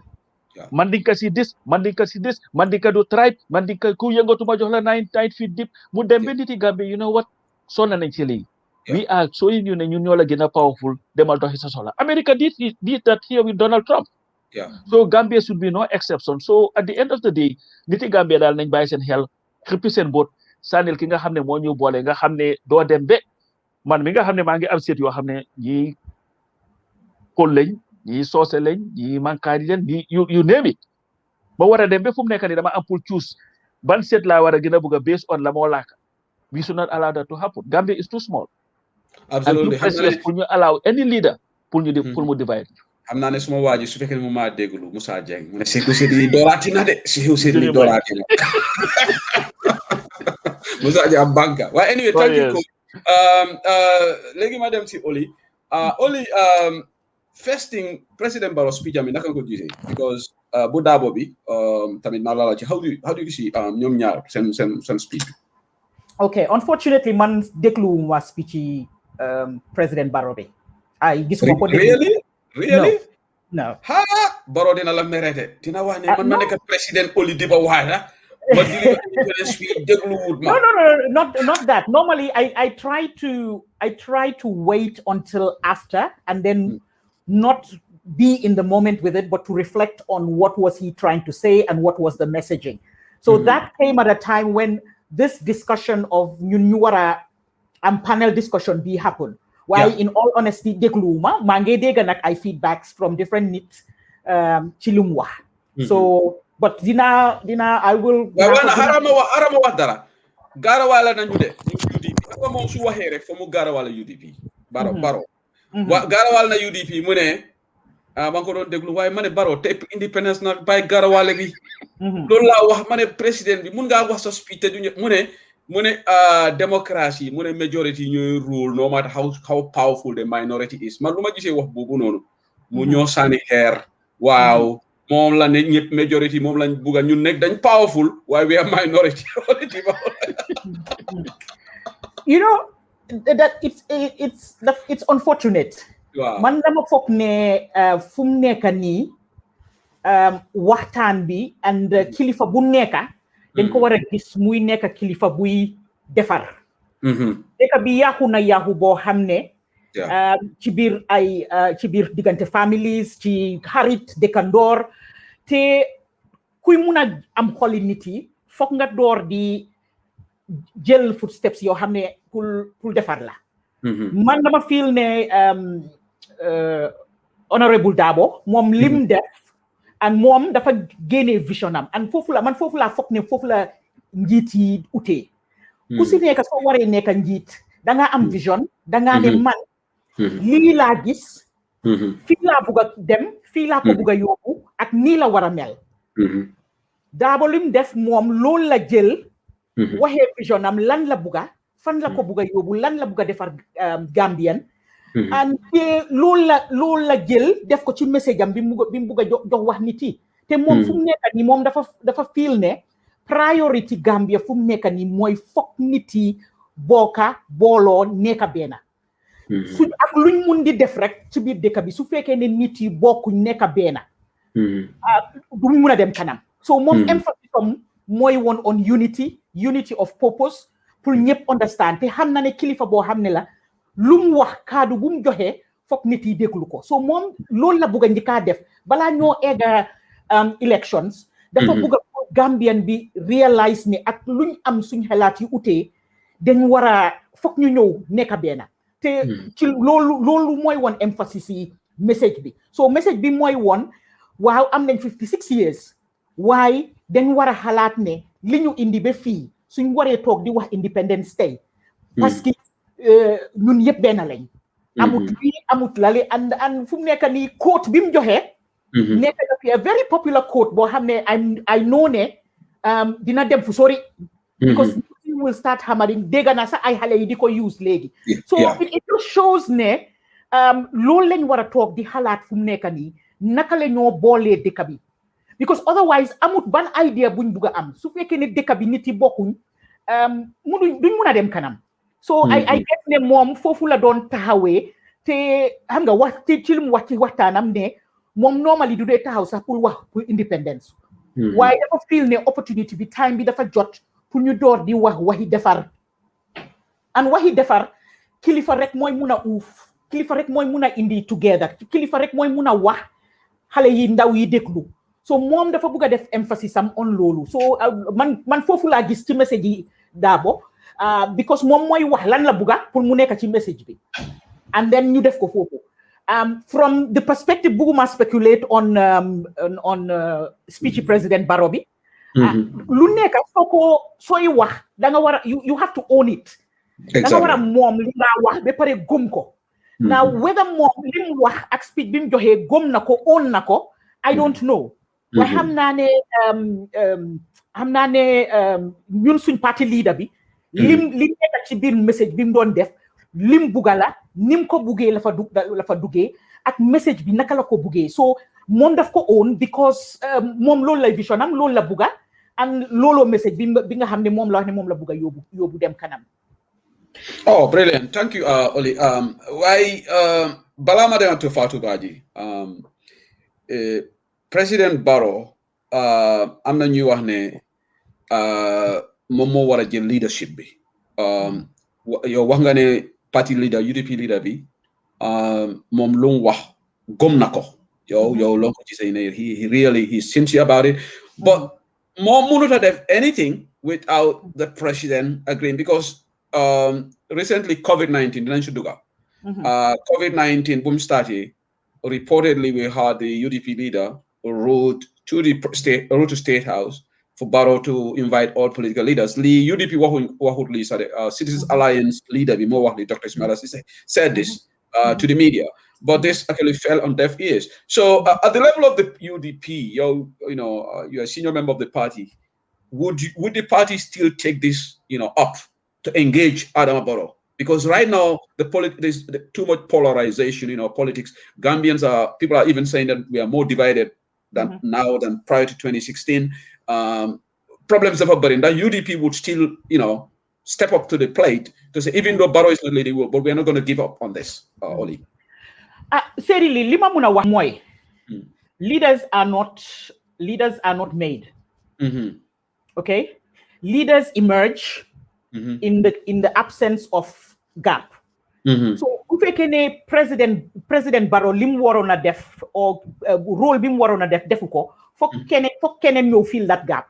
Yeah. So man suma wax man xam nga nit yi am na ñuy wax ne président UDP party leader bi waruta wax because du president. Yeah. UDP party leader bi is working as a government in waiting. It's no longer working as if ne political party la. Bo tolo for hamne political maturity la. Danga liggéey pour prepare so boppa in anticipation pare ni nga duggee. So su doorut léegi war a toog di xaar be moom mu dugg State House balaa moo soog a liggéey it's futile. so moom fu mu nekk nii dafa jël rôle ak responsibility boo xam ne mu ngi won citizenry bi ne nii laa ko doxalee nii lay continuer fii laa bugg a dem pour nit yi xam because after all ñu ngi bugg a pour nit yi ñëw pour support parti bi pour believe in ideology bi su dooru di wax di wone jikko kilifa jikko boo xam ne yaa ngi indi yaa ngi boole kon li ñoo def ñu toog rek di criticize ne président Barrow defut lii président Barrow defut lale he has to put up his put it up and the Gambia UDP ci boppam am na following yoo xam ne bari na le we have a huge following so and people look up to him whether people like it or people don't like it people look up to him as a head of state so exactly why very interesting point why ñu dee wax loolu tamit man suma xalaat seen political understanding moo xala gata because in most countries, most democratic countries, like here in the UK, the opposition leaders then they walk at major events, they come out and make statements. I think the same thing happens in the US. Bala Joe Biden, like a president, that then gain a walk on COVID-19 and all that. So this is normal. So who says Barrow? Halifa Salamuna again a major statement. Citizens Alliance, Dr. Cisse, or Fabakari Tombonjata Muna again. Well, this is a national issue. Just to add on that point, I think there's nothing wrong for the party leader to deliver state. Why? I'm going to Gambia for the toll. So they may borbi miti dinañu wax. So they may so waxuton dinañ ne. So waxuton ñu criticize. Li leen di xew Dabo waxut. Dabo waxut. He's not doing. Yeah, you just do the right thing. So I think ñun fuñ tollu moy moving forward. Focusing on the goalpost, moving forward and doing what needs to get done. I mean, ñun fu nekk ni nekkatuñ sax ci competition. Ñun competatuñ. Ñun all luñ mëna gis moy dëkk bi lii mooy gap si dëkk bi fii la parti leader bi bugg a yóbbu dëkk bi foofu la ñoo dem so ku bugg a compete nga compete because ñun su buggee door di gestu left and right di bugg a compete it's going to be problematic pour ñun so ñun we are just focusing on fan lañ bugg a dem naka la ñoo munee attract undecided voters yi maa si ñoom Fatou Badji yi nga xam ne ñëw nañ bokk UDP they need to see what it is that we're putting on the table. So ñun lolu mom la moy suñ emphasis. Our emphasis right now is on winning the elections and getting our party leader to State House. That is where we are working on now. And we have put all our energy on that and moving forward. And listen, that's not, people will be throwing stones and sometimes it will touch you, but we are just focusing on moving forward and not allowing new derailment. The eye is on the prize. Absolutely. Okay, Jerry Oli, I'm sure we have okay, let me just say this segment of the program because coach I just said if we could invite Monica 20 minutes, but I think we have gone past that. So just bear with me. We have just 2 topics to discuss and I think Oli Tamid Ali Badla. So I'm not gonna keep you guys here longer than necessary. But let's go to the other burning issue. Madam Sifatu Baji, COVID-19. And I think related to the maternal deaths here, it is a very gloomy picture in the country. Buyagutla government gave a press release. They banned all political activities in Gambia with effect from 8th of March. And I don't understand why 8th of March.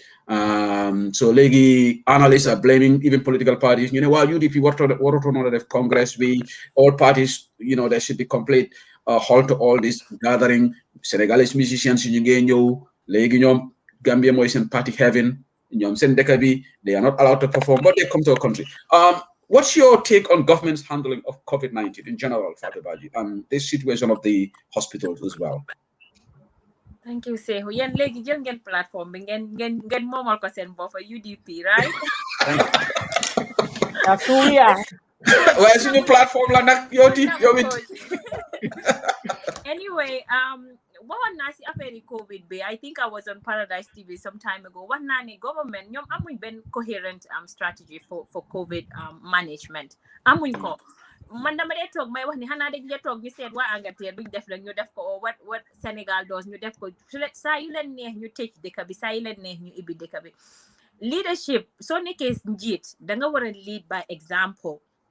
President Barrow si time bu pandemic bi bu mu gënoon a hot bii nii sax moom mask bi sax mënut koon a sol properly. He was putting it on over his mouth instead of his mouth and nose. So people pick on them. Maybe they criticize like why people pick on those little bit and pieces. You get this they wear mask properly. Mom, ñom amuñ strategy. That's just the bottom line. They don't have a strategy. Mom dafa tok xaar ñom ñu def lu ñoo def yépp. They did their congress. ñu dem ci stadium bi. Mass gathering bobu nono. That was putting lives of Gambians at risk. You know, hanging in put it on the mask, people feel that they're covered now from the COVID. Younger wear mask, it doesn't mean the doctor it doesn't mean it doesn't get virus do transmit. No, it's just a false reassurance. So they were wearing the mask, and that's what I saw at the Independence Stadium as well. You salons and mask, but people were very close to each other. There was no social distancing at all. So Lolo was putting people at risk. So President B, mom definitely more def yep. I had here the Congress or whatever on the 6th, and then on the Cantora, wow. On the 8th, which is International Women's Day, day at least unitamit. I'm not saying that we cannot do it on Zoom or anything like that. Why jigeni Gambia tam ñinga xamne ñom ñoko fa tek ñom itamit am nañ bes bobu nonu pour come together in a socially distanced environment, COVID safe environment, ñu magal seen bes bi ñi seen achievements yoo xam ne loolu la jigéen ñi am ak texa yoo xam ne jigéen yaa ngi ko am. But I don't even think that this government xam nañ sax ne International Women's Day was going on. Loolu laa wax man ci suma post bi. I don't think they know. But they have a whole minister responsible for women's affairs. But yeah, Women's Affairs Minister, we definitely have too much respect for her. Mom hamnako anyway, they do celebrate it. While the other option might be that respect to jigen enough. You know, at least President Barrow, mom hamna ne UDP, you guys are planning something. I don't know, because no look dekabide dawe legi. The first year UDP did mu counter and vice versa. And it shouldn't be like that. Lee is about the lives of Gambians at stake. Look at we wanna had by 8th of March.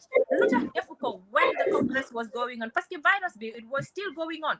Guided news tactics, they were not reporting too much on it. You guys show a picture, perfect picture pandemic bi bonut boba bon si Gambia bi during the time that they were doing the campaign. Buñ paré ñom si li ñoo def sen congress bi and everything, légui ñu ngay start the report on it. Man, I'm so disappointed in the minister because Dr. Samate he is very smart person. Man, mom la ko degi sé dama fogg na mom xamna ligéyam. Why it looks like ñu ngay politicize febar bi si bopam ñu ko politicize. They use politics put ñun suñ life at risk. Why did they not allow the young children, school children to have to school? You allow Wali Seka play. How many thousands of or hundreds of people gathered in that event? Mom, even independence people are saying they've got downscale. Look, there were hundreds of people in the stadium. Was putting people's lives at danger. Ñom dañ yakamti won in the beginning of the pandemic. They gave food parcels yi nga xamne hejna in a normal family level comme ko xamne like 5 or 6 dom la am 1 or 2 weeks leka ba jeexna sako malo ba jeexna. Amna families yo xamne they needy families, very vulnerable families, amuñ sax ci food parcel bi. They just wanted to show pictures ñu wone natal ci Makati Square bi ne they doing something. Why really tackling the virus amul ci deka bi nit ñange duga ci amna ño xamne they even escape at the airport ñu nekkuñ di quarantine sen boba. So they didn't show any coherent strategy, and he wasn't leading by example. Mota hit bum don wax affaire virus bi ne this year we didn't start it well. You know, as Oli said, dan ko wara own wax so ko waxe dan ko wara own, and you have to be sincere about what you say. Why don't want to get a tay nga dem rally eleg nga ne tek nga deka because you're worried about your people? Who are you kidding?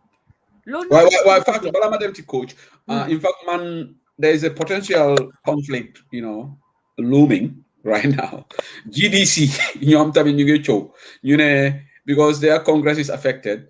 The GDC leader is calling on his supporters, their party supporters, to go to the Congress, which is, I think, the 11th to the 1. This bans is effect from 8. So MT Cham Jr.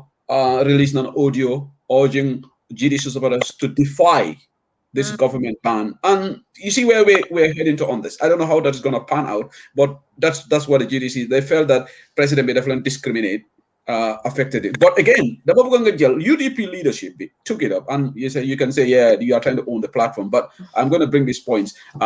The the party leadership came out and said, in fact, we'll stop all activities now, even Sunni fundraising on the 27th, we will not do it, all political activities, and they're calling on the president to follow suit. What do you make of this? Well, it's just leading by example.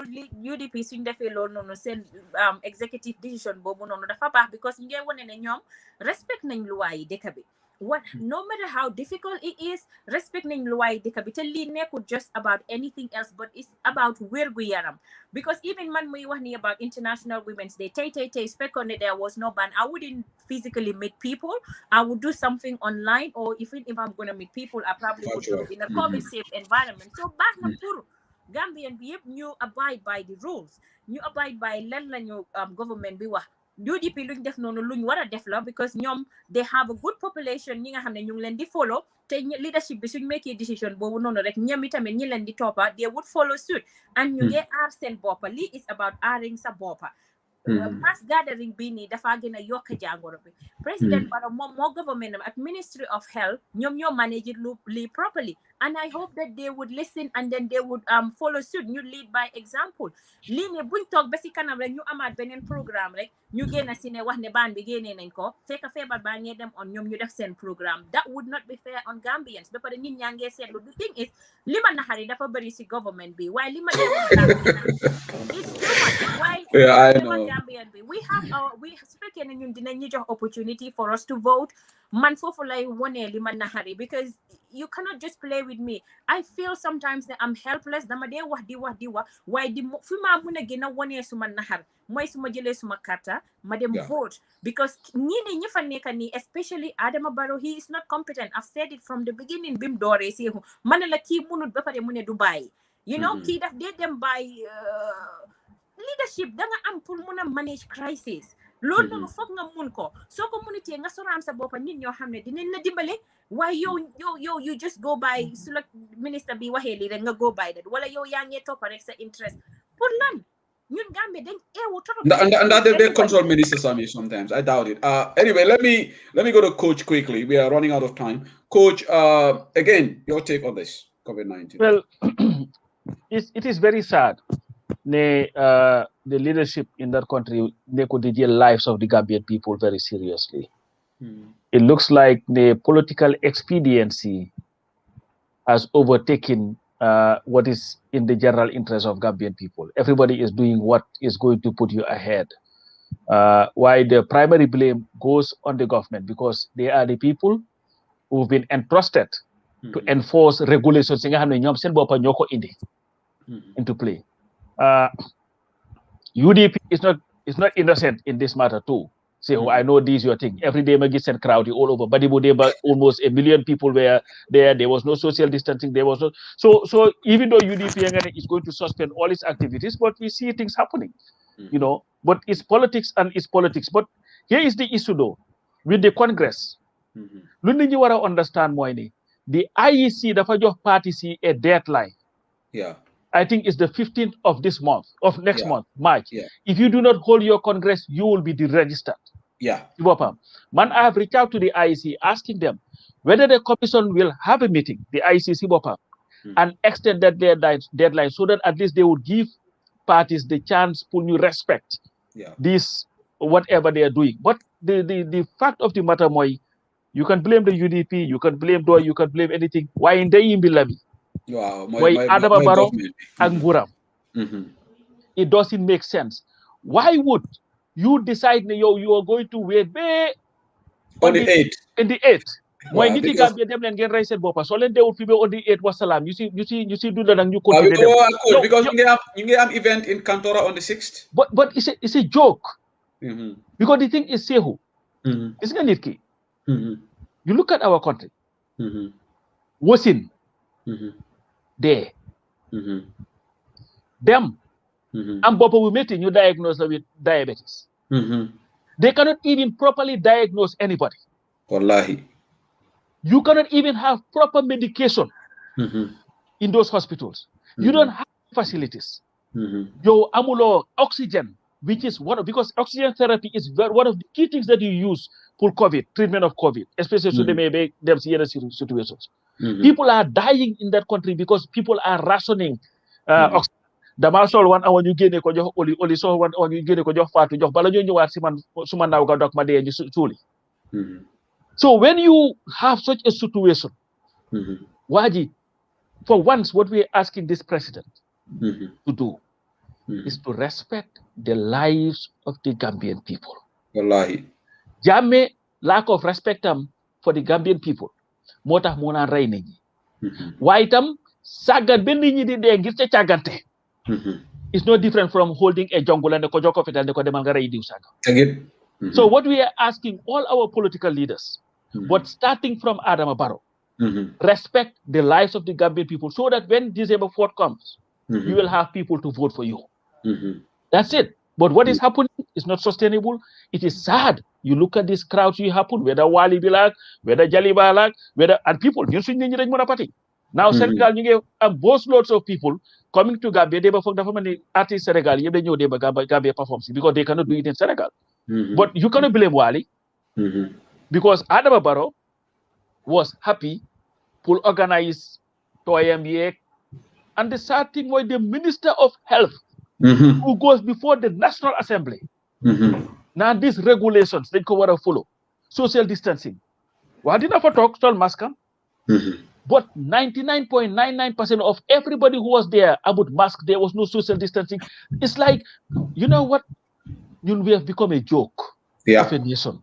And the reason for that is the type of people that we are elected to lead us. Jerejef, coach. This is really feel a problem in poor leadership. And we can completely exonerate the National Assembly from this as well. They have a stake in this. Lawmakers. Legi Oli, yes, coach Wahnan and new UDP Tamit Amnanchi Wala, however small it is. Political parties. You are a senior member of the executive. Was it too late for UDP to come up with this decision, Oli, about banning the political party activities? I think it was a matter of timing. I mean, everything happened too late. I think the Pullman, nguur gi dafa waroon a jël a role from the beginning. They dropped the ball from the get-go. Yeah. And pour dajale waat dafa naxari. Whether they had a strategy and how am strategy or amuñ strategy or plan on naka la ñoo addressé COVID situation be in Gambia or not. Rolling ko out, implementing ko, amuñ won ben mechanism in place pour mu happen. Defuñ any sensitization or discussions comme ñun li ñoo wax ni pour dem ci biir dëkk yi waxtaan ak nit yi pour askan bi pour ñu xam lan mooy problème bi ak implications. Problème bi mooy ko waxal affaire yi COVID ñu ne la amut. Gomuñ ko, amuñ ko. Ñun UDP bi ñoo jël décision bi du parti bi dafa consult ak executive bi dafa consult ak fundraising team bi oo leen waxtaan ak ñoom and ñoom ñoo jël recommendation si wax ko ne lii ak lii waaw yéena ci décision si yooyu neexut parce que am na ci members yoo xam ne duñ ko bugga parce que xam nga programme bi demoon na far off fii la ñoo yaakaar pour mobilize resources but dañ toolu woon foo xam ne dañ xalaat ba kenn ni dundu doomu aadama ak elections win elections and the leadership agreed ne fokk ñu jël loolu even su fekkee ne nit yi mer nañ suñ militants yi mer nañ fokk ñu wone jël responsibility leadership wow so I think from the get go then government dafa waroon a stop lii waaye di dem off kenn xamut ñi sol mask ñi soluñ mask there was so much inconsistency kenn xamut so kenn jëlut ko seriously and ñun suñ mask yi nga xam ne mos nañ ko xam nañ naka la mel duñ kafee COVID so ndax nit yi gom nañ ko ndax nit yi gobuñ ko duñ kafee COVID but dama feel ne political parties yi am nañ responsibilities pour mun a make sure ne def nañ lan li ñu war comme li nga wax UDP party leader bi dooleem bi dafa am fu mu em parce que du moom mooy président du moom mooy commander in chief exactly issue on national security la this whole COVID thing is an issue of national security because it's the life of people so UDP party leader bi su ne moom ñun dañoo postpone or ñun dañoo am parti or ñun dañoo def and government bi defut si anything mënuñoo wër ci kër jàmbur yi ne leen xale yaa ngi organise seen programme si dinañ leen waxal parti leader bi dem na out wax waaye nit yaa ngi organise seen programme si mënuloo wóor dëkk bi yëpp di wax nit yi ne stop leen dem dugga si biir kër yi but ñoom li ñu war a jël as the executive jël nañ décision boo xam ne dañ foog ne lii moo important lii moom lañ war a def fu mu nekk nii pour dëkk bi and we had to make a tough decision and it wasn't an easy decision but it had to happen and the leadership had to come out and say that so you know but ndax loolu yëpp nit yi nañ ko déglu is another thing government dafa war a def monitoring mechanisms su fekkee ne coach a ngi ne am na luy xew fii you know Mama Kandeh ne dafa def lii am na luy xew Kerewan am na luy xew are there people looking into that to make sure it happens or it doesn't happen dara xewut I mean party leader we can only talk he can only talk to his following he can only talk to the nation but in terms of taking action it can only be the government taking those kind of action and the legislative and the parliament. So I think ñi gëna sona ñi ko am ñi febar you know the issue of ñi wasin di dé you know problème si dañ bari ci biir dëkk bi ba nga xam wallahi dafa bari be do dé mënatulo xam lan moy lanati it's a messed up it's over the top. Wow. Thank you so much. So he lost the ball, and how madal nakala ñoo def moving forward. I think the solution dal December dal na ku nekk jël sa card nga ñëw sanil UDP. Yeah. On the 4th of December. Am na ne tukulóor si dina ne politician la waaye maa ngi jàng I have the best. Doy is the option. December dal kay leen ngeen vote and you can see the changes and you will see the changes. I can promise you. Why coach? ñun dañ la outnumber fii. We have 2 UDP. No, why that's fine. That's fine. It's a democracy. I can tell you. No, we have 3. We have 5. Okay. What you've seen for the past 56 years, Doy is the option. Why go ahead? But anyway, let me tell you, the next couple of minutes we wrap up. Just quickly, Balama them to the issue of the drugs. I think that is also very topical right now. The biggest drug scandal in the country right now. We have a lot of issues. Obviously, it's sad. Hamlani coach been in this struggle for the longest period. You don't fight against for you repeal the Public Order Act, but what I mean, red mark, failed. Nothing happened. Freedom of Information Act, nada. Anti-Corruption Commission, nada. Jane Commission, disappointment. Now we have rising prices, national debt, just like Honorable Sidia Jata said. You know, I see a lot of red marks for this government in terms of institutional reforms. Why funyo campaign right now? 800 kilometers of road construction, schools. Those are the things that they want to campaign on. But we leave that to the voters. While quickly, after drugs, just the COVID. A Gambian who just somebody who went to Gambia recently, Mohamed Jabaram. It's very sad. Even the COVID-19 test in Gambia, and it is accurate. They correct is a question mark. I show COVID-19 results Gambia. The same person went to Dakar and Belgium, and then tested negative for COVID-19, but in Gambia tested positive. The same individual, Musen COVID-19 results on Dakar. And Belgium. So money government wasted on time. Among 5 family members, they missed their flight from Gambia and they ended up spending 4,500 euros. While I will leave it for another day. Muma send all the evidence. While some people don't even trust COVID-19 test results in Gambia because the same individual, Mudem Dakar negative, Mudem Belgium. Negative, why Bandol for positive. So the person is really mad. They missed their flight. That's not uncommon though, Seho. Yeah. I worked in the healthcare system until recently. I had a co-worker come nyari job because here you do the test pretty much every day. You know they weekly test also. And Bena job it was negative. Bena job it was positive. Wow. So them out, of course, they would not allow her to work. The fact put them at another test, and that came out to be negative. That was how she was allowed back.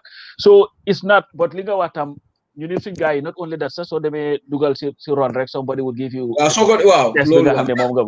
We have a system that is just rotten. We need to have a No, different direction. man nak dama jébal suma boppa su Halifa Sallah dama ko apologize because bu Halifa waxoon fii ne Gambia amutoon système kii dégg nga li nga da nga wëgg repeat loolu suma headphone bi fu nga dafa amoon no mu ne dama jébal suma boppa to your party leader Halifa Sallah dama ko apologize because bu waxoon fii ne amuñ système kii man I was one of the first people ñun time boobu noonu ñu ngi àndoon ak Barrow nag ma ne waaw Halifa no why Halifa is vindicated te waxoon naa ko bantaba te maa ngi ko waxati fii Halifa lu mu wax mooy dëgga there is no system change in Gambia so Halifa Sallah maa ngi la apologize on la fii many times already because I think we have system change anyway so why Fatou Badji after drugs be I think that will be the last topic that we'll cover and I'll let go after the biggest drugs into the country.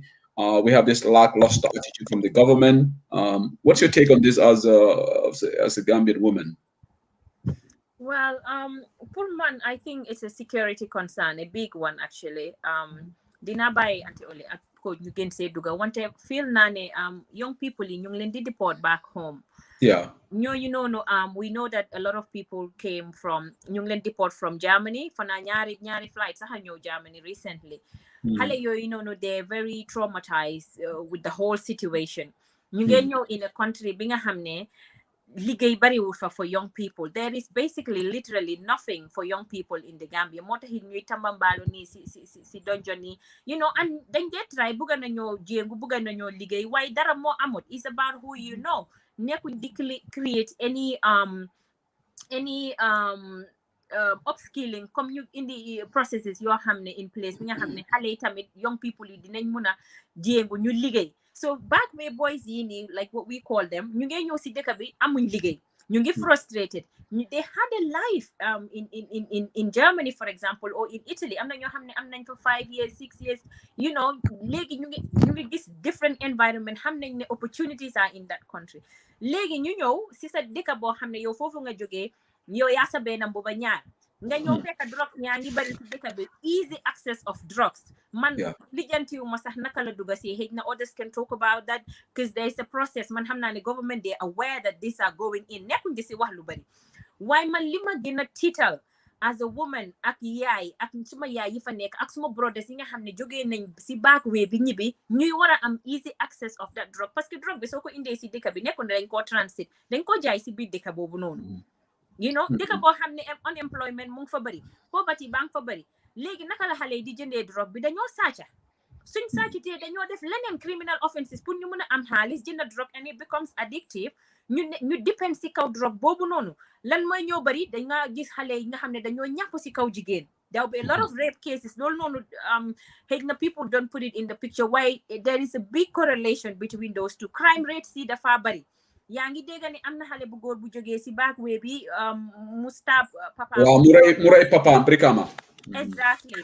So lini big national security issue la ba pare election baa ngee ñëw young people yaa ngi bari population boo xam ne young people yee ëppa amuñ liggéey ñu ngay tamambal what do you expect so ñun luñ mën a def rek moo nekk ñu ñaan suñ government bi ñu ba pare tamit ak yéen ñoom anti-oli ñi nga xam ne ñu ngi other parties ñu gën a lobby ñu gën a advocate pour government to look into these things because people are worried man su fi dara xewee léegi nii pram si election yan nañu si yàlla musal dara happen young people yi seen frustration bi ñu ko wone xam nga soo jëlee drug how you were so high that you can do anything kenn nekkut seen life nekkut di secure si situation boobu noonu so they should look into it buñ wax ne rek ñoom yëguñ they didn't know how it came parce que xam naa ne lii is a kind of a network and I know the government is aware of it so lii nii they should be spot on dañ war a hot si case bi nii di update nit ñi xam bu ko defee ñun tam suñ xel bi mun a dal ñi nga xam ne ñu fa seen xel bi mun a dal léegi yow si seexu sàcca bari na si dëkk bi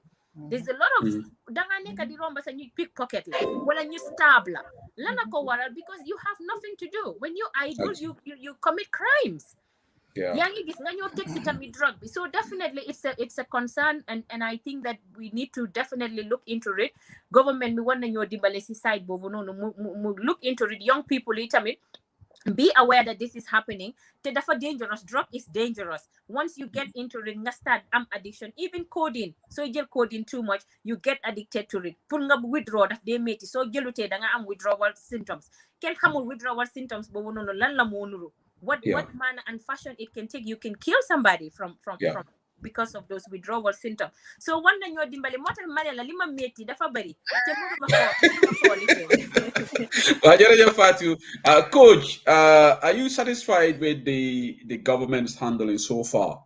Hamnane magdon deglu sen so bena time suma harit bi Musa Jeng mune wow hana everything the president of our delis he has institutions you hamne then address the issue moy bes bu ngena amon that debate with Natamas and others so yo nak drug bi yes, this is not the first time, but this is the biggest drug scandal in our country. Are you satisfied with the way the government is handling it so far? No, I am not. That is not to suggest that the government is, complicit in the drug reform. No. Why this is a national security concern? Fatu raised very important issues, very poignant issues, and it is you have a population of which 65% are the youth. Out of the 65%, anywhere between 40 to 50% are either unemployed or underemployed, meaning they don't even have a living wage. Those who have a job, hopelessness is rife in that country.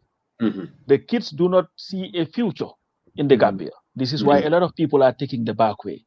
So when people live under such conditions, it is always very easy for them to be distracted and overtaken by things like that. If you look at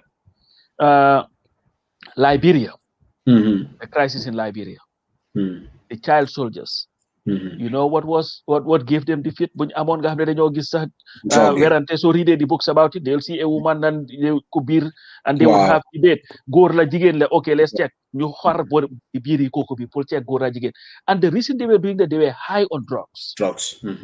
You check even terrorism around the world, Afghanistan. It was fueled by what? The opium. People taking it, them naked suicide bombers and all this. So we are not saying that we are there. Why any serious government will be very, very concerned by this. Why that is a lot of drugs for a country of about 2 million. The Gambian Sibopam, Gambian by Gambian lade, you have many legitimately Gambian according to the constitution. We are not more than 1.5 million. Yeah. The Kabita for Barigan. But I've been to the Gambia, I've sat with these people. So the best time of Nekani is like the family cigarettes better. Anywhere you go, people are jumping, and But you talk to people and they will tell you. Most of these places in Gaigis and the Gaigis a barber shop, high end. But there is something going on. Everybody have the Kuijai hard drugs, and we are talking about drugs who have the Kolan Am. And say who for those maybe too young, in the 80s, going to the early 90s, Bugay already am Ross. How much of Ross? Only you guys living. And that was when crime started, increasing in the Gambia. Rapino, time Jamino Rapino, because you take it, taking a Rapino. I have somebody that I grew up with.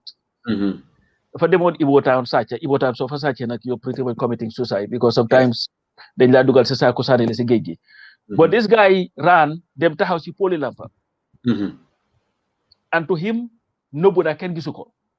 When they were ready, they cut his ears, Momla guy dog and then turned under he horamsi. But this was the time when these things were happening, and that was just rush. Now we are talking about cocaine and all these things. What I want to appeal to President Barrow again, this is a serious matter. The stability of our country depends on it. Yeah. The future of our country depends on it. Take it seriously for your own good and for the own good of everybody. Well, before we close, I have to do this. I have to plug in something. She did not ask me what she is here. This is Oli Diba's book. She is an inspiration, and she is one of the most accomplished Gambians. If you have a daughter, you have a sister, you are a woman, a young lady, you want a medal, please buy this book. It's a very great read. It is sold at Timbuktu Nyunko. I think it's $550. which is nothing, you know. But read it. Believe me, it will do a great deal, like a good. What is he did not ask me. He didn't even know I was going to do this. Yeah, it's like memoirs of an African woman on a mission. Is it on? Is it on one site? Is it on Amazon or any? It should be on Amazon. Mungi on Amazon there. I don't know. I haven't. It's been a while now. It's a good book. I have it. Timbuktu, and it's free. The ebook is free. Yes. It should be on Amazon, and it's in Timbuktu as well. Yeah, he's a great asset to the Gambia and great asset to UDP. To Africa. To Africa as a whole. Thank you so much. Coach, that is very important. I think we encourage all the listeners to buy a copy of that book. It's a great inspiration. Why, Coach, thank you so much. Why hamna balanga dem like for new dego for Oli.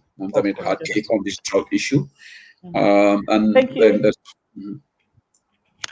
Thank you so much, Sadie Lee. Thank you, Coach. I wasn't expecting that. I thought that you pulled that. It was a surprise. You got that. You got me. You got me on that one. Thank you. Man, I just feel you see time bomb we wanna explode.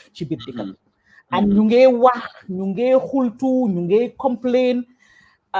In some ways, I feel you underestimate the seriousness of situation B. So security sector reform be defon nenko.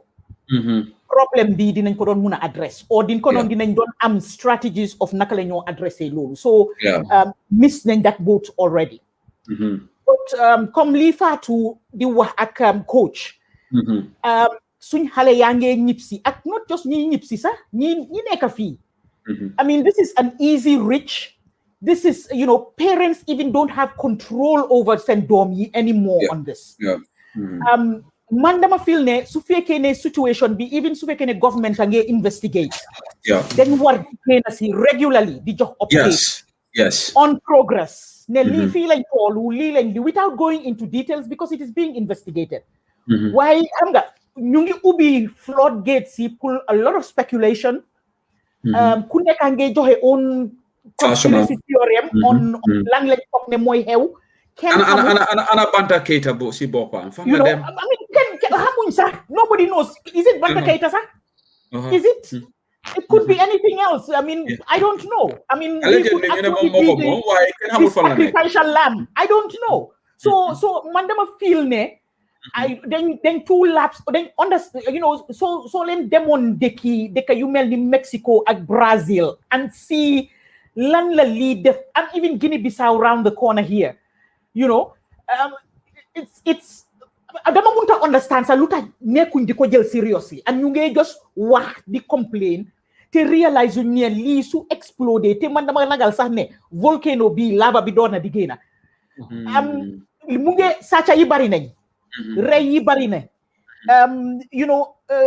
xale yi sax bugaatu ñoo liggéey sax so it's not even da nga gis xale yu jeexal jànga sax bugu ñoo jóg ew suba sax jóg because xam nga seen state of mind ñu ngi deport how many halal or how many young men and women delloo si leen si dëkk bi we have no model of integration ñu ngi leen jël rek indi leen rek bam ci biir dëkk bi that's another recipe for disaster amuñ benn stratégie am na dégg naa ne am na ñeneen ñi dañ leen jox xaalis pour ñu mun a start up seen life.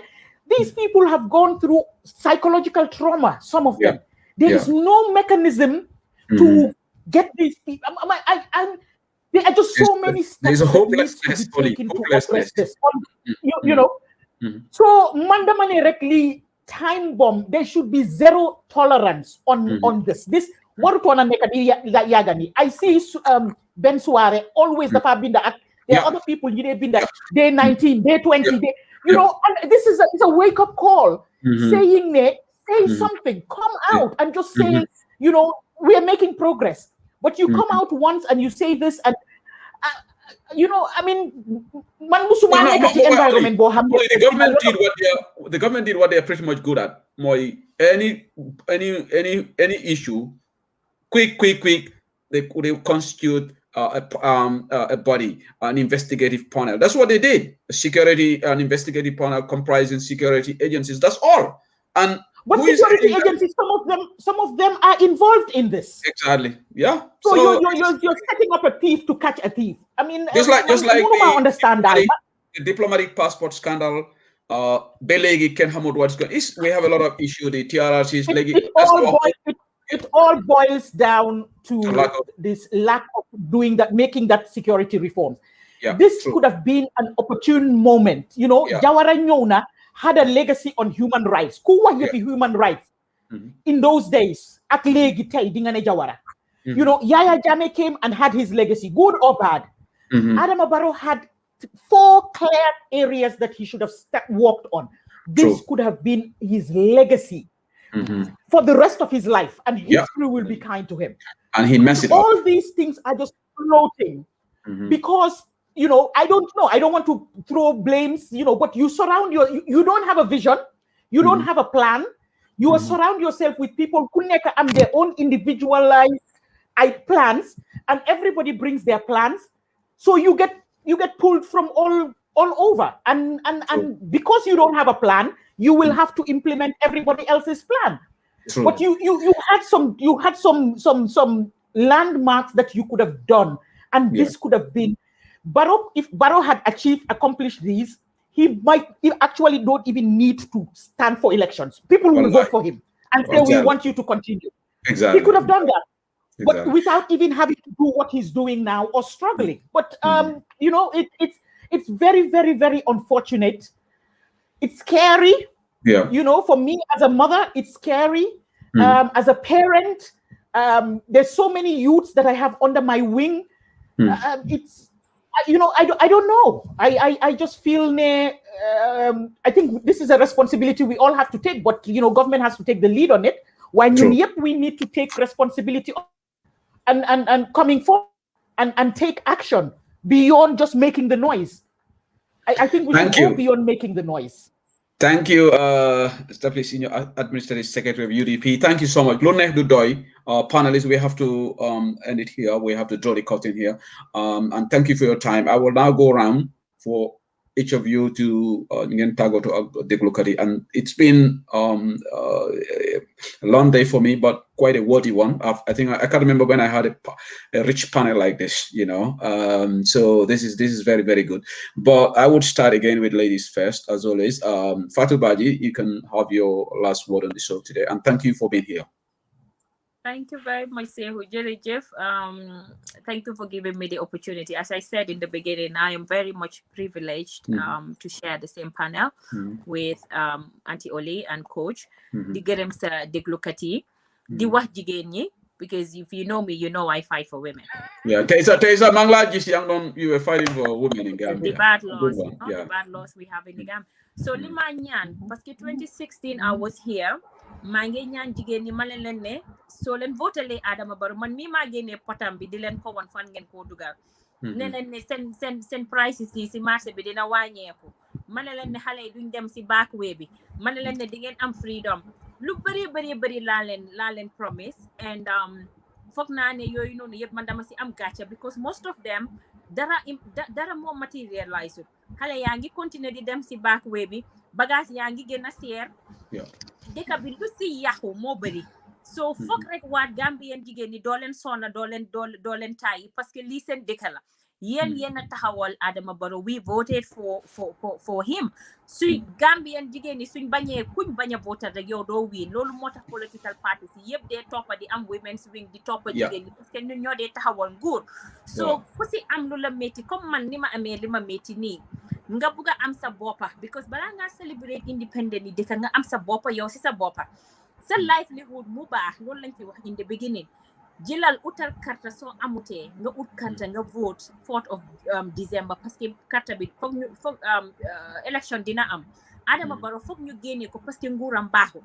Moom munut, Adama Barrow munut, waxuma ne ñi nekk si government am yëpp munut, waaye moom munut, te lu bari moo ñu naxari si dëkk bi bu noonu. So suñ bëggee wécci loolu noonu foog ñu rek ñu vote, ñu takkaat suñ digga, ñu vote him out. Man, I think that's in short that's what I would wrap up with, because man loolu laa dee wax sa voters card mooy sa card. Like we can sit here and talk, but su fekkee ne time election jot na and I didn't go out and vote, ba tey duma mën a make changes yoo xam ne man loolu laa bëgga so suñ bëggee future boo xam ne moo baax pour suñ njaboot yi ak ñun si suñ boppa dañoo seet si political parties yoo xam ne they existing ñan ñoo xam ne ñooñu lañ resonate with ñu votal ñooñu noonu man definitely I'm still not decided yet why man benn yoon laa voting Gambia and I voted for Doy because that time I was a journalist and I love her so much why yes, so I'm not going to say what my position is, but definitely I'm going to look at a party that I can resonate with. Party bo xamne dafa dolal jigen ñi tamit because that's my interest area. Parce que dika bo xamne tamit jigen dolalu loko dika bobu nonu du mëna dem ci kanam. So fokk ñu xol party bo xamne tamit mu ngi dolal jigen ñi, respect na human rights jigen ñi tamit ñu votal ko. So man fofu la am di len wax jërëjëf. Wa jërëjëf Nancy Sakho mu ne luta nga sanil Doy for what? You know what? Nancy Sakho ba ngi amé video. Bu Nancy Sakho tay bu mo support Doy. Momo ñam faat sawan I have so that support Doy mom ñun ñepp joge Joswan I have the receipts. Anyway, thank you so much, Fatou Badji. It was a pleasure having you. Thank you for very brilliant participation. Coach, now mobile recruitment. Well, Sehu Dila Gerem, definitely I am really privileged. Fatou Badji is extremely smart, and demonstrates how smart she is. You know, and of course, Sister Oli, I have tremendous respect for her, not because of she's married to one of the greatest, in fact, not one of the greatest Gambian athlete ever in Bai Malewada, but the role that she had played, because people like her were the people who took it about themselves and then carried the Gambian flag around the world with distinction. And, you know, she represented her country very well, and I'm forever grateful to her. And thank you for this panel, because at the end of the day, this is what we as a people must continue to do. Agree to disagree without being disagreeable, as Dr. Sen would say it. The Gambia belongs to all of us. You know, we all have our wishes. Now I have to blow my own trumpet. You see, this is the goodness in UDP. The diversity. Look, we create this panel. We bring non-UDP to this Bantawa, not only UDP members. You know, so we are the UDP. If we rule Gambia, if you had invited Musajek to this panel, wow. But I think it's all good, Sehu. At the end of the day, like you said, and like the speeches that we had delivered, whether by Mr. Barrow or Mr. Davo, at the end of the day, all that matters is we have only one country, one Gambia. We should not be divided to the extent of hating each other. But let us also be wise that we do not give it to anybody who would destroy it for us. At the end of the day, the only thing we have to lose is the Gambia. And these elections coming will give us all perfect opportunity to, for once, get it right. Not because one is at the helm, but one who can address the basic needs and aspirations of our people. Thank you guys so very much. Anyway, thank you. I know that we may not be faced with that crisis because we don't know why. Assuming, I'm going to ask a hypothetical question, Fatou Badji and Coach Balangenden. Hypothetical question, putting you on the spot. Imagine speaking that I'm on the new constitution, which says 51+%, and Barrow and Dabo going head to head. Who are you going to vote for? Imagine I'm hypo. Now you will not answer the hypothetical question. Coach, who are you going to vote for? So I'm on this 51+%. Imagine you're in the first round. Now UDP is going with NPP head to head. Therefore, you gain a Doy out of the equation and all the other parties. Who are you going to vote for, Coach? Well, let me put it this way. I know Mr. Dabo. And I have tremendous respect for him. I don't know Barrow. And the little that I have known of him, he did not impress me. So my decision then would be based on that. And then I would make the decision. So thank you. I think I know the answer anyway from that. I have been a comrade with for 20-something years fighting the fight that we were fighting. We have a very good relationship. Mr. Barrow, but you know, anyway, but because you guys have Nancy and you also have Pata, I may choose not to vote. No. Pata mo neka the keep of staff there. You know that. You're a just net alumni, you know. Dama gis natal bobu ma won ko pa bi. I shared it with the old man.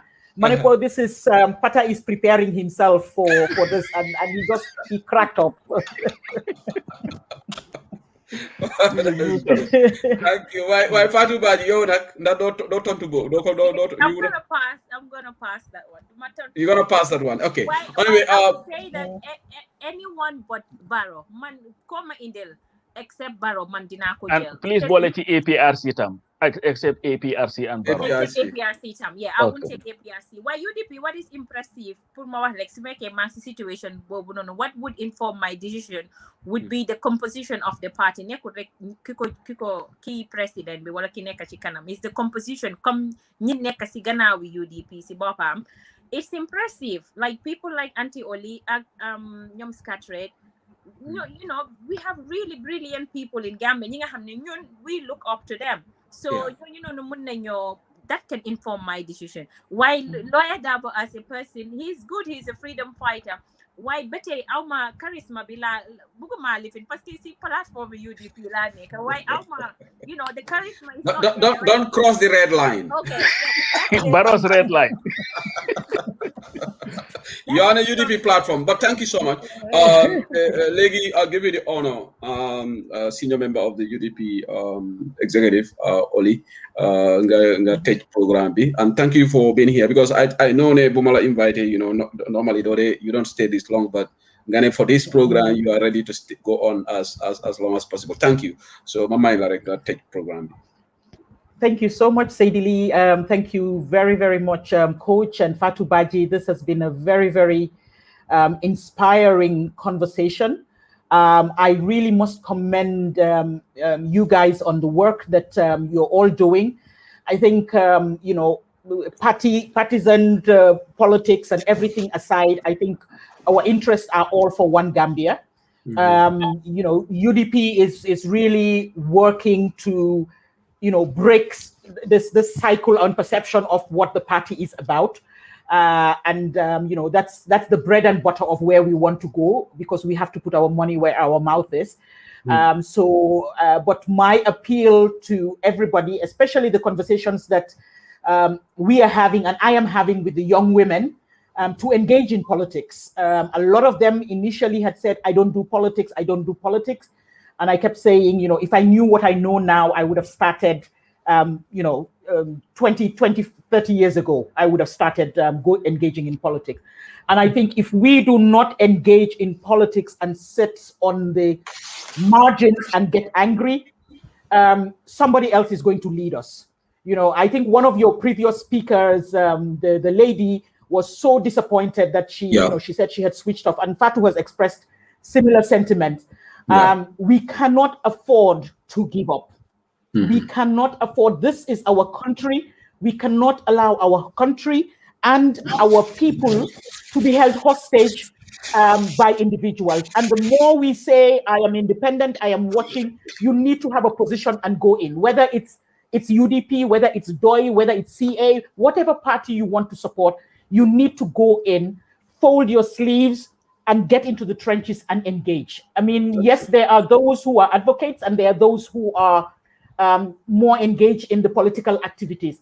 But what I'm learning now, engaging in politics, I realize that if I don't do this, somebody else is going to take that decision for me and I might not like it. And the reason why you are pushing and advocating, I think the more you should come out, engage, so that we can all rally around, especially for the women. We want to see more women engage in political leadership, and engage with the men to support us to push this agenda forward. We see victims on all fronts. Yeah. And we need, the likes of the Fatus. You need, all these women in front, the likes of Rohi Malik Law, we need all of us to come forward and the men to support us to fight this good fight, because we are the nurturers.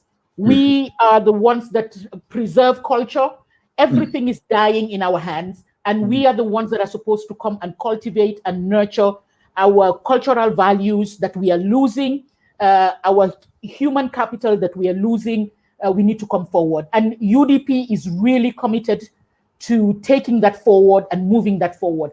This platform is like many other platforms that we have, and it's all for the purpose of advocacy, dialogue, and really putting on the table the issues that we are not able to do face to face. So I really want to commend you, Sehu, and to all of you, really a big thank you for this, and to thank the listeners.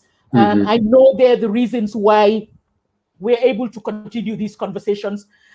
They give a lot of useful advice. They give a lot of inputs, and I think we pick on those, whether they know it or not. We pick on some of those, and we try to run with them, because after all, they are the reasons why we are trying to do what we are doing. So thank you very, very much, and I hope we keep on keeping on. Aluta continua. Thank you so much, Olidiba Wada. Just for the listeners, tomorrow Olidiba is going to have a busy weekend. She will also be live on UDP TV Media with senior man Joy Gospel and Kejau Ture. So she has a very hectic weekend this week, just for UDP. So Coach and Fatou Badi, thank you. Thank you. It was a pleasure having you. Thank you. Thank you very much. Have a pleasant evening, and bye, everybody. Bye. All right. Thank you. That is the end of the program right now. Thank you. That was a panel discussion, live panel discussion, that we had. Really busy day today. Earlier on, Karamba Ture Lesotho, Mariama Samate, Aning Momodu, MB Krubali. So the second part, I'll tell listeners throughout the 4 hours you've been with us. Thank you to everybody. But the amolmen gara jabe mo pro banco na banco pro banco sambanyato. But just to conclude, panelists ole membe for them. Dol manke UDP ngolti ali Fatou Badji moy la manke UDP ngolti. Wala ñenti solution be da men na carte wol ñini na Adama Barota nga bondi. There is total hopelessness. There's lack of leadership in our country. Gambia man deserve. We need a sober leadership. We need great leadership. We need to change that country.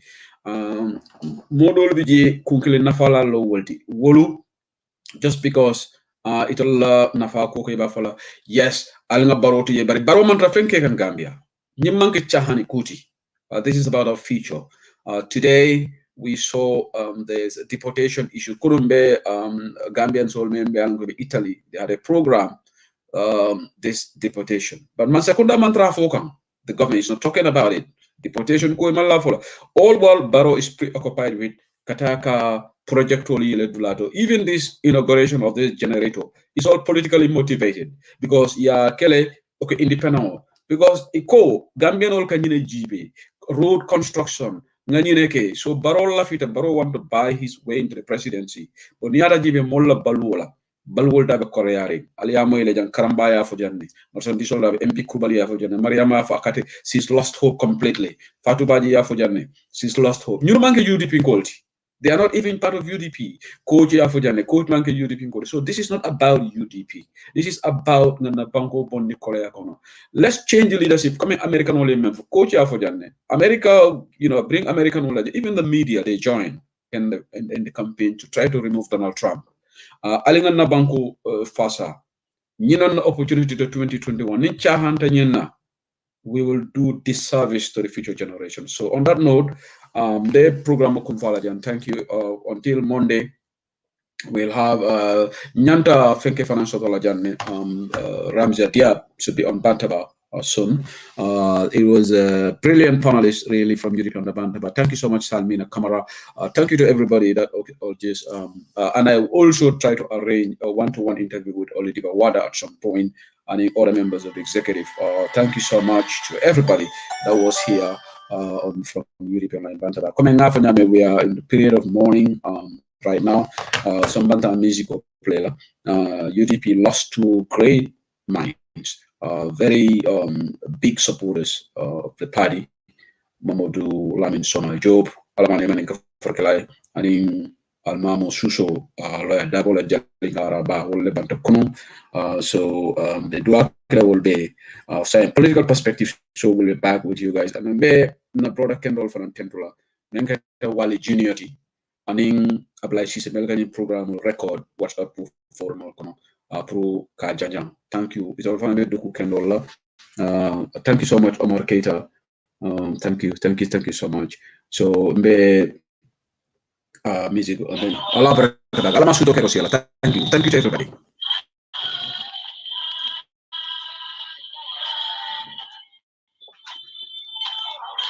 Thank you, Mama.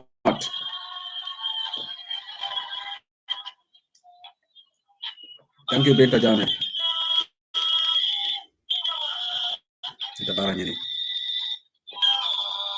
Thank you, Kari Maron. Thank you, Kari Maron. Thank you. Okay, I'm going to end the show here right now. Thank you.